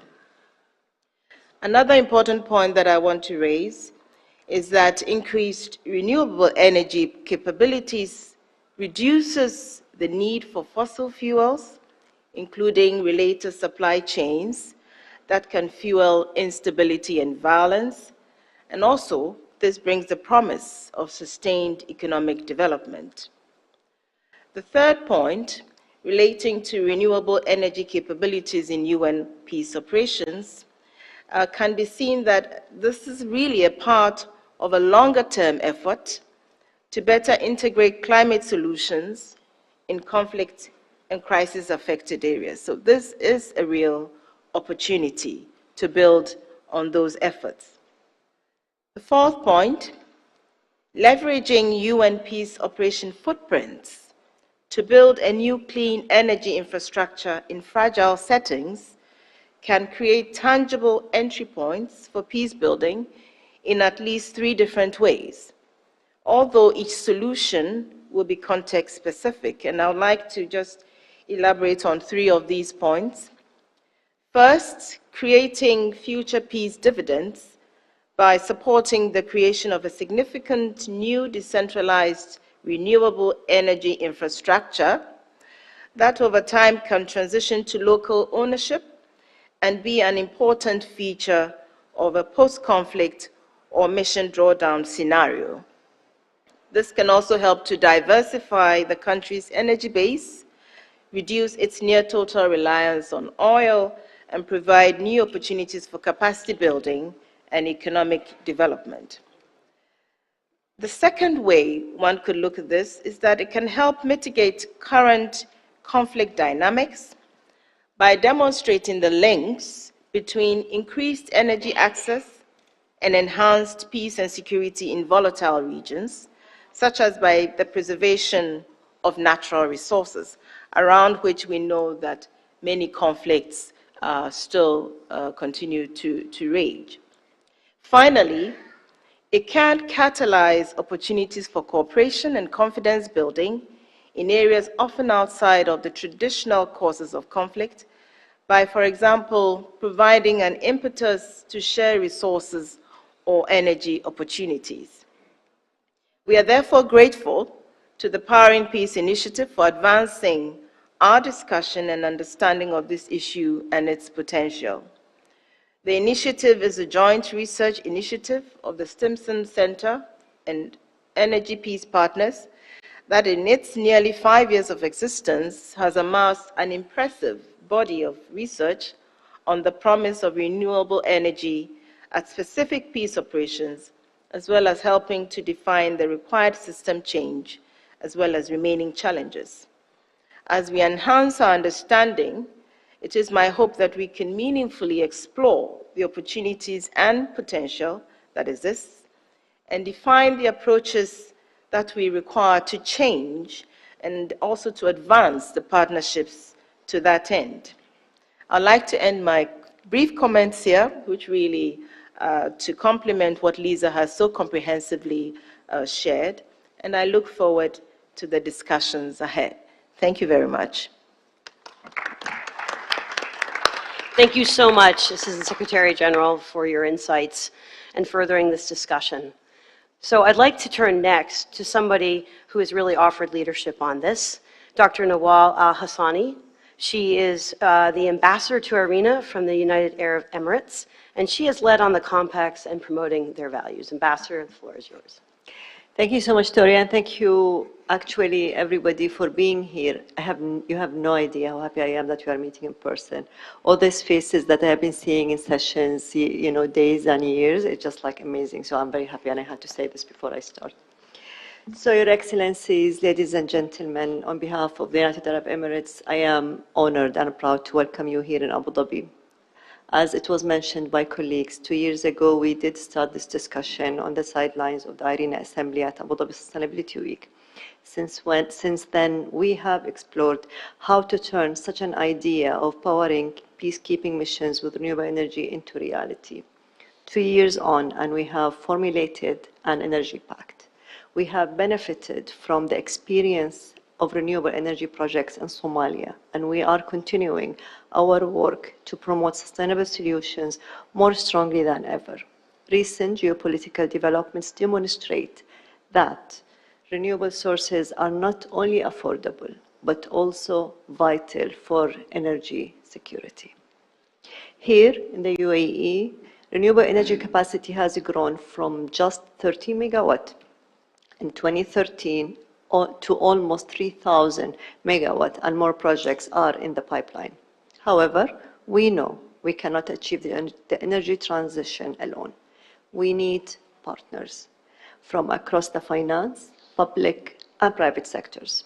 Since IRENA established the Energy Transition Accelerator Finance Platform, ETAF, at COP26 with only $400 million of anchor funding from the UAE, a number of new partners have joined us. Today, we will build on this with a joint communiqué that underlines the work ahead of us. The Energy Compact is an open partnership, and we invite interested parties to join. As we begin the road to COP28, our collaboration on bringing this important compact to life will be vital, and I do look forward to working with all of you to building a work plan which we can take home and fill with tangible actions. We have come a long way in just 2 years, and we are still at the beginning of our journey. But by working together, we can help to develop an environment where peacekeeping missions can enhance their positive impact on communities and continue their vital journey to solve the energy trilemma. Thank you so much, ladies and gentlemen. Thank you, Dr. Nawal. Next, I'd like to introduce Norway's Special Envoy for Climate and Security, Hans Olaf Ibrak, who brings real expertise and dedication to this effort. Over to you. Thank you very much, Tori. I'm really pleased to be in this room today, a full packed room, lots of acronyms around the floor that I was not too familiar with some years ago, but I've come to learn most of them. So today you are not unknown. And let me also build on the statement made by Dr. Nawal. And appreciate the close cooperation that we have had in terms of developing this initiative, because this is something that we have worked on more actively. It's from our side a little bit more than 2 years. It's actually more than 3 years that we worked on this issue. And I'm proud that Norway is one of them, I would call, founding fathers of this initiative. If you allow me to say so in this room, but I'm going to do it anyway if you don't allow me either. So, because as an incoming member of the UN Security Council, more than 2 years ago, or almost 3 years ago, we recognized that the Council so far had not really addressed the issue of environmental footprints of the UN missions, including issues related to energy use and climate change. And we were looking then for an entry point, how we could advance the discussions on renewable energy inside the Council. So through cooperation with UAE, Energy Peace Partners and Stimson, we organized first a number of events on this issue. We've had 4 events with great turnout, and I think we've gradually built the base of partners, and now we see all of you in the room, and we have then made progress into this. So let me also from the outset give a huge thanks to Energy Peace Partners and Stimson for providing us with the analytical background and the facts, because we needed the facts to underpin our work. This has also yielded results in the Council, because we have worked actively to ensure that the missions have the right mandate. And I'm pleased to note that the Council has approved mandates to expand renewable energy use in missions. And the argument is to enhance safety and security, save cost, offer efficiency, and benefit the mission for ATMIS in Sudan, MINUSMA in Mali, and MONUSCO in DRC. We tried to ensure that most of the acronyms around this table had the mandates. Unfortunately, we ran into opposition in some cases. In one way, we would have liked to make further progress. But I'm hoping that the new members of the Security Council will then continue the work. And of course, we have UAE that I'm quite sure will push this issue now in the coming year as well. As has been said, renewables is the cleanest form of energy, is the cheapest form of energy. And as we've all seen this year, renewables have become the most secure form of energy.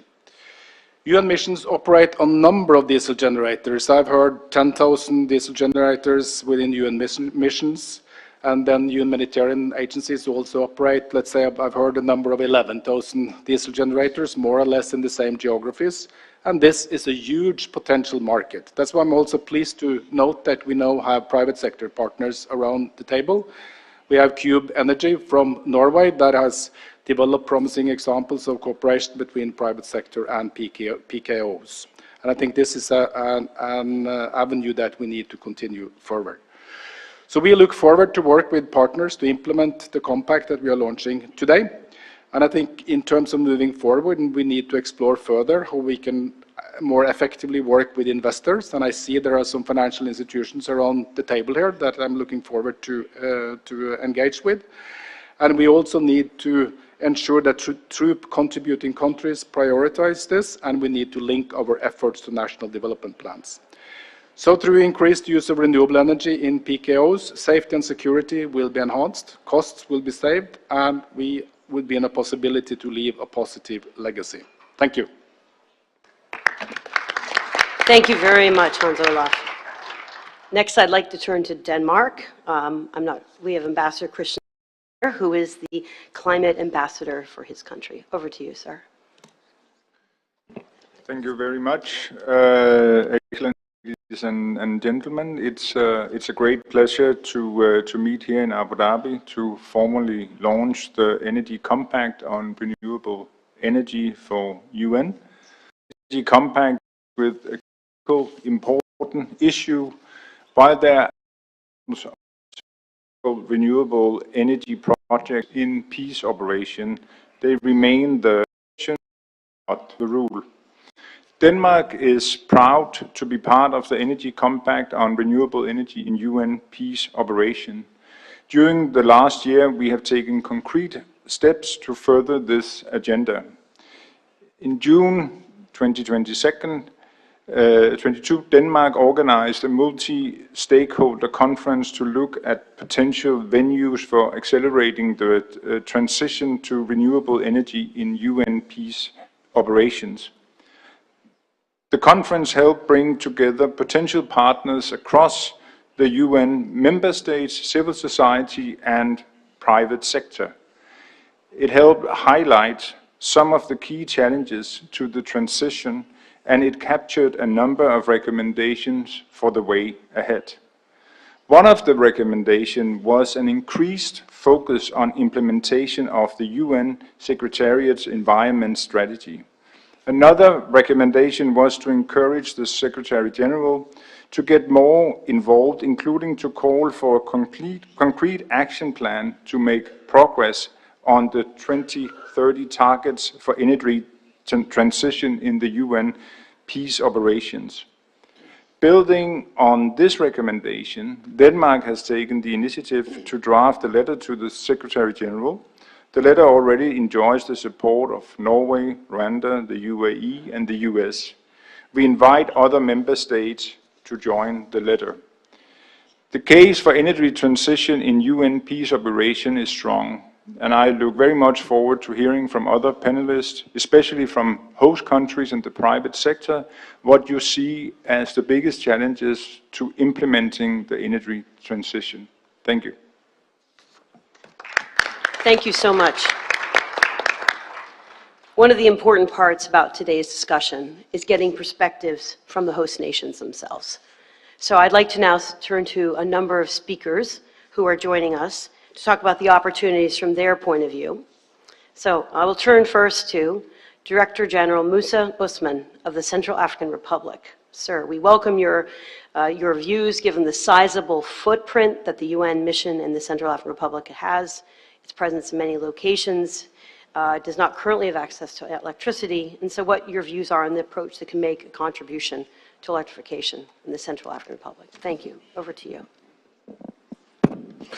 Merci. Thank you. I would like, first of all, apologize on behalf of the Minister in charge of Development of Energy and Hydraulic Resources, who would have liked to be here, but due to last-minute constraints, he was not able to come, so he asked me to represent him.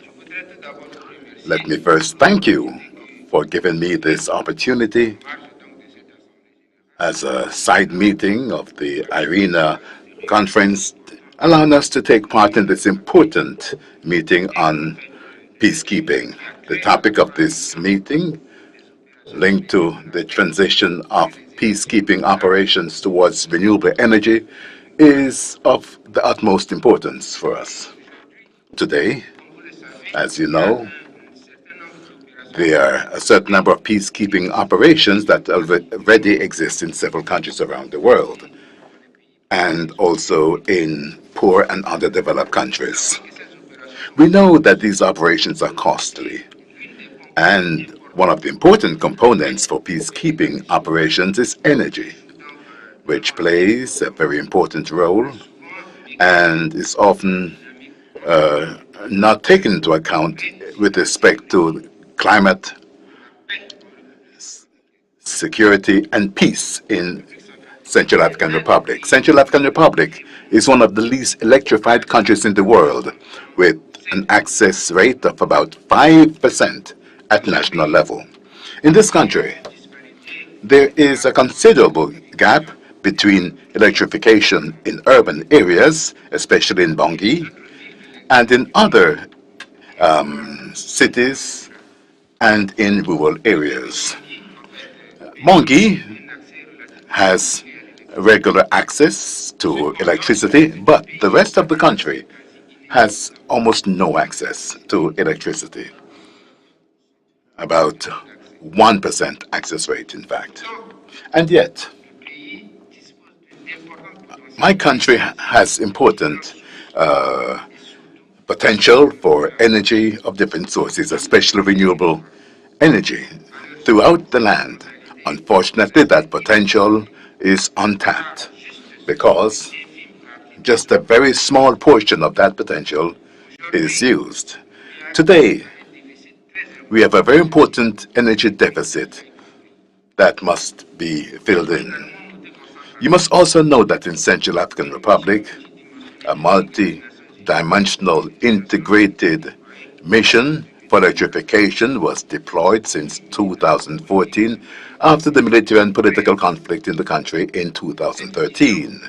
That mission, which was deployed for peacekeeping, was a key component of the commitment of the international bodies.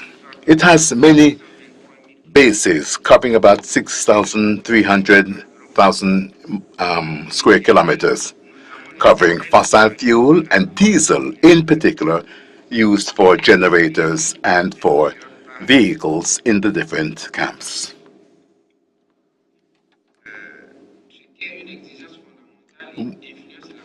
And that is influential, has an impact on the very existence of these missions throughout the land. They have their own supply for fuel, but they are dependent on diesel generators, which are extremely expensive, with a safety risk when it comes to supplies. The current practice with respect to the massive use of diesel energy has economic and environmental impacts with security issues when it comes to transporting fuel. So with renewable energy, that could be beneficial for these missions in many different ways. So a transition to renewable energy throughout the country could facilitate peacekeeping and consolidate peace by enabling access to local energy based on the partnership model with the UN between the private sector and the state within the framework of peacekeeping operations. Renewable energy projects could provide local energy and could be a new opportunity that could create opportunities and facilitate the implementation of the Bangui Peace Agreement signed in 2019, as well as the mandate for peace consolidation by MINUSCA itself. As I said before, a greater transition to renewable energy would be beneficial for MISCA and reduce risk when it comes to transporting fuel and generate additional cost savings and significantly reduce its diesel consumption. With respect to providing local energy services as well, that would provide many opportunities to contribute towards consolidating peace and fostering implementation of the peace process by catalyzing new energy projects in the country. It would therefore add to the broader international strategy insofar as the mission would offer new entry points to facilitate renewable energy projects in the main towns and cities around the country. You should note that the announcements in 2021 by the UN of an international group of a pact to help the peacekeeping missions to carry out a transition towards renewable energy in response to the Secretary General's request to reach 80% of renewable energy by 2030. That must be commended. It is a step in the right direction because it increases collaboration between our countries, hosting peacekeeping operations and creating opportunities for these operations that could lead to greater electrification in my country by launching new renewable energy projects. This process would help to lower the cost and reduce risks and reinforce the chances of developing local markets. It is therefore useful to replace diesel with renewable energy purchased by the UN on the markets to be found in countries hosting peacekeeping missions. That would help to reduce the operational costs and safety issues, as well as greenhouse gas emissions, while at the same time improving infrastructures in the countries in question. And for this, it would be a good idea for the United Nations to integrate in its strategy these aspects and to define goals so as to improve the energy efficiency and increase the use of renewable energy and to set up partnerships with private sectors. In our case, we have already signed a memorandum of understanding with We signed a protocol of agreement in 2022 with a private partner to build solar plants in 2 cities in our country. And MISCA is interested in supporting this partnership for implementing this project as a source of supply, but also to increase the population in the cities. This is a positive example that we commend, with the hope that this type of partnership can be increased and rolled out in several other towns and cities around the land. On our part, we are ready to work together with the United Nations to implement this new transition strategy for peacekeeping missions to move towards renewable energy. I thank you. Thank you very much, Mr. Director General. I'd like to now turn to our colleague, Mr. Marios Paniadis, who's the Permanent Secretary, the Minister of Energy, Commerce and Industry in the Republic of Cyprus. Over to you, sir. Thank you, Chair. Dear Excellencies, distinguished delegates, Cyprus would like to welcome the IRENA initiative on the Energy Compact and Renewable Energy for the United Nations Peacekeeping. Such initiatives provide good practices for the ongoing energy transformation and brings forward investments and technologies required for the energy sector to meet the Paris Agreement commitments. Cyprus government has developed various support schemes, incentives and soft measures over the period 2008 and 2021 to further support the renewable energy sources penetration, especially in the electricity sector, where the penetration was very low. A lot of support schemes have been developed over the period, and we have reached 17% RES penetration in our energy mix, 4% over our EU target. The main opportunities and challenges in implementing the renewable energy in peacekeeping compact are the increased interaction of UN peacekeeping operation with local communities can lead to a very good case study. Some services can be introduced, like the cooperation with energy service companies, can help also local communities to populate similar projects. The utilization of new technologies enabling the more efficient use of energy and associated infrastructure is key toward the target achievements. Advanced metering infrastructure can enable consumers, producers, and network operators to adjust demand, generation, tariffs, which in turn will consequently lead to a more efficient and cost-effective network. Enabling access to storage technologies. Currently, developments are underway to prepare the framework for storage technologies. Some support schemes are already in force. The trading and settlement rules, as well as the transmission and distribution rules, are already being amended to include standalone storage systems of all technologies, including batteries, hydrogen, pump storage, thermal storage, and other. UN force in Cyprus is stationed in the island with the consent of the Republic of Cyprus, which is given in the UN Security Council. Any UNFICYP initiative is conducted with the prior approval of the government of Cyprus and in coordination with the relevant government ministries. We have established a business facilitation unit as well as one-stop unit for RES projects to support such initiatives. This process will speed up the licensing procedure, setting a national target for a project to be fully operational in less than 2 years. Moreover, current focus on the promotion of RES through distributed generation, including self-generation and the enabling of prosumers, is expected to continue and further enhanced. Additional actors, most notably the private sector, can support energy transition in Cyprus and already provide the support through local chambers in this sector. Individual suppliers or in the future renewable aggregators can support the efforts of the UN to implement the project. Initial expression of interest is currently ongoing. The proposed project is linked with the national electrification priorities. Cyprus' current framework supports the self-consumption projects as a priority one.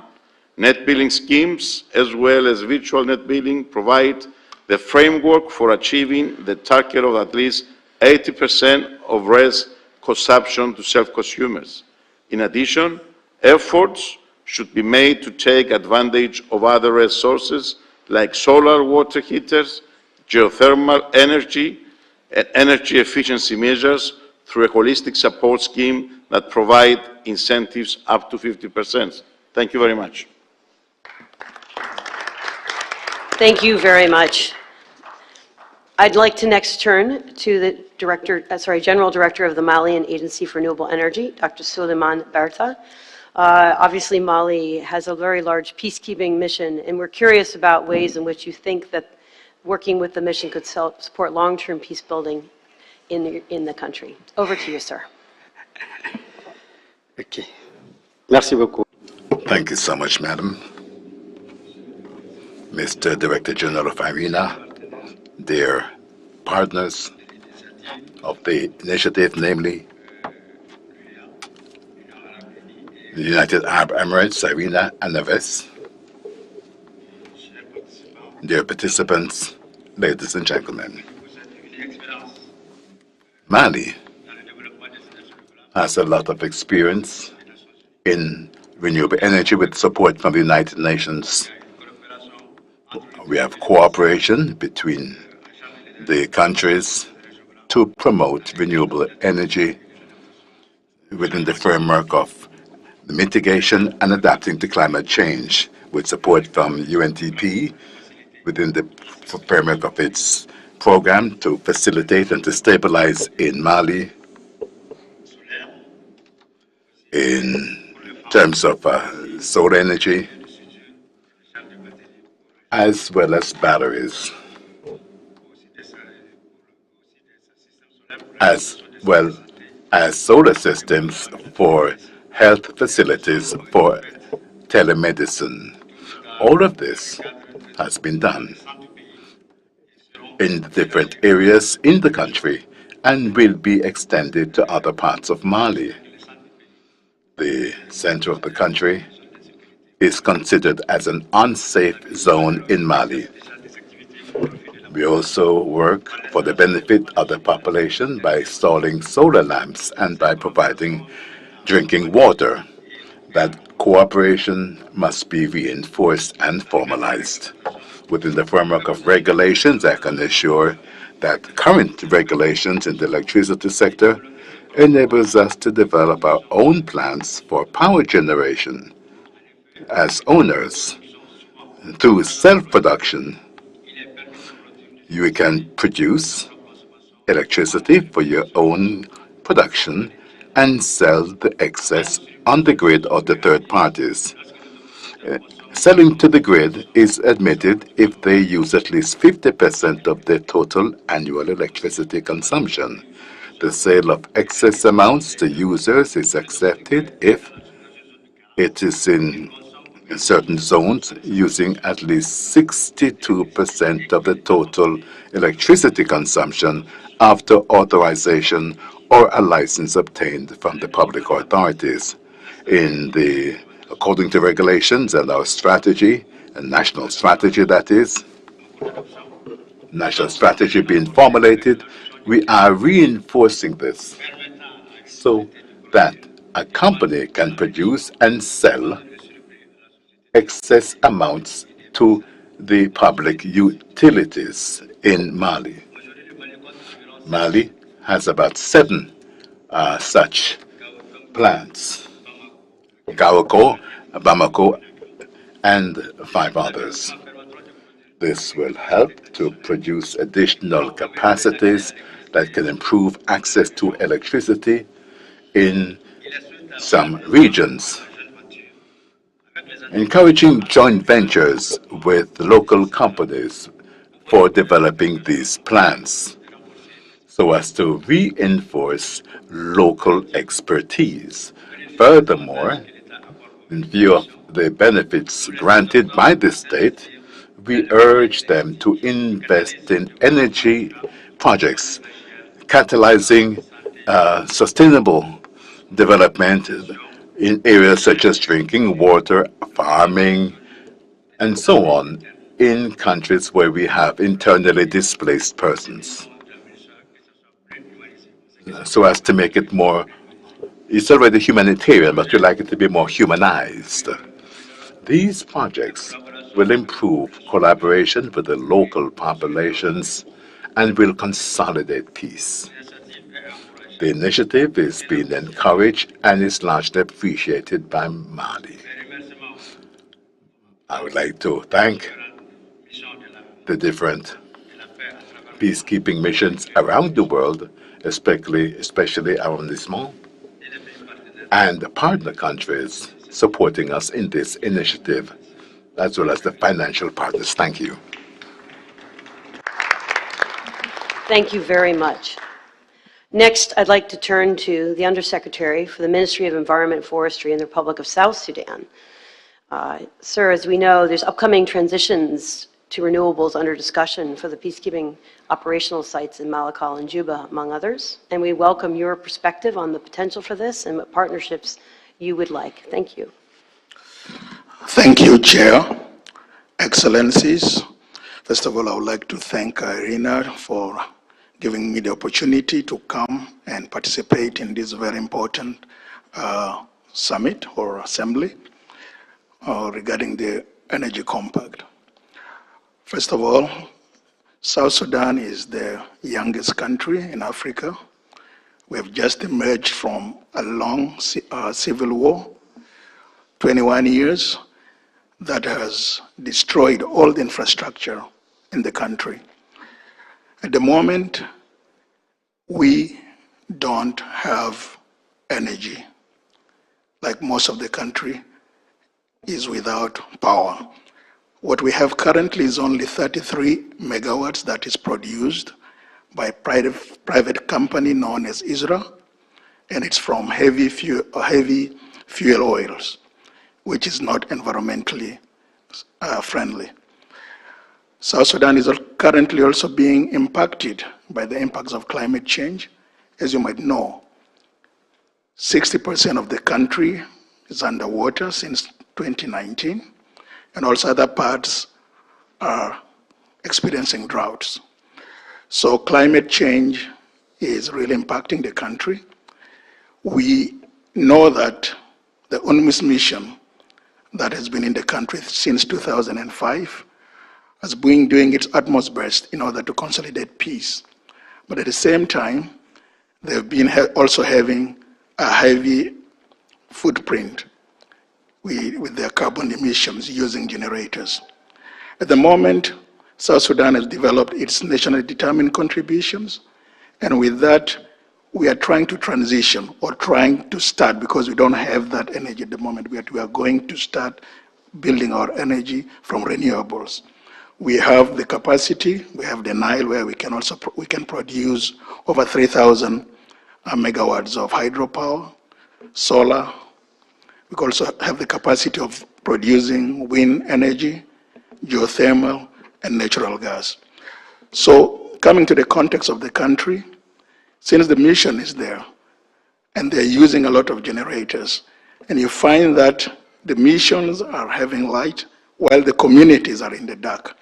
So I think there is a possibility, because the African Development Bank came up with a grant of 40 million that has helped us establish a grid in Juba, and for the mission to be able to reduce its carbon print and reduce its operation in producing its power, I think we are looking into starting a project for a solar farm, because Juba needs around 100 megawatts.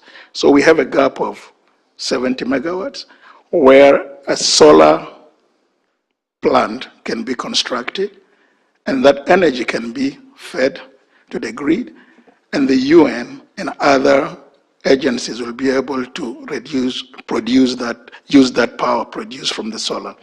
And that one will also help, because at the moment the tariffs from the 33 megawatts that we are having are really very costly. And the pressures on our forest, because over 99% of our people depend on forest as a source of energy. So with UNDP, we have come up with 2 concept notes, and that we will be sharing with IRENA and other partners that will try to get us to the transition, mostly in Juba and in other rural areas. But mostly in the rural areas, mini grid from solar can be used in the mission that will be able to power also hospitals, schools, police stations, and other industries. So as a government, we have that policy of embarking on a green development trajectory, and this initiative is well suited with our program. So we will do our level best to collaborate with UNMIS in order to realize cutting of their footprint, carbon footprints by 80%, and we can even do that before 2030. Thank you. Thank you very much for that forthright presentation. Next, we would like to turn to our colleague from the Democratic Republic of the Congo, Mr. Bruno Mbaye. He's the advisor in charge of renewable energy in the Ministry of Electricity and Hydraulic Resources. Obviously, MONUSCO has been a mission there in the area, and you've been working on placing transmission lines in areas with the existing hydropower. Please advise us on how you could see best engagement in supporting this effort. Thank you. Over to you. Thank you so much for giving me the floor. I'm the Director General. I'd like to thank the Director General of IRENA, ladies and gentlemen, excellencies. I'd like to thank you, first of all, for giving me the floor. And I would also like to present the congratulations on behalf of the Ministry of Hydraulics and Electricity in the RDC, who's not able to be with us today, although he would have liked to. And he asked me to come to stand in for him and to speak on behalf of my country. The Democratic Republic of Congo has embarked upon a program of adaptation, or let's say a program of an energy mix for quite some years now, I would say, based on the SDG and Agenda 2030. At the level of the ministry, the DRC considers that it is of the utmost importance, and will do everything we can to add that energy mix and to move away from conventional energy to adopt new technologies, solar and the like, in our energy mix. A certain number of initiatives were taken since 2014, opening up the electricity sector in particular to enable independent producers and stakeholders and investors to invest in the energy sector and to find a sector that can be profitable. We had the implementation of an agency for electrification in rural areas called ANSER. The goal of ANSER is to focus more on rural and peri-urban electrification. You can well imagine with me that over 60% of the population lives in rural areas. Rural areas that were often underdeveloped without access to electricity. And as a result, many inhabitants are forced to use wood for heating as a source of energy for their survival, and also as a form of business. They produce coal to sell, putting a lot of pressure on the forest.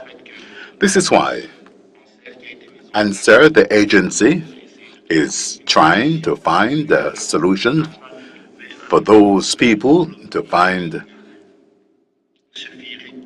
a development mechanism that would not only be focusing on wood for heating. The United Nations mission in DRC, MONUSCO, and other companies for several years, due to a lack of reliable energy or the inexistence of energy sources for carrying out their operations.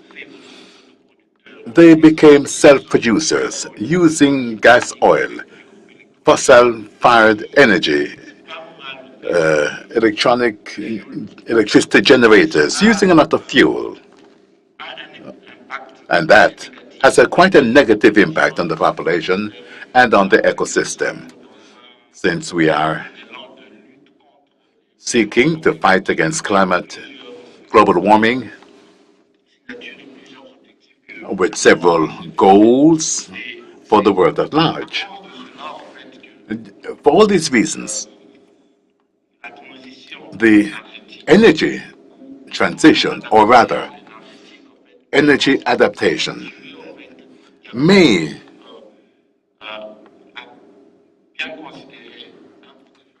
be considered. Well, the energy portfolio in Congo doesn't pollute much. You should note that Congo has a lot of water. We have the Inga project, which is a major project, but it's still not fully developed. We have many hydroelectric sites. We have solar potential, which is quite enormous. The problem is not that. The problem is availability of electric energy in Congo. We don't have enough energy infrastructures, nor do we have enough sites or means for developing infrastructures so as to be able to electrify more. The electrification rate for the DRC with about 1 million inhabitants, 10 million inhabitants is about 15%, which is far below the African average, which is about 54 or 60%. When we speak about the energy compact, for me, we have to see really with the United Nations to start by depolluting infrastructures linked to United Nations missions. The Energy Compact consists in bringing in renewable energy or solar energy that are non-polluting in power generation. It's a concept that is most welcome in the country, and we support this. But you must ask yourself several other questions. How can we achieve this? You told us that we need to look for a mechanism whereby an independent producer would produce himself. That's a good thing to start out, because with the off-taker, when you're talking about development, that is one aspect in a country where the government does not give any sovereign guarantees. And that is already an important aspect, to have an entity that can buy the power produced. But when it is bought by that entity, it becomes a guarantee for the investor who brought in this solution. But the United Nations mission in the Congo is there for how long? That too is a question for us. It wasn't long ago. It was just renewed for just 1 year. Can we offer a financial solution to a buyer who can be there just for 1 year? And what happens next? We believe that the energy infrastructure that could be generated thanks to this program could be a legacy for rural populations. When we sign a protocol to buy for X number of years and after 1 year, that mission withdraws, the other years, to make it reliable or profitable for the investor in a plant, would it be a negative legacy for a population that is already devoid of any means of survival? I believe that the solution is good to begin with. It is acceptable, and I commend it personally. But you must look at the framework. You must have a conversation at a large scale, and not just say that we will leave fossil fired for this solution, but you need to look at the sustainability of this solution and to see how it can be implemented over the long term, even after the withdrawal of the United Nations mission in the Congo. I've said it, and I thank you. Thank you very much. I think we've all benefited from those points of view provided. I'd like to next turn to our group of panel from UN peace operations. We have some very distinguished UN leaders who have come to be part of this dialogue right now. And they have deep experience, and they've been listening to what you said. So, unfortunately, we have not a lot of time, so we're going to ask them to say just a few things, another reason perhaps to stay afterwards for the reception and the expert discussion. So I'll turn first to some colleagues who are working in Somalia.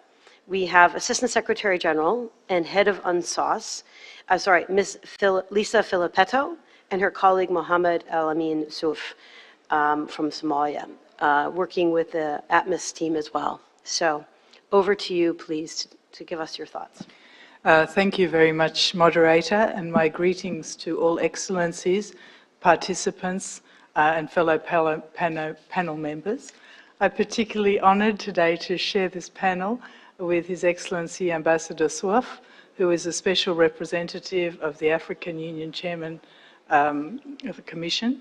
Ambassador Souf is the head of the African Transition Mission in Somalia, and so we are very close partners. UNSOS welcomes the compact. We are very committed to pursuing the 3 projects to which we have signed up for. We think they're important. I think the reasons have been outlined by all the speakers to date as to why renewable energy has efficiency dividends and also peace dividends and development dividends as well. And all the action points in the compact are very important, but I want to highlight 2. Partnerships, host countries, we've heard from host countries, commercial entities, as well as development partners. And secondly, the importance of best practice sharing. I mean, we have success stories. We've heard of 1 or 2. We have more. We need to share those stories to make the impossible possible. The UN Support Office in Somalia, I'm based in Mogadishu, is unique in the peacekeeping world. It is actually a logistical support mission for the African Union mission in Somalia, ATMIS. We provide all non-lethal logistic support to nearly 20,000 troops in the field. We also support the political mission UNSOM and 13,900 Somali National Army troops. So it's really impossible to overstate the importance of energy in peacekeeping. Every aspect of our activities, whether it's communications in the battlefield, whether it's feeding troops, cooking for troops, whether it's making sure that security lighting is up, energy is just everything. And I think we've already heard about the different aspects of the supply chain challenges of getting that energy into the field. We actually provide energy to 76 forward operating bases throughout the country. It's a very hostile security environment as well as challenging infrastructurally.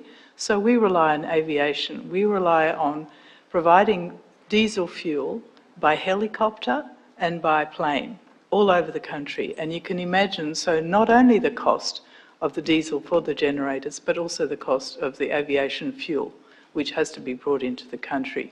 So the benefits of trying to address this issue, I think, are very considerable. And 96% of our energy is provided by diesel.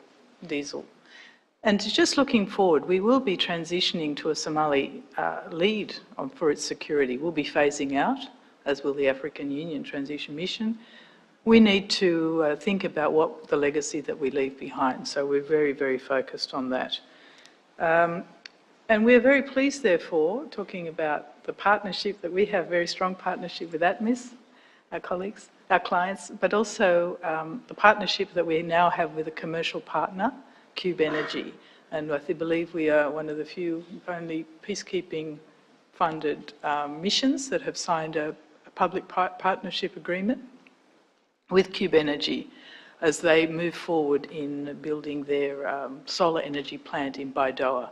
And that will be, we will be the anchor client using that for a major sector hub in our operations. I'm sure that Mads, who's next to me, will tell you more about Cube.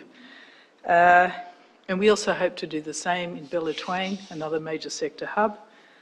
I want to commend Cube for its painstaking efforts to pursue this idea. I also commend, unfortunately, the Somali host country is not here, but the Somali government, federal government, and also federal member states for being open to this. The energy market is open in Somalia, but that doesn't mean there are lots of vested interests, and that has to be negotiated very carefully in providing alternative renewable energy sources. But the lesson we have learned is that the partnership that you can build between a commercial entity with its finance partners, with the host country government and perhaps regional governments, and with the UN, even in a very challenging environment, if you have political will, and if the commercial company does its due diligence and risk mitigations, and the UN commits, you can really achieve a lot. And we are looking forward to the offtake of that energy towards the middle of the year. In Mogadishu, we're also looking at some of our sites being joined to the local grid, and in Mogadishu, our provider would have about 15% of renewable energy. So that brings me to the next action point, really, about sharing information, best practice. I mean, it's a very challenging area, energy and peacekeeping. I mean, I would be very interested, for example, what are the small-scale solutions that can be applied to forward operating bases at sort of battalion or company size? What is it why we have to keep sending our helicopters full of generator fuel just to provide some basic energy? So I think there's lots of scope, there's gaps. There are things, apart from the big projects that need to be done near population centres, there may be options for smaller scale renewable energy solutions to some of those forward operating base. So we, I don't believe that this is an issue that has to be the domain of development partners. It is often seen as a development issue, but actually it can be made a commercial issue and everybody can gain. So host country governments also have a very big role to play in being open to these ideas. So I think that just given the time, I'll leave it at that, and with great, great pleasure defer to my senior colleague, in the sense that we're very much in lockstep, but certainly he is very senior as the special representative from the African Union, Ambassador Swat.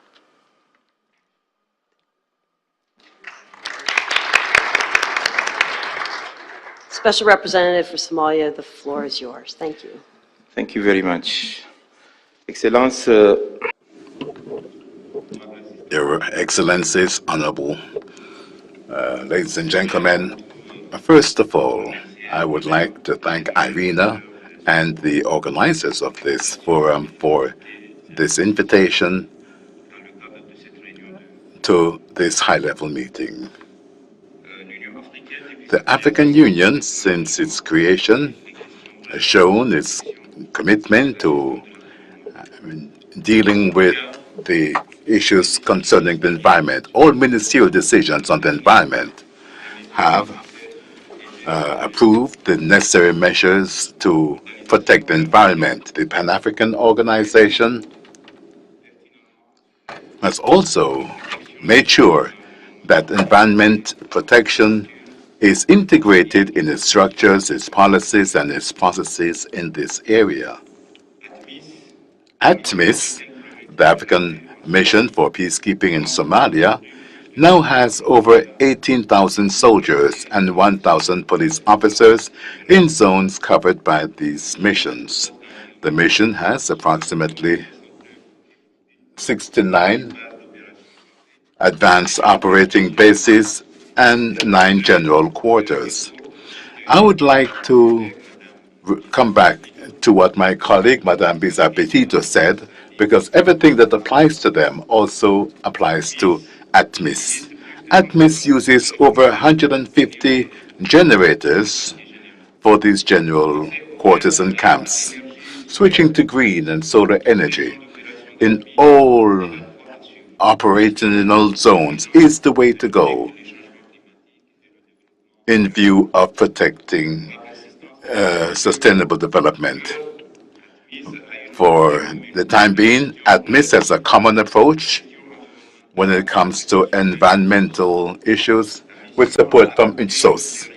The mission adopted measures to mitigate any deterioration to the environment with respect to environment protection. It has a focal point at the African Union for the Environment, giving advice on collective action towards implementing environmental initiatives. ATMIS also works together with UNSOS and other partners to provide appropriate training for capacity building, promoting regulatory frameworks in renewable energy, and supporting projects and initiatives linked to the environment. ATMIS, with support from UNSOS, partially uses solar energy for some equipment, especially when it comes to communication. Today, our structure seeks to encourage these groups to refrain from using wood for heating, reducing dependency on generators as far as possible, and ensuring that the equipment provided to Somalian security forces are endowed with equipment using solar energy so that they can remain functional.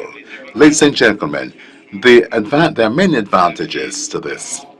In particular, reducing fuel consumption for the overall mission, reducing noise and nuisances when the generators are turned off, using solar energy produced locally, reducing the frequency and cost of maintenance of generators, reducing pollution, reducing the risk of exposure to different diseases, and appropriate training for the troops that are members of the mission. But there are many challenges, in particular, the lack of funds. Everything we do needs funds. ATMIS does not have the required funds. We also have the lack of local policies on the environment and clean energy. Unfortunately, the Minister for Somalia is not in the room for him to be encouraged more in this area. The lack of tools to apply the appropriate environmental practices and the hostile environment due to insecurity. This has already been mentioned by Madame Filipito. To conclude, I would like to express the following recommendations. Mobilize ad hoc funds for solar energy and environment, encourage and support the development of local policies, reinforce training and programs to sensitize for host countries, encourage TCCs to deploy equipment meeting environmental standards. Also, the Somalian forces must have military bases equipped with solar energy, especially for water treatment and communication systems. And lastly, encourage local communities to use alternative sources of energy. And to conclude, ladies and gentlemen, ATMIS expresses once again its commitment to support intensification of renewable energy initiatives by working with UNSOS, the federal government of Somalia, and local communities to provide appropriate training to build capacity, and also to promote regulatory frameworks in the field of renewable energy and to support environmental projects. This brings me to the end of my presentations. Thank you, ladies and gentlemen. Thank you, Special Representative. Next, I would turn to the Deputy Special Representative for South Sudan, Mr. Kong. Please, over to you.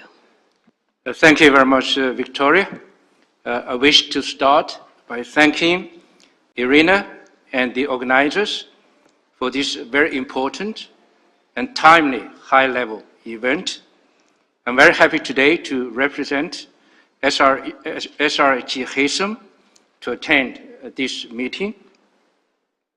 For AMIS, despite all the challenges, we fully commit to working closely with the government, UN country team, and the public and the private partners to achieve the ambitions as specified in the Energy Compact. The Honorable Under-Secretary of Ministry of Environment, South Sudan, has just highlighted the importance of building local capacity to provide the renewable energy, which has become extremely important to accelerate the transition of peacekeeping missions to the renewable energy. We have agreed we'll be having further discussion upon our return from Abu Dhabi together with the UN country team on the way forward. I wish to report that AMIS has already taken a number of initiatives to translate the commitments into specific actions. We are finalizing the mission's energy infrastructure management plan that articulates the mission's roadmap to progressing towards achieving the defined target. We are currently working on a pilot power purchasing agreement to meet up to 85% of energy requirements for our field office in Malacca.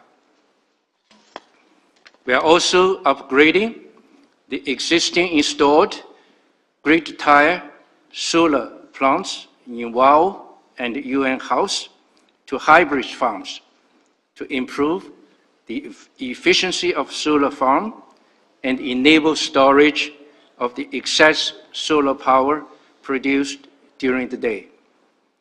We also have a pilot project to connect the mission's compounds in Juba to a proposed composite energy grid by a local electricity company. Efforts are also ongoing to acquire and install containerized standalone solar power modules in 4 selected field offices as a pilot project. In our headquarters in Juba, water treatment plants and the pumping stations have already been connected to solar energy to reduce diesel-generated power consumption. However, to achieve 80% renewable energy targets by 2030, we still have a long way to go. Transition to renewable energy by the peacekeeping missions is a win-win situation for both United Nations and the hosting countries and the hosting communities. Therefore, I would call upon public and private partners and international organizations, as well as the member states, to support this very important initiative. Thank you very much. Thank you very much.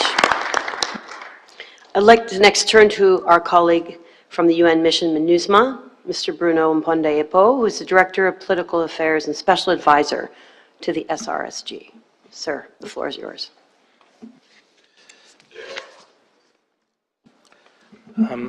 Distinguished Chair, Excellencies, ladies and gentlemen, first of all, I would like to join other delegates to thank IRENA for giving us this very useful opportunity. Our colleague from UN DOS has made a comprehensive presentation and comprehensive assessment on the situation of peacekeeping, and there is no need to go back to that. But I want to emphasize that MINUSMA is the first peacekeeping peace operation to have received a Security Council mandate, and this is a challenge for us.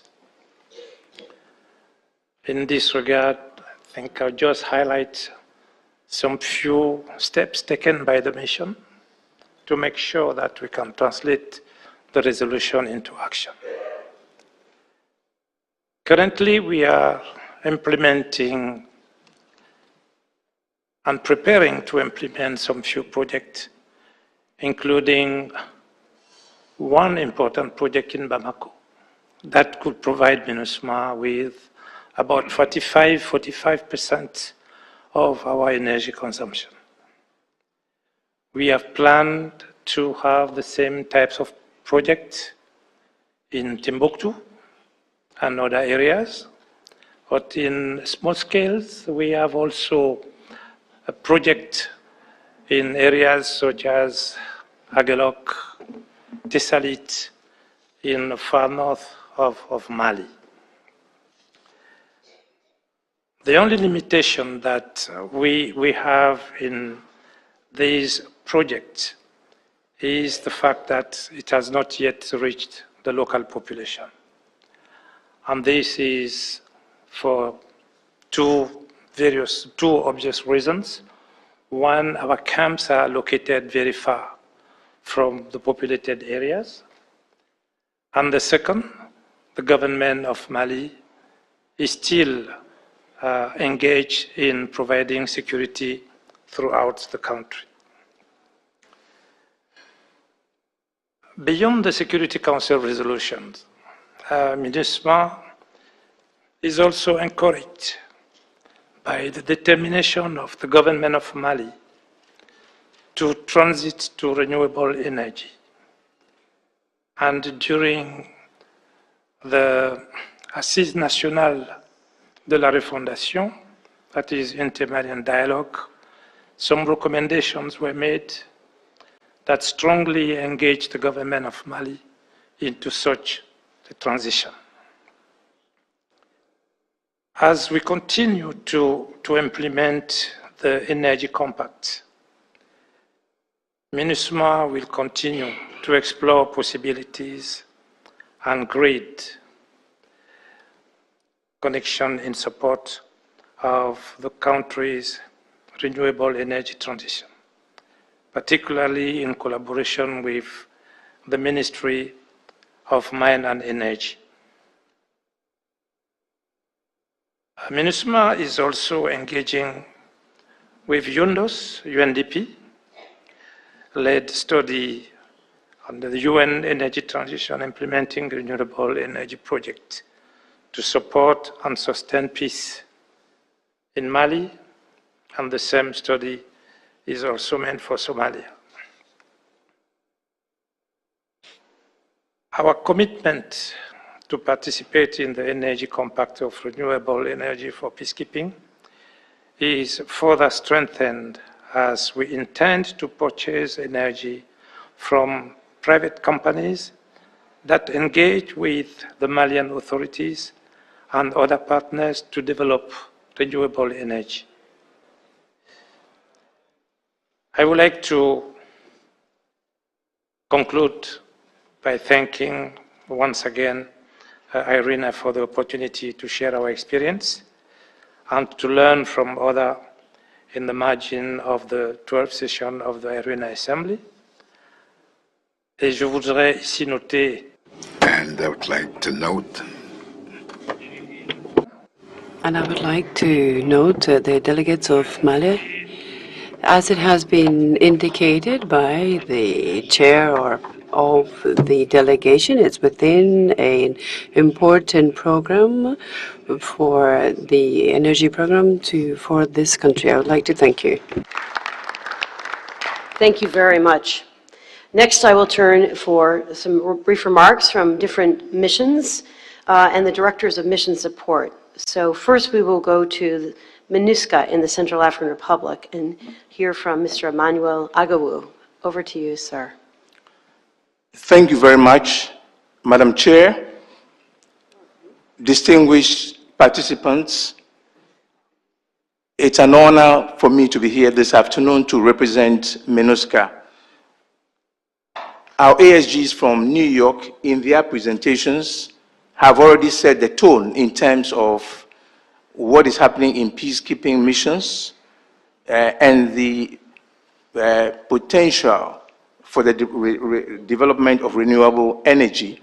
So I don't want to spend too much time on that. I just wanted to say that so far as MINUSCA is concerned, we really welcome the Energy Compact because we do know that it's a great opportunity not only for the mission but also for the people of Central Africa Republic. As you can all imagine, MINUSCA has a very huge carbon footprint in Central Africa Republic because of the several locations that we are operating in, the huge number of troops and police personnel that we have, and the fact that we rely almost exclusively on generators as our source of power.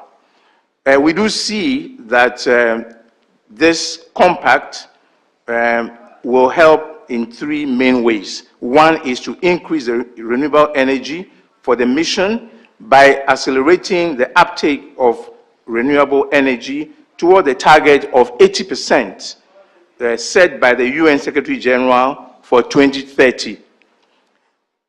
Secondly, it will reduce the mission's footprint by reducing its greenhouse emissions. And thirdly, it will leave a positive legacy by helping the host country to improve access to electricity for rural communities in remote locations and facilitate energy access for communities in accordance with approved resolution of the GA. I'm talking about the cross-cutting resolution, which requires peacekeeping missions to work towards the potential positive legacy for host communities through physical footprint of the missions.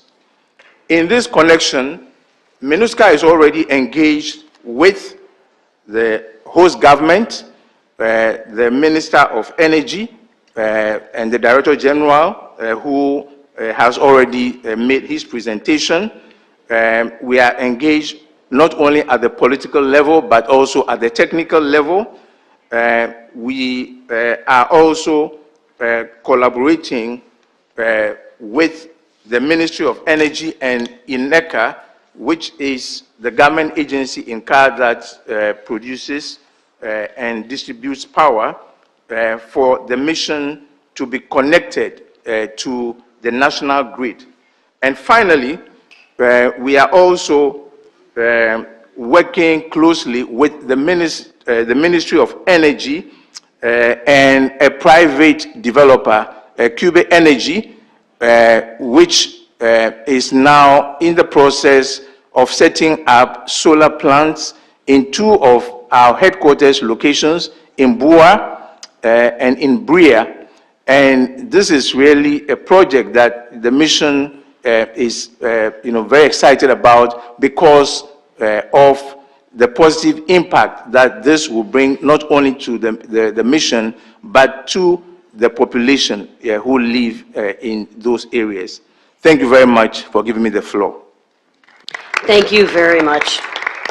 I'd like to turn next to Mr. Ibrima Sese from MONUSCO in the Democratic Republic of Congo. He's also a Director of Mission Support. Sir. Thank you very much. Distinguished delegates, excellencies, ladies and gentlemen, it's really an honor for me to be here representing our SRSG, Madam Keita, who regrettably is not able to be with us here. Nonetheless, I bring you continued commitment and passion for the Energy Compact. In fact, she was one of the first to sign the Energy Compact. When we talk about DRC, many of us see problems, but I think when it comes to renewables, we see DRC as a solution country. And this is exemplified by the fact that MONUSCO today has one of the highest renewable energy percentages in peacekeeping. We are around 28%, and that's largely because the country, DRC, has made this available to us. So we want to recognize and thank them for that. In terms of the mission's own compact projects, what we're trying to do is to continue to benefit from connecting to this hydro-generated electricity to power some of the areas that we currently don't have access to. And to that extent, we are willing to invest to some degree in helping to establish the necessary infrastructure to bring that renewable energy to our camps, and by extension to have local communities also benefit from that. We would like to exhaust those possibilities before we look at other options. And indeed, solar is another area of high potential.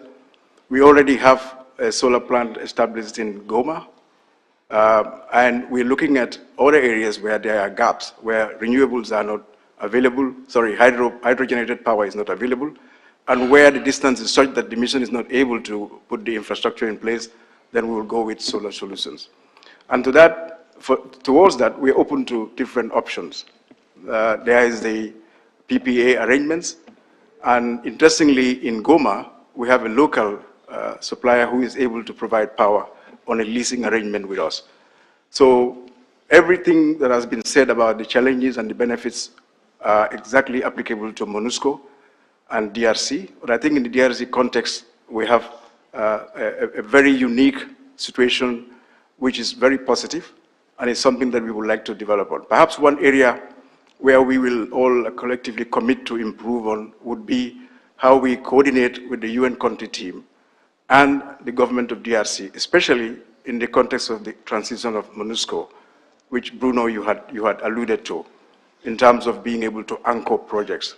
The end of MONUSCO doesn't necessarily mean the end of UN in DRC, so this is an area where we would like to tap on and work with you moving forward. I will stop here in the interest of time. Thank you very much for this opportunity. Thank you very much. Our last panelist in this section, also the Head of Mission Support in UNFICYP in Cyprus, Mr. Joel Cohen. The floor is yours. Thank you very much, Tori, and let me also just add my voice of appreciation to IRENA for hosting this very, very important session. Excellencies, ladies and gentlemen, I'm also delighted to be here representing the UN Peacekeeping Force in Cyprus, otherwise known as UNFICYP, and I don't want to add any more acronyms to all the other acronyms that we've been sharing earlier in this session today.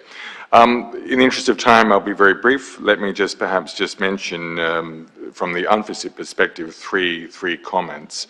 At the outset, I'd like to say that progress in energy transition across the mission, across UNFICYP, and our increased use of renewable energy was forged by strong, sustained support and partnership with the government of the Republic of Cyprus. And I think it's important that we acknowledge that strong foundation right from the start, both in terms of past achievements, but also future goals in the context of the Energy Compact that we're discussing here this afternoon. The second point I'd like to just say is that at present, UNFICYP has 3 active PV sites with another 3 under construction and planned for 2023-24. But the completion of these 3 plus 3 plants will have more than 600, will be able to generate more than 600 kilowatt peak power output through this infrastructure. At present, 26% of our electricity consumption is actually drawn from renewable sources, which includes both these organic UN-owned PV sites, but it also includes more than half of that portion coming from renewable energy from the national grid of the Republic of Cyprus.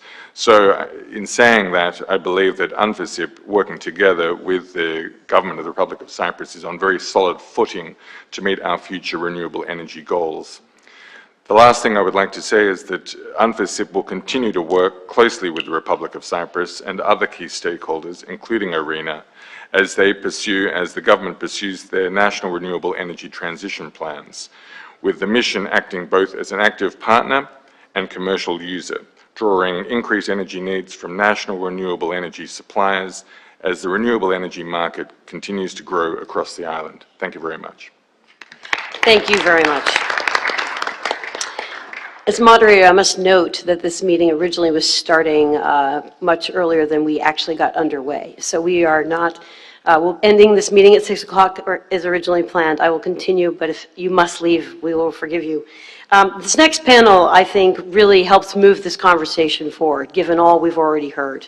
So we're going to turn now to a series of people we are calling partners, who represent research and analysis, development skills, financial instruments, and the private sector. So 4 or 5 very different speakers are about to join us. We will again plead with them to be swift, only because we are short of time, not because they don't have much to say. Let me turn first to my good colleague from Powering Peace. David Mazurski is president of Energy Peace Partners and one of the greatest champions of doing this analysis. David, I know you have some thoughts from the 4+ case studies you've led in the field. Over to you. Thank you very much, Tori, and my thanks to IRENA, to UN DOS, distinguished delegates, excellencies, and colleagues. Over the last few years, our Powering Peace initiative has published case studies on the DRC, Mali, Somalia, and on the broader systems of energy and UN peacekeeping. And we'll be publishing a new report on South Sudan in the next few weeks. We looked at the role that energy plays in the different conflicts, how renewable energy development can help peace building, and how the UN can transition from its reliance on diesel generators to renewable energy in ways that can support peace. The 5 largest peacekeeping missions in the world, in Mali, CAR, DRC, South Sudan, and Somalia, are deployed in some of the least electrified countries in the world, in addition to being highly vulnerable to climate and conflict. To varying degrees, energy access in these countries largely depends on diesel generators. And we found that the diesel supply chains are often controlled by armed groups. For example, in Somalia, diesel and other goods are taxed by Al-Shabaab. In South Sudan, diesel supply chains must pass through dozens of armed checkpoints. In northern Mali, electricity access relies on diesel smuggled in from neighboring countries through supply chains often controlled by armed groups.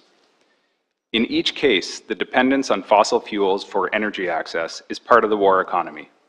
It contributes to sustaining the conflict in some way and leads to extremely high local energy costs. As we've heard, peacekeeping operations are often the largest energy consumers and producers in these countries. They depend heavily on their own diesel supply chains and on-site generators. The Energy Compact marks an important step and builds on the UN's commitment to dramatically increase its use of renewable energy in support of the UNSCAP and the UN Environment Strategy goals.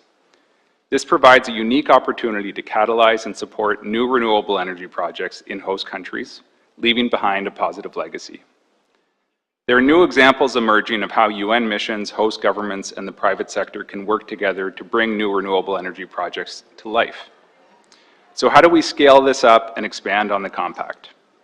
A path is emerging to finance and develop a portfolio of renewable energy projects, leveraging peacekeeping operations as anchor clients, in a way that helps host governments meet energy access and climate goals, while also supporting broader development and peace building.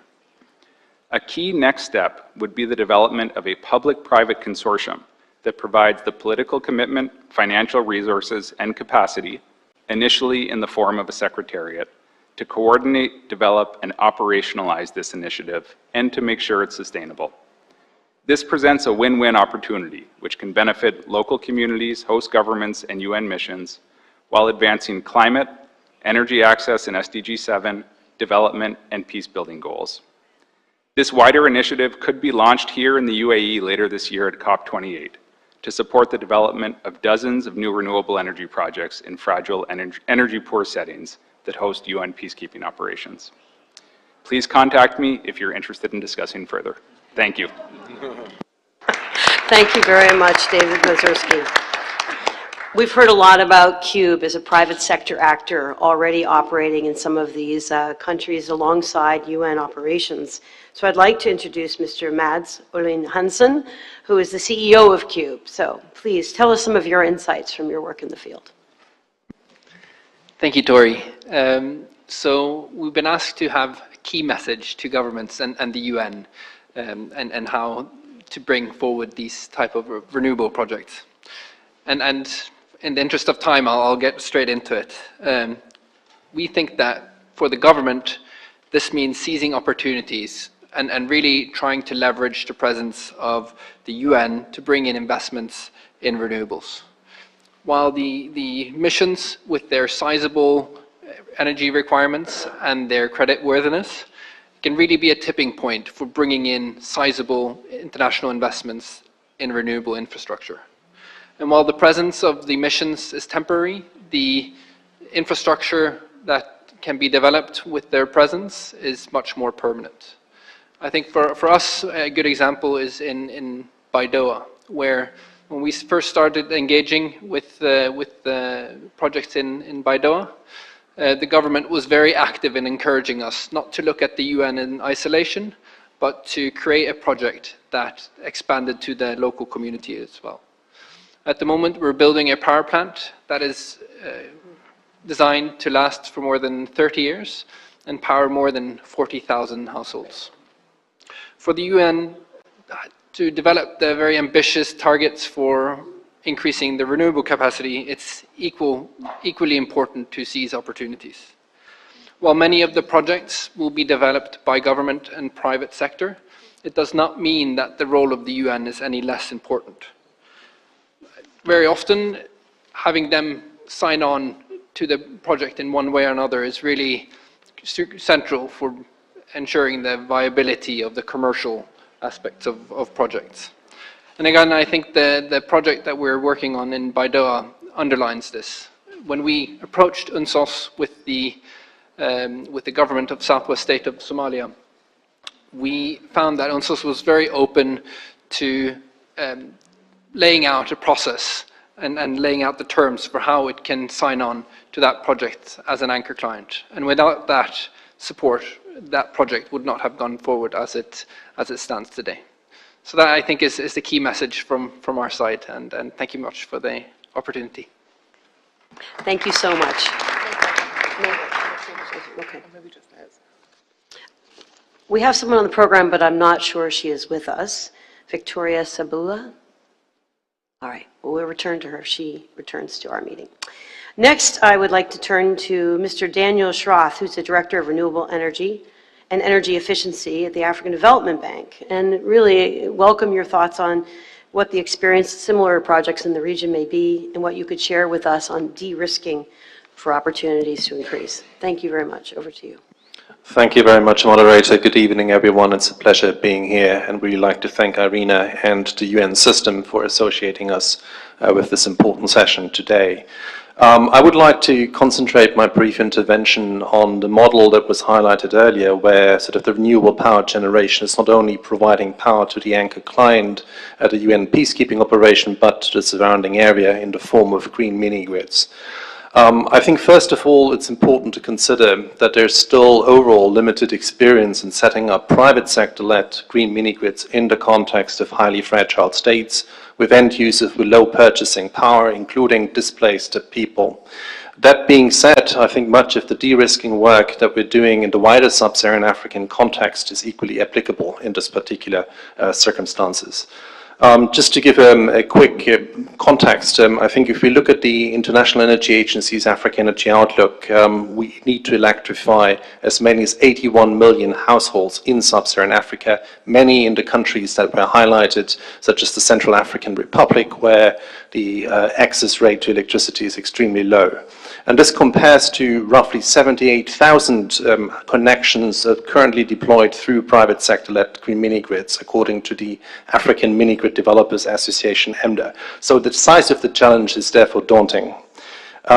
It's also clear, and it's good to hear from CUBE, that accelerated rollout of green mini-grids can only happen with the participation of the private sector. Public sector funded models will not simply mobilize the quantum of finance required. I think at the same time, we also have to be realistic about the fact that there will be circumstances where public models will remain important, where demand and the abilities to pay will remain low for the foreseeable future due to various systemic reasons and issues. We should therefore be proactive in identifying locations where private sector capital can intervene versus areas where it cannot. This theme is also coming out quite strongly in the recent industry roadmap of the green mini-grid industry published by Husk and UMDA just last month. Some of the key barriers that we're seeing to continue to plague private sector green mini-grids are well known, but basically boil down to two key challenges. One is the unclear regulatory environment for the private sector in terms of licensing arrangements, tariff structuring, technical standards, performance standards, arrival of the grid, etc. And the second one is really around commercial bankability. Lack of tariff flexibility combined with low abilities to pay, low demand environments, lack of productive use, etc. Technical assistance will therefore continue to be vital to deploy and develop markets, but we also need to be more smart and more structured in deploying that assistance. One is through what we call sort of coaching technical assistance, really working closely with government beneficiaries upstream of program development, talking about tariff approaches, procurement approaches, etc. So one of the emphasis that we have in the context of our Africa mini-grid acceleration program. And the second one is really standardized market development approaches. There's a lot of information, best practice out there when it comes to regulatory tax, concession contracts, tariff models, site identification approaches, etc. So there's no need to reinvent the wheel, rather really to help deploy these kind of standardized tools and instruments, which also helps de-risk for private sector investors. In addition to technical assistance, also critical to provide concessional finance to help de-risk projects. We're doing this, for example, through our Sustainable Energy Fund for Africa. One is providing viability gap financing, most often sort of deployed in the form of a CapEx subsidy. In fragile circumstances, we have seen that CapEx subsidy be as high as 70 to 80%, so it's very significant, in order to ensure commercial viability of the private sector participation later on. We're seeing increasingly also, instead of just viability gap funding, this being deployed in the form of result-based financing, which is putting greater responsibility on the developer to lead to results and indeed increase connections. We're also looking, I think this is quite important in the context of the peacekeeping operations, at demand-side risk mitigation instruments, for example, in the form of minimum revenue guarantees, given that the demand risk is really one of the most critical risks that need to be addressed.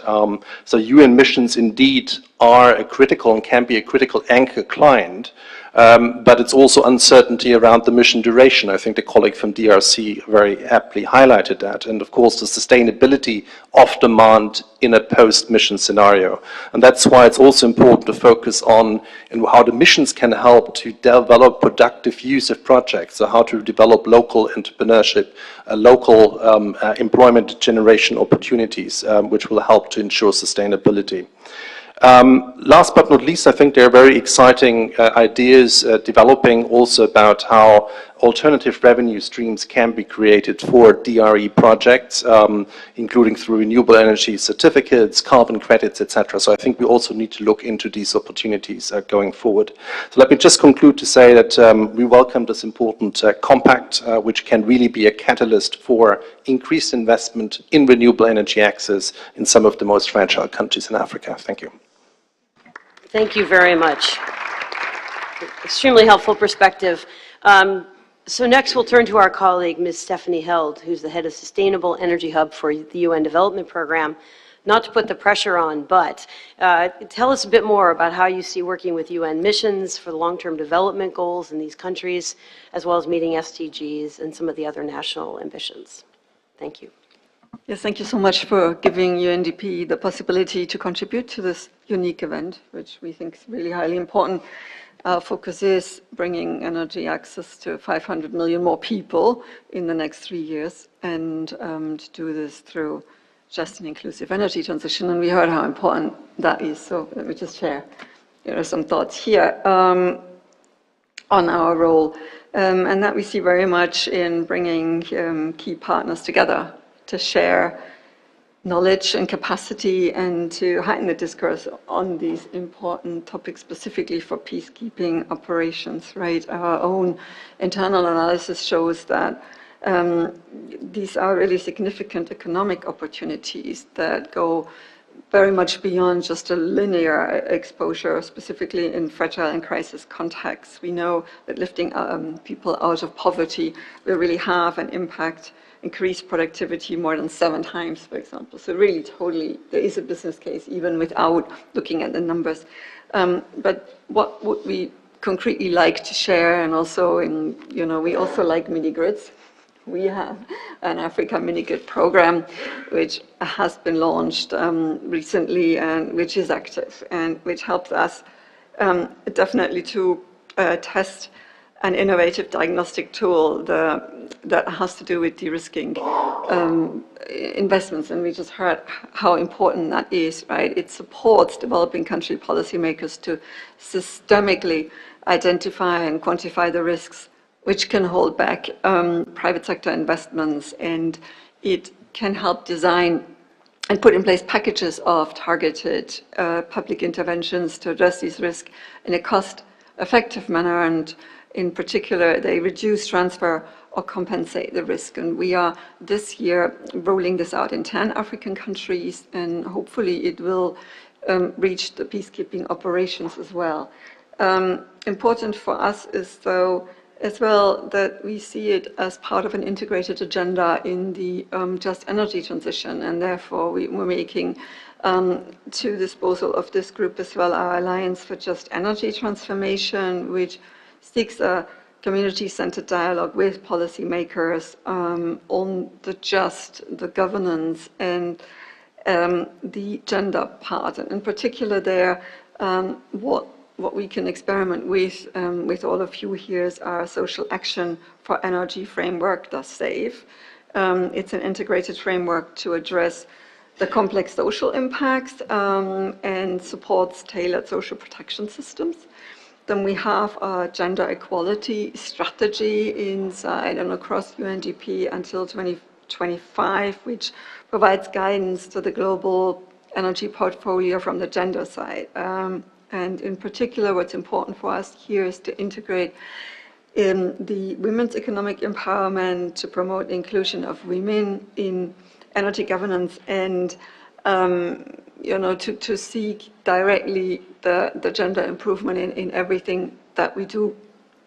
So this will help us to expand our existing energy access programming in the peacekeeping dimension. And I want to close by mentioning one really exciting new opportunity that we have been exploring across UNDP, and in particular as well with UNITAR and with NORCAP as part of a global platform for action. What we find exciting is it's actually the creation of a multi-partner trust fund to decarbonize UN energy infrastructure in humanitarian settings. And you will realize that they're immediately the same parts of, two different parts of the same coin, right? Humanitarian and peacekeeping operations have very many similar challenges and also solutions. So here the idea is that we can offer an entire decarbonization service package to any organization that runs diesel generators and would like to transfer that to renewable energy. So solarize basically all viable generators for the entire humanitarian systems, first in 5 sub-Saharan countries, and then expand in the next 10 years to other countries. We're excited to have reached some seed funding from Germany, but we also need more funds for the next years. But here, there's really a clear invitation to everyone here around the table to work with us on this really exciting partnership. So thank you. Well, thank you so much. All right. Last speaker in this section will be Mr. Martin Sobek, who is the Senior Investment Officer, Transaction Advisory Head Lead for GCC and Central Asia with IFC. which I understand you've experienced also with PPAs globally. But please, give us your perspective. Thank you very much. First of all, I would like to thank IRENA and the organizers for hosting this very important event and extending an invitation to IFC. Your Excellencies, ladies and gentlemen, the International Finance Corporation is a member of the World Bank Group, and we are the world's largest financier of private sector in developing markets. We very much welcome this initiative that's being discussed here today, and we believe that we can play an important role in the further rollout of this initiative and in concrete steps aimed at increasing the proportion of renewable energy in United Nations peacekeeping operations, not only for the benefit of those operations, but also for the benefit of the local associated communities. There are essentially two main roles that IFC can play in this initiative. One is our regular bread and butter, which is financing of private sector. So as most of you know, there is a whole range of instruments that we have at our disposal to help private investors finance similar projects, ranging from equity, quasi-equity, mezzanine, debt, and in debt financing there are several instruments that can help bring down the overall cost of financing, thereby making those projects more viable and more affordable to the host governments. Instruments, as you know, some of them have been mentioned by my colleague from AFDB, things like blended finance, concessional finance, viability gap financing. There are also some grants that can be used in certain situations and in certain projects in combination with commercial financing, thereby bringing down the overall cost of financing and making the tariff more affordable for the host countries. In addition to that, within IFC, we have a transaction advisory arm that specializes in structuring and implementation of public-private partnerships in critical parts of infrastructure, and renewable energy is probably constitutes probably 85% of our overall PPP work. So in addition to financing private sector in concrete projects, what we can also do is to advise governments how to structure and implement those public-private partnerships. So everything that, you know, needs to be done from A to Z in a PPP project, starting from the risk allocation, drafting of the contractual documents, government support agreement, power purchase agreements, any other credit enhancement instruments that are necessary in order to make those projects viable, with an overall view to come up or come along with a structure that has the right risk allocation and that is at the end of the day interesting to the private sector and also to the potential financiers. Because if you have a project that's not bankable, then it's very difficult to attract private sector interest. In addition to that, together with other parts of the World Bank Group, we can play an instrumental role in things like capacity building, regulatory framework overhaul aimed at creating an environment that is conducive to further scale up of renewable energy PPPs. Standardization has been mentioned as something that is of critical importance. I can't agree more with that. There is really no need to reinvent the wheel, and most of the risk elements have already been looked at, and there are products that are readily available to be deployed in specific situations. So also within the World Bank Group, we have developed a number of products such as scaling solar or scaling mini-grids that provide a combination of various bits and pieces from within the World Bank Group, right? So for example, a scaling mini-grids or a scaling solar product provides a combination of transaction advisory services to the host government, there is a stapled finance component, plus there is a credit enhancement instrument coming either from the World Bank or from the Multilateral Investment Guarantee Agency. So these are standardized documents that with a little bit of tweaking can be used in most of the countries in Africa. And this is something that investors are familiar with, right? Because what you need to have is something that can be quickly deployed, something that people are familiar with, and something that you can make happen very, very fast. So those standardized documents, they provide a risk allocation matrix that investors are familiar with. It's a risk allocation matrix that financiers are familiar with. You have a standardized set of documents that, you know, when you start a tender and investors see that, oh, okay, this is a product that I've seen elsewhere and I'm familiar with that, and I know that my financiers will be familiar with that as well, this brings you a lot of competition that at the end of the day results in more affordable tariffs. I'm conscious of the time constraints, so I'll probably leave it at that. I'll be here later today and also tomorrow afternoon, so happy to engage in bilateral conversations with member countries that would be interested in further details regarding our products and services. Again, thank you very much for the invitation. Thank you very much.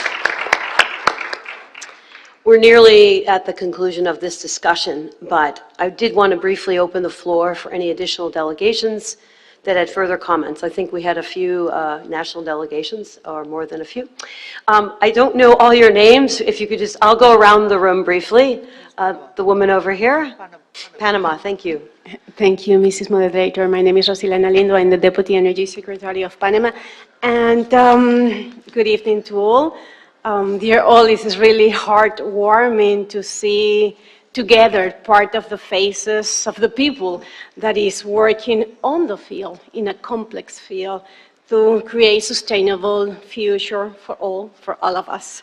And the prevailing need to strongly reorient the energy production, redirect the consumption towards some more sustainable patterns, reduce adverse socio-environmental effects, while enabling SDGs is fundamental to avoid climate disruption and preserve the natural environment and protect human health. Yes, but also the fulfillment on time of the Sustainable Development Goals are as an interconnected power system which needs to be properly managed.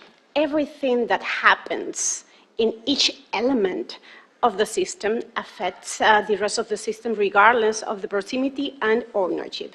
And energy transition must embrace in their management and policy process social inclusive element to really provide sustainable energy for all as soon as possible.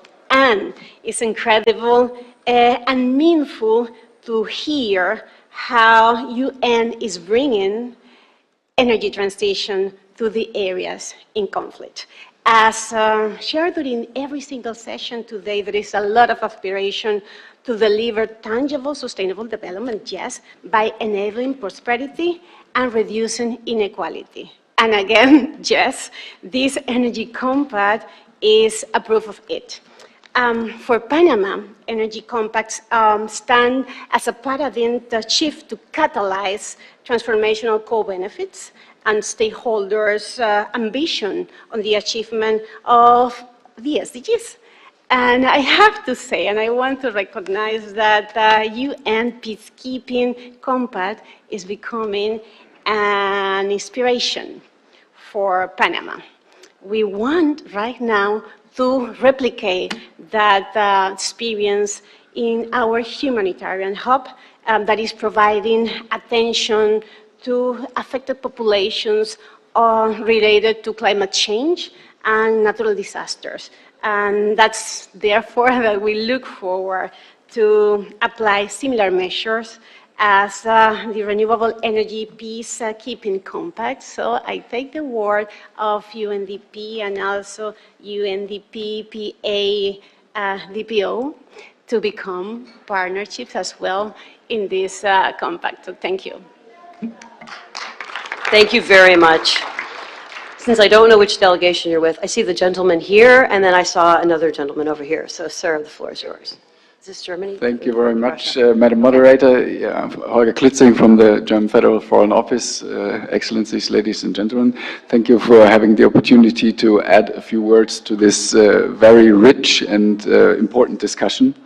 Explicit calls from the UN membership to consider and manage the environmental footprint of field missions have increased in the last years due to the enhanced awareness of the challenge for the United Nations. And therefore, we welcome very much the Energy Compact as an important and useful, timely step to accelerate the transition, the energy transition of the peacekeeping operations.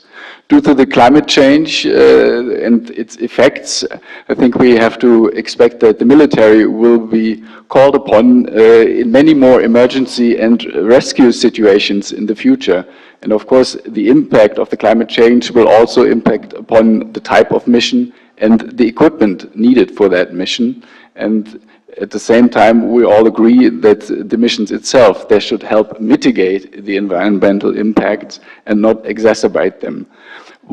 Germany and the German armed forces have tried to pioneer the greening of their operations, and I want to cite but one example. As part of the Mali mission that has been mentioned here a few times in the year 2020, 2021, the German armed forces used 1,400 megawatt hours of renewable energy, thereby saving 450,000 liters of diesel. And I think those are impressive numbers, but that can only be a first step and to be continued in other areas and other situations, because we're convinced that with renewable energies, we can not only reduce our carbon footprint, but also reduce the logistical vulnerability of the missions and at the same time increase safety and security of our troops. And to conclude, Germany will continue to fund the Department of Operational Support in its endeavor to lower the threshold for troop contributing countries to deploy renewable systems and strengthening the operational resilience of peacekeeping operations. I'll leave it at that. Thank you very much for this opportunity. Thank you very much. To the gentleman over here. Thank you. This is Russian Federation. My name is Pavel Rasadin. I'm Deputy Ambassador of Russia here in UAE. First of all, let me thank IRENA and the UAE as a host country for invitation to take part in this meeting, and also for providing us with a forum for these technical, practical discussions on renewables as a part of broader environmental, climate and sustainability agenda. So I have some considerations from Moscow about the issues we are talking about today, maybe in some broader perspective. Concerning, in general, what is called ecologically safe and sustainable procurement. So, as we see, there are a number of questions that member states should answer in this regard. And this is about, first of all, reaching an agreement on intergovernmental definitions of what is called sustainable procurements, or sustainable goods, or sustainable services. Member states will also have to agree on the standards that will be taken as a basis to consider technical proposals for providers from the sustainability perspective, as well as feasibility of exclusion from tenders of companies that do not suit current sustainability standards. A potential effect of the sustainable procurements concept on the fulfillment of basic procurement principles, as well as international competition between providers, should be evaluated as well. And finally, the major question is as follows. What are the financial consequences of the initiatives in this field for the budgets of the UN peacekeeping missions? The fifth committee of the UN General Assembly actually continues to discuss a concept of ecologically safe and sustainable procurement. And the UNGA repeatedly requested the Secretary General to prepare a comprehensive report on this issue, and this is yet to be done. Currently, the peacekeeping missions fulfill important tasks related to the reduction of impact on environment in host countries. And it is necessary, of course, to provide the conditions for the peacekeeping missions to continue their work in this direction in strict compliance with the mandates from member states. Thank you. Thank you very much. Is there anyone I've missed who had waved their flag at me? No. Okay, it's a late hour. With that, I will bring to a conclusion the presentations and the conversation, but I would say just to kick off the further conversations that I hope continue well beyond our time briefly in this room. I think it's a pretty unique meeting, and I will just personally say this exceeded certainly my expectations with the depth of contributions across everything from the need for energy, the importance of it across countries' goals, the commitment of UN missions and leaders, as well as from the host countries who have come to work together.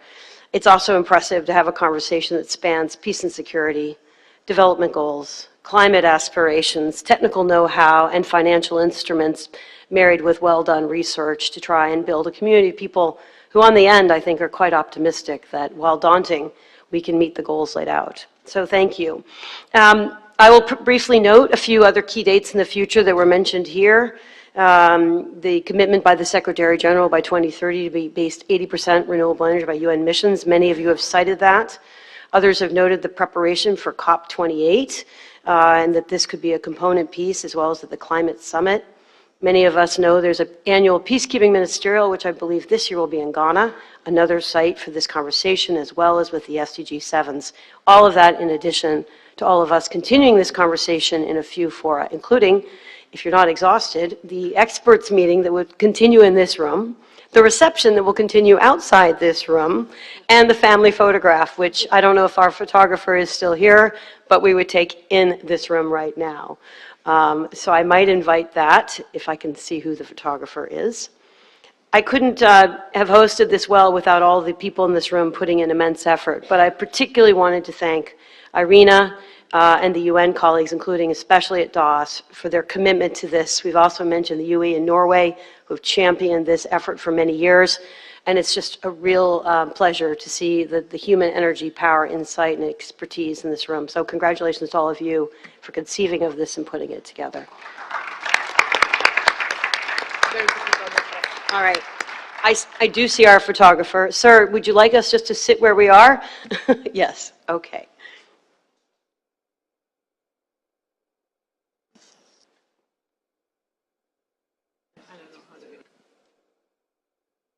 Okay, if you have instructions for us. Everybody to come up? Just come up the front? All right. Yes, He's asking if you wouldn't mind coming and joining us up here. Everybody could come forward. Do you want to do it in front of the podium? I think everybody could stand here with yourselves in the middle, okay? Please, everybody.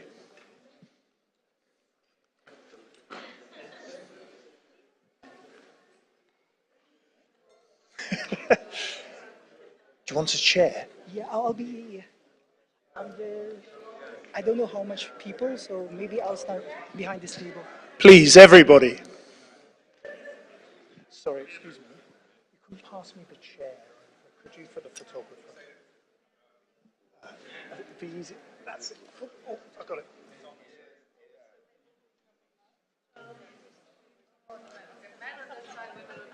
I'm very sorry, but you're all going to try and, please could I ask you to come forward just a little bit, and then everybody to slightly squeeze in from the side.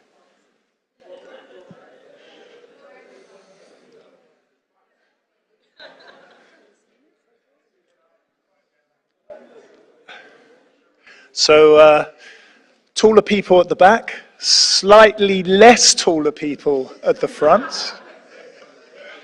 Yes. I'm just trying to squeeze everybody in. Okay, good. Just, that's it.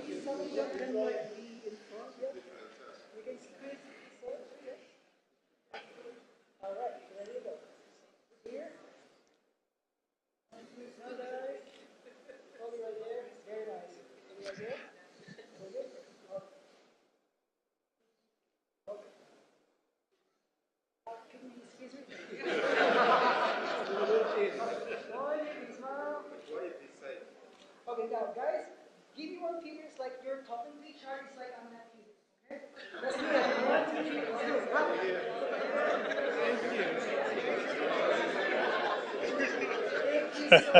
Thank you so much. That's a wrap. Thank you. Okay.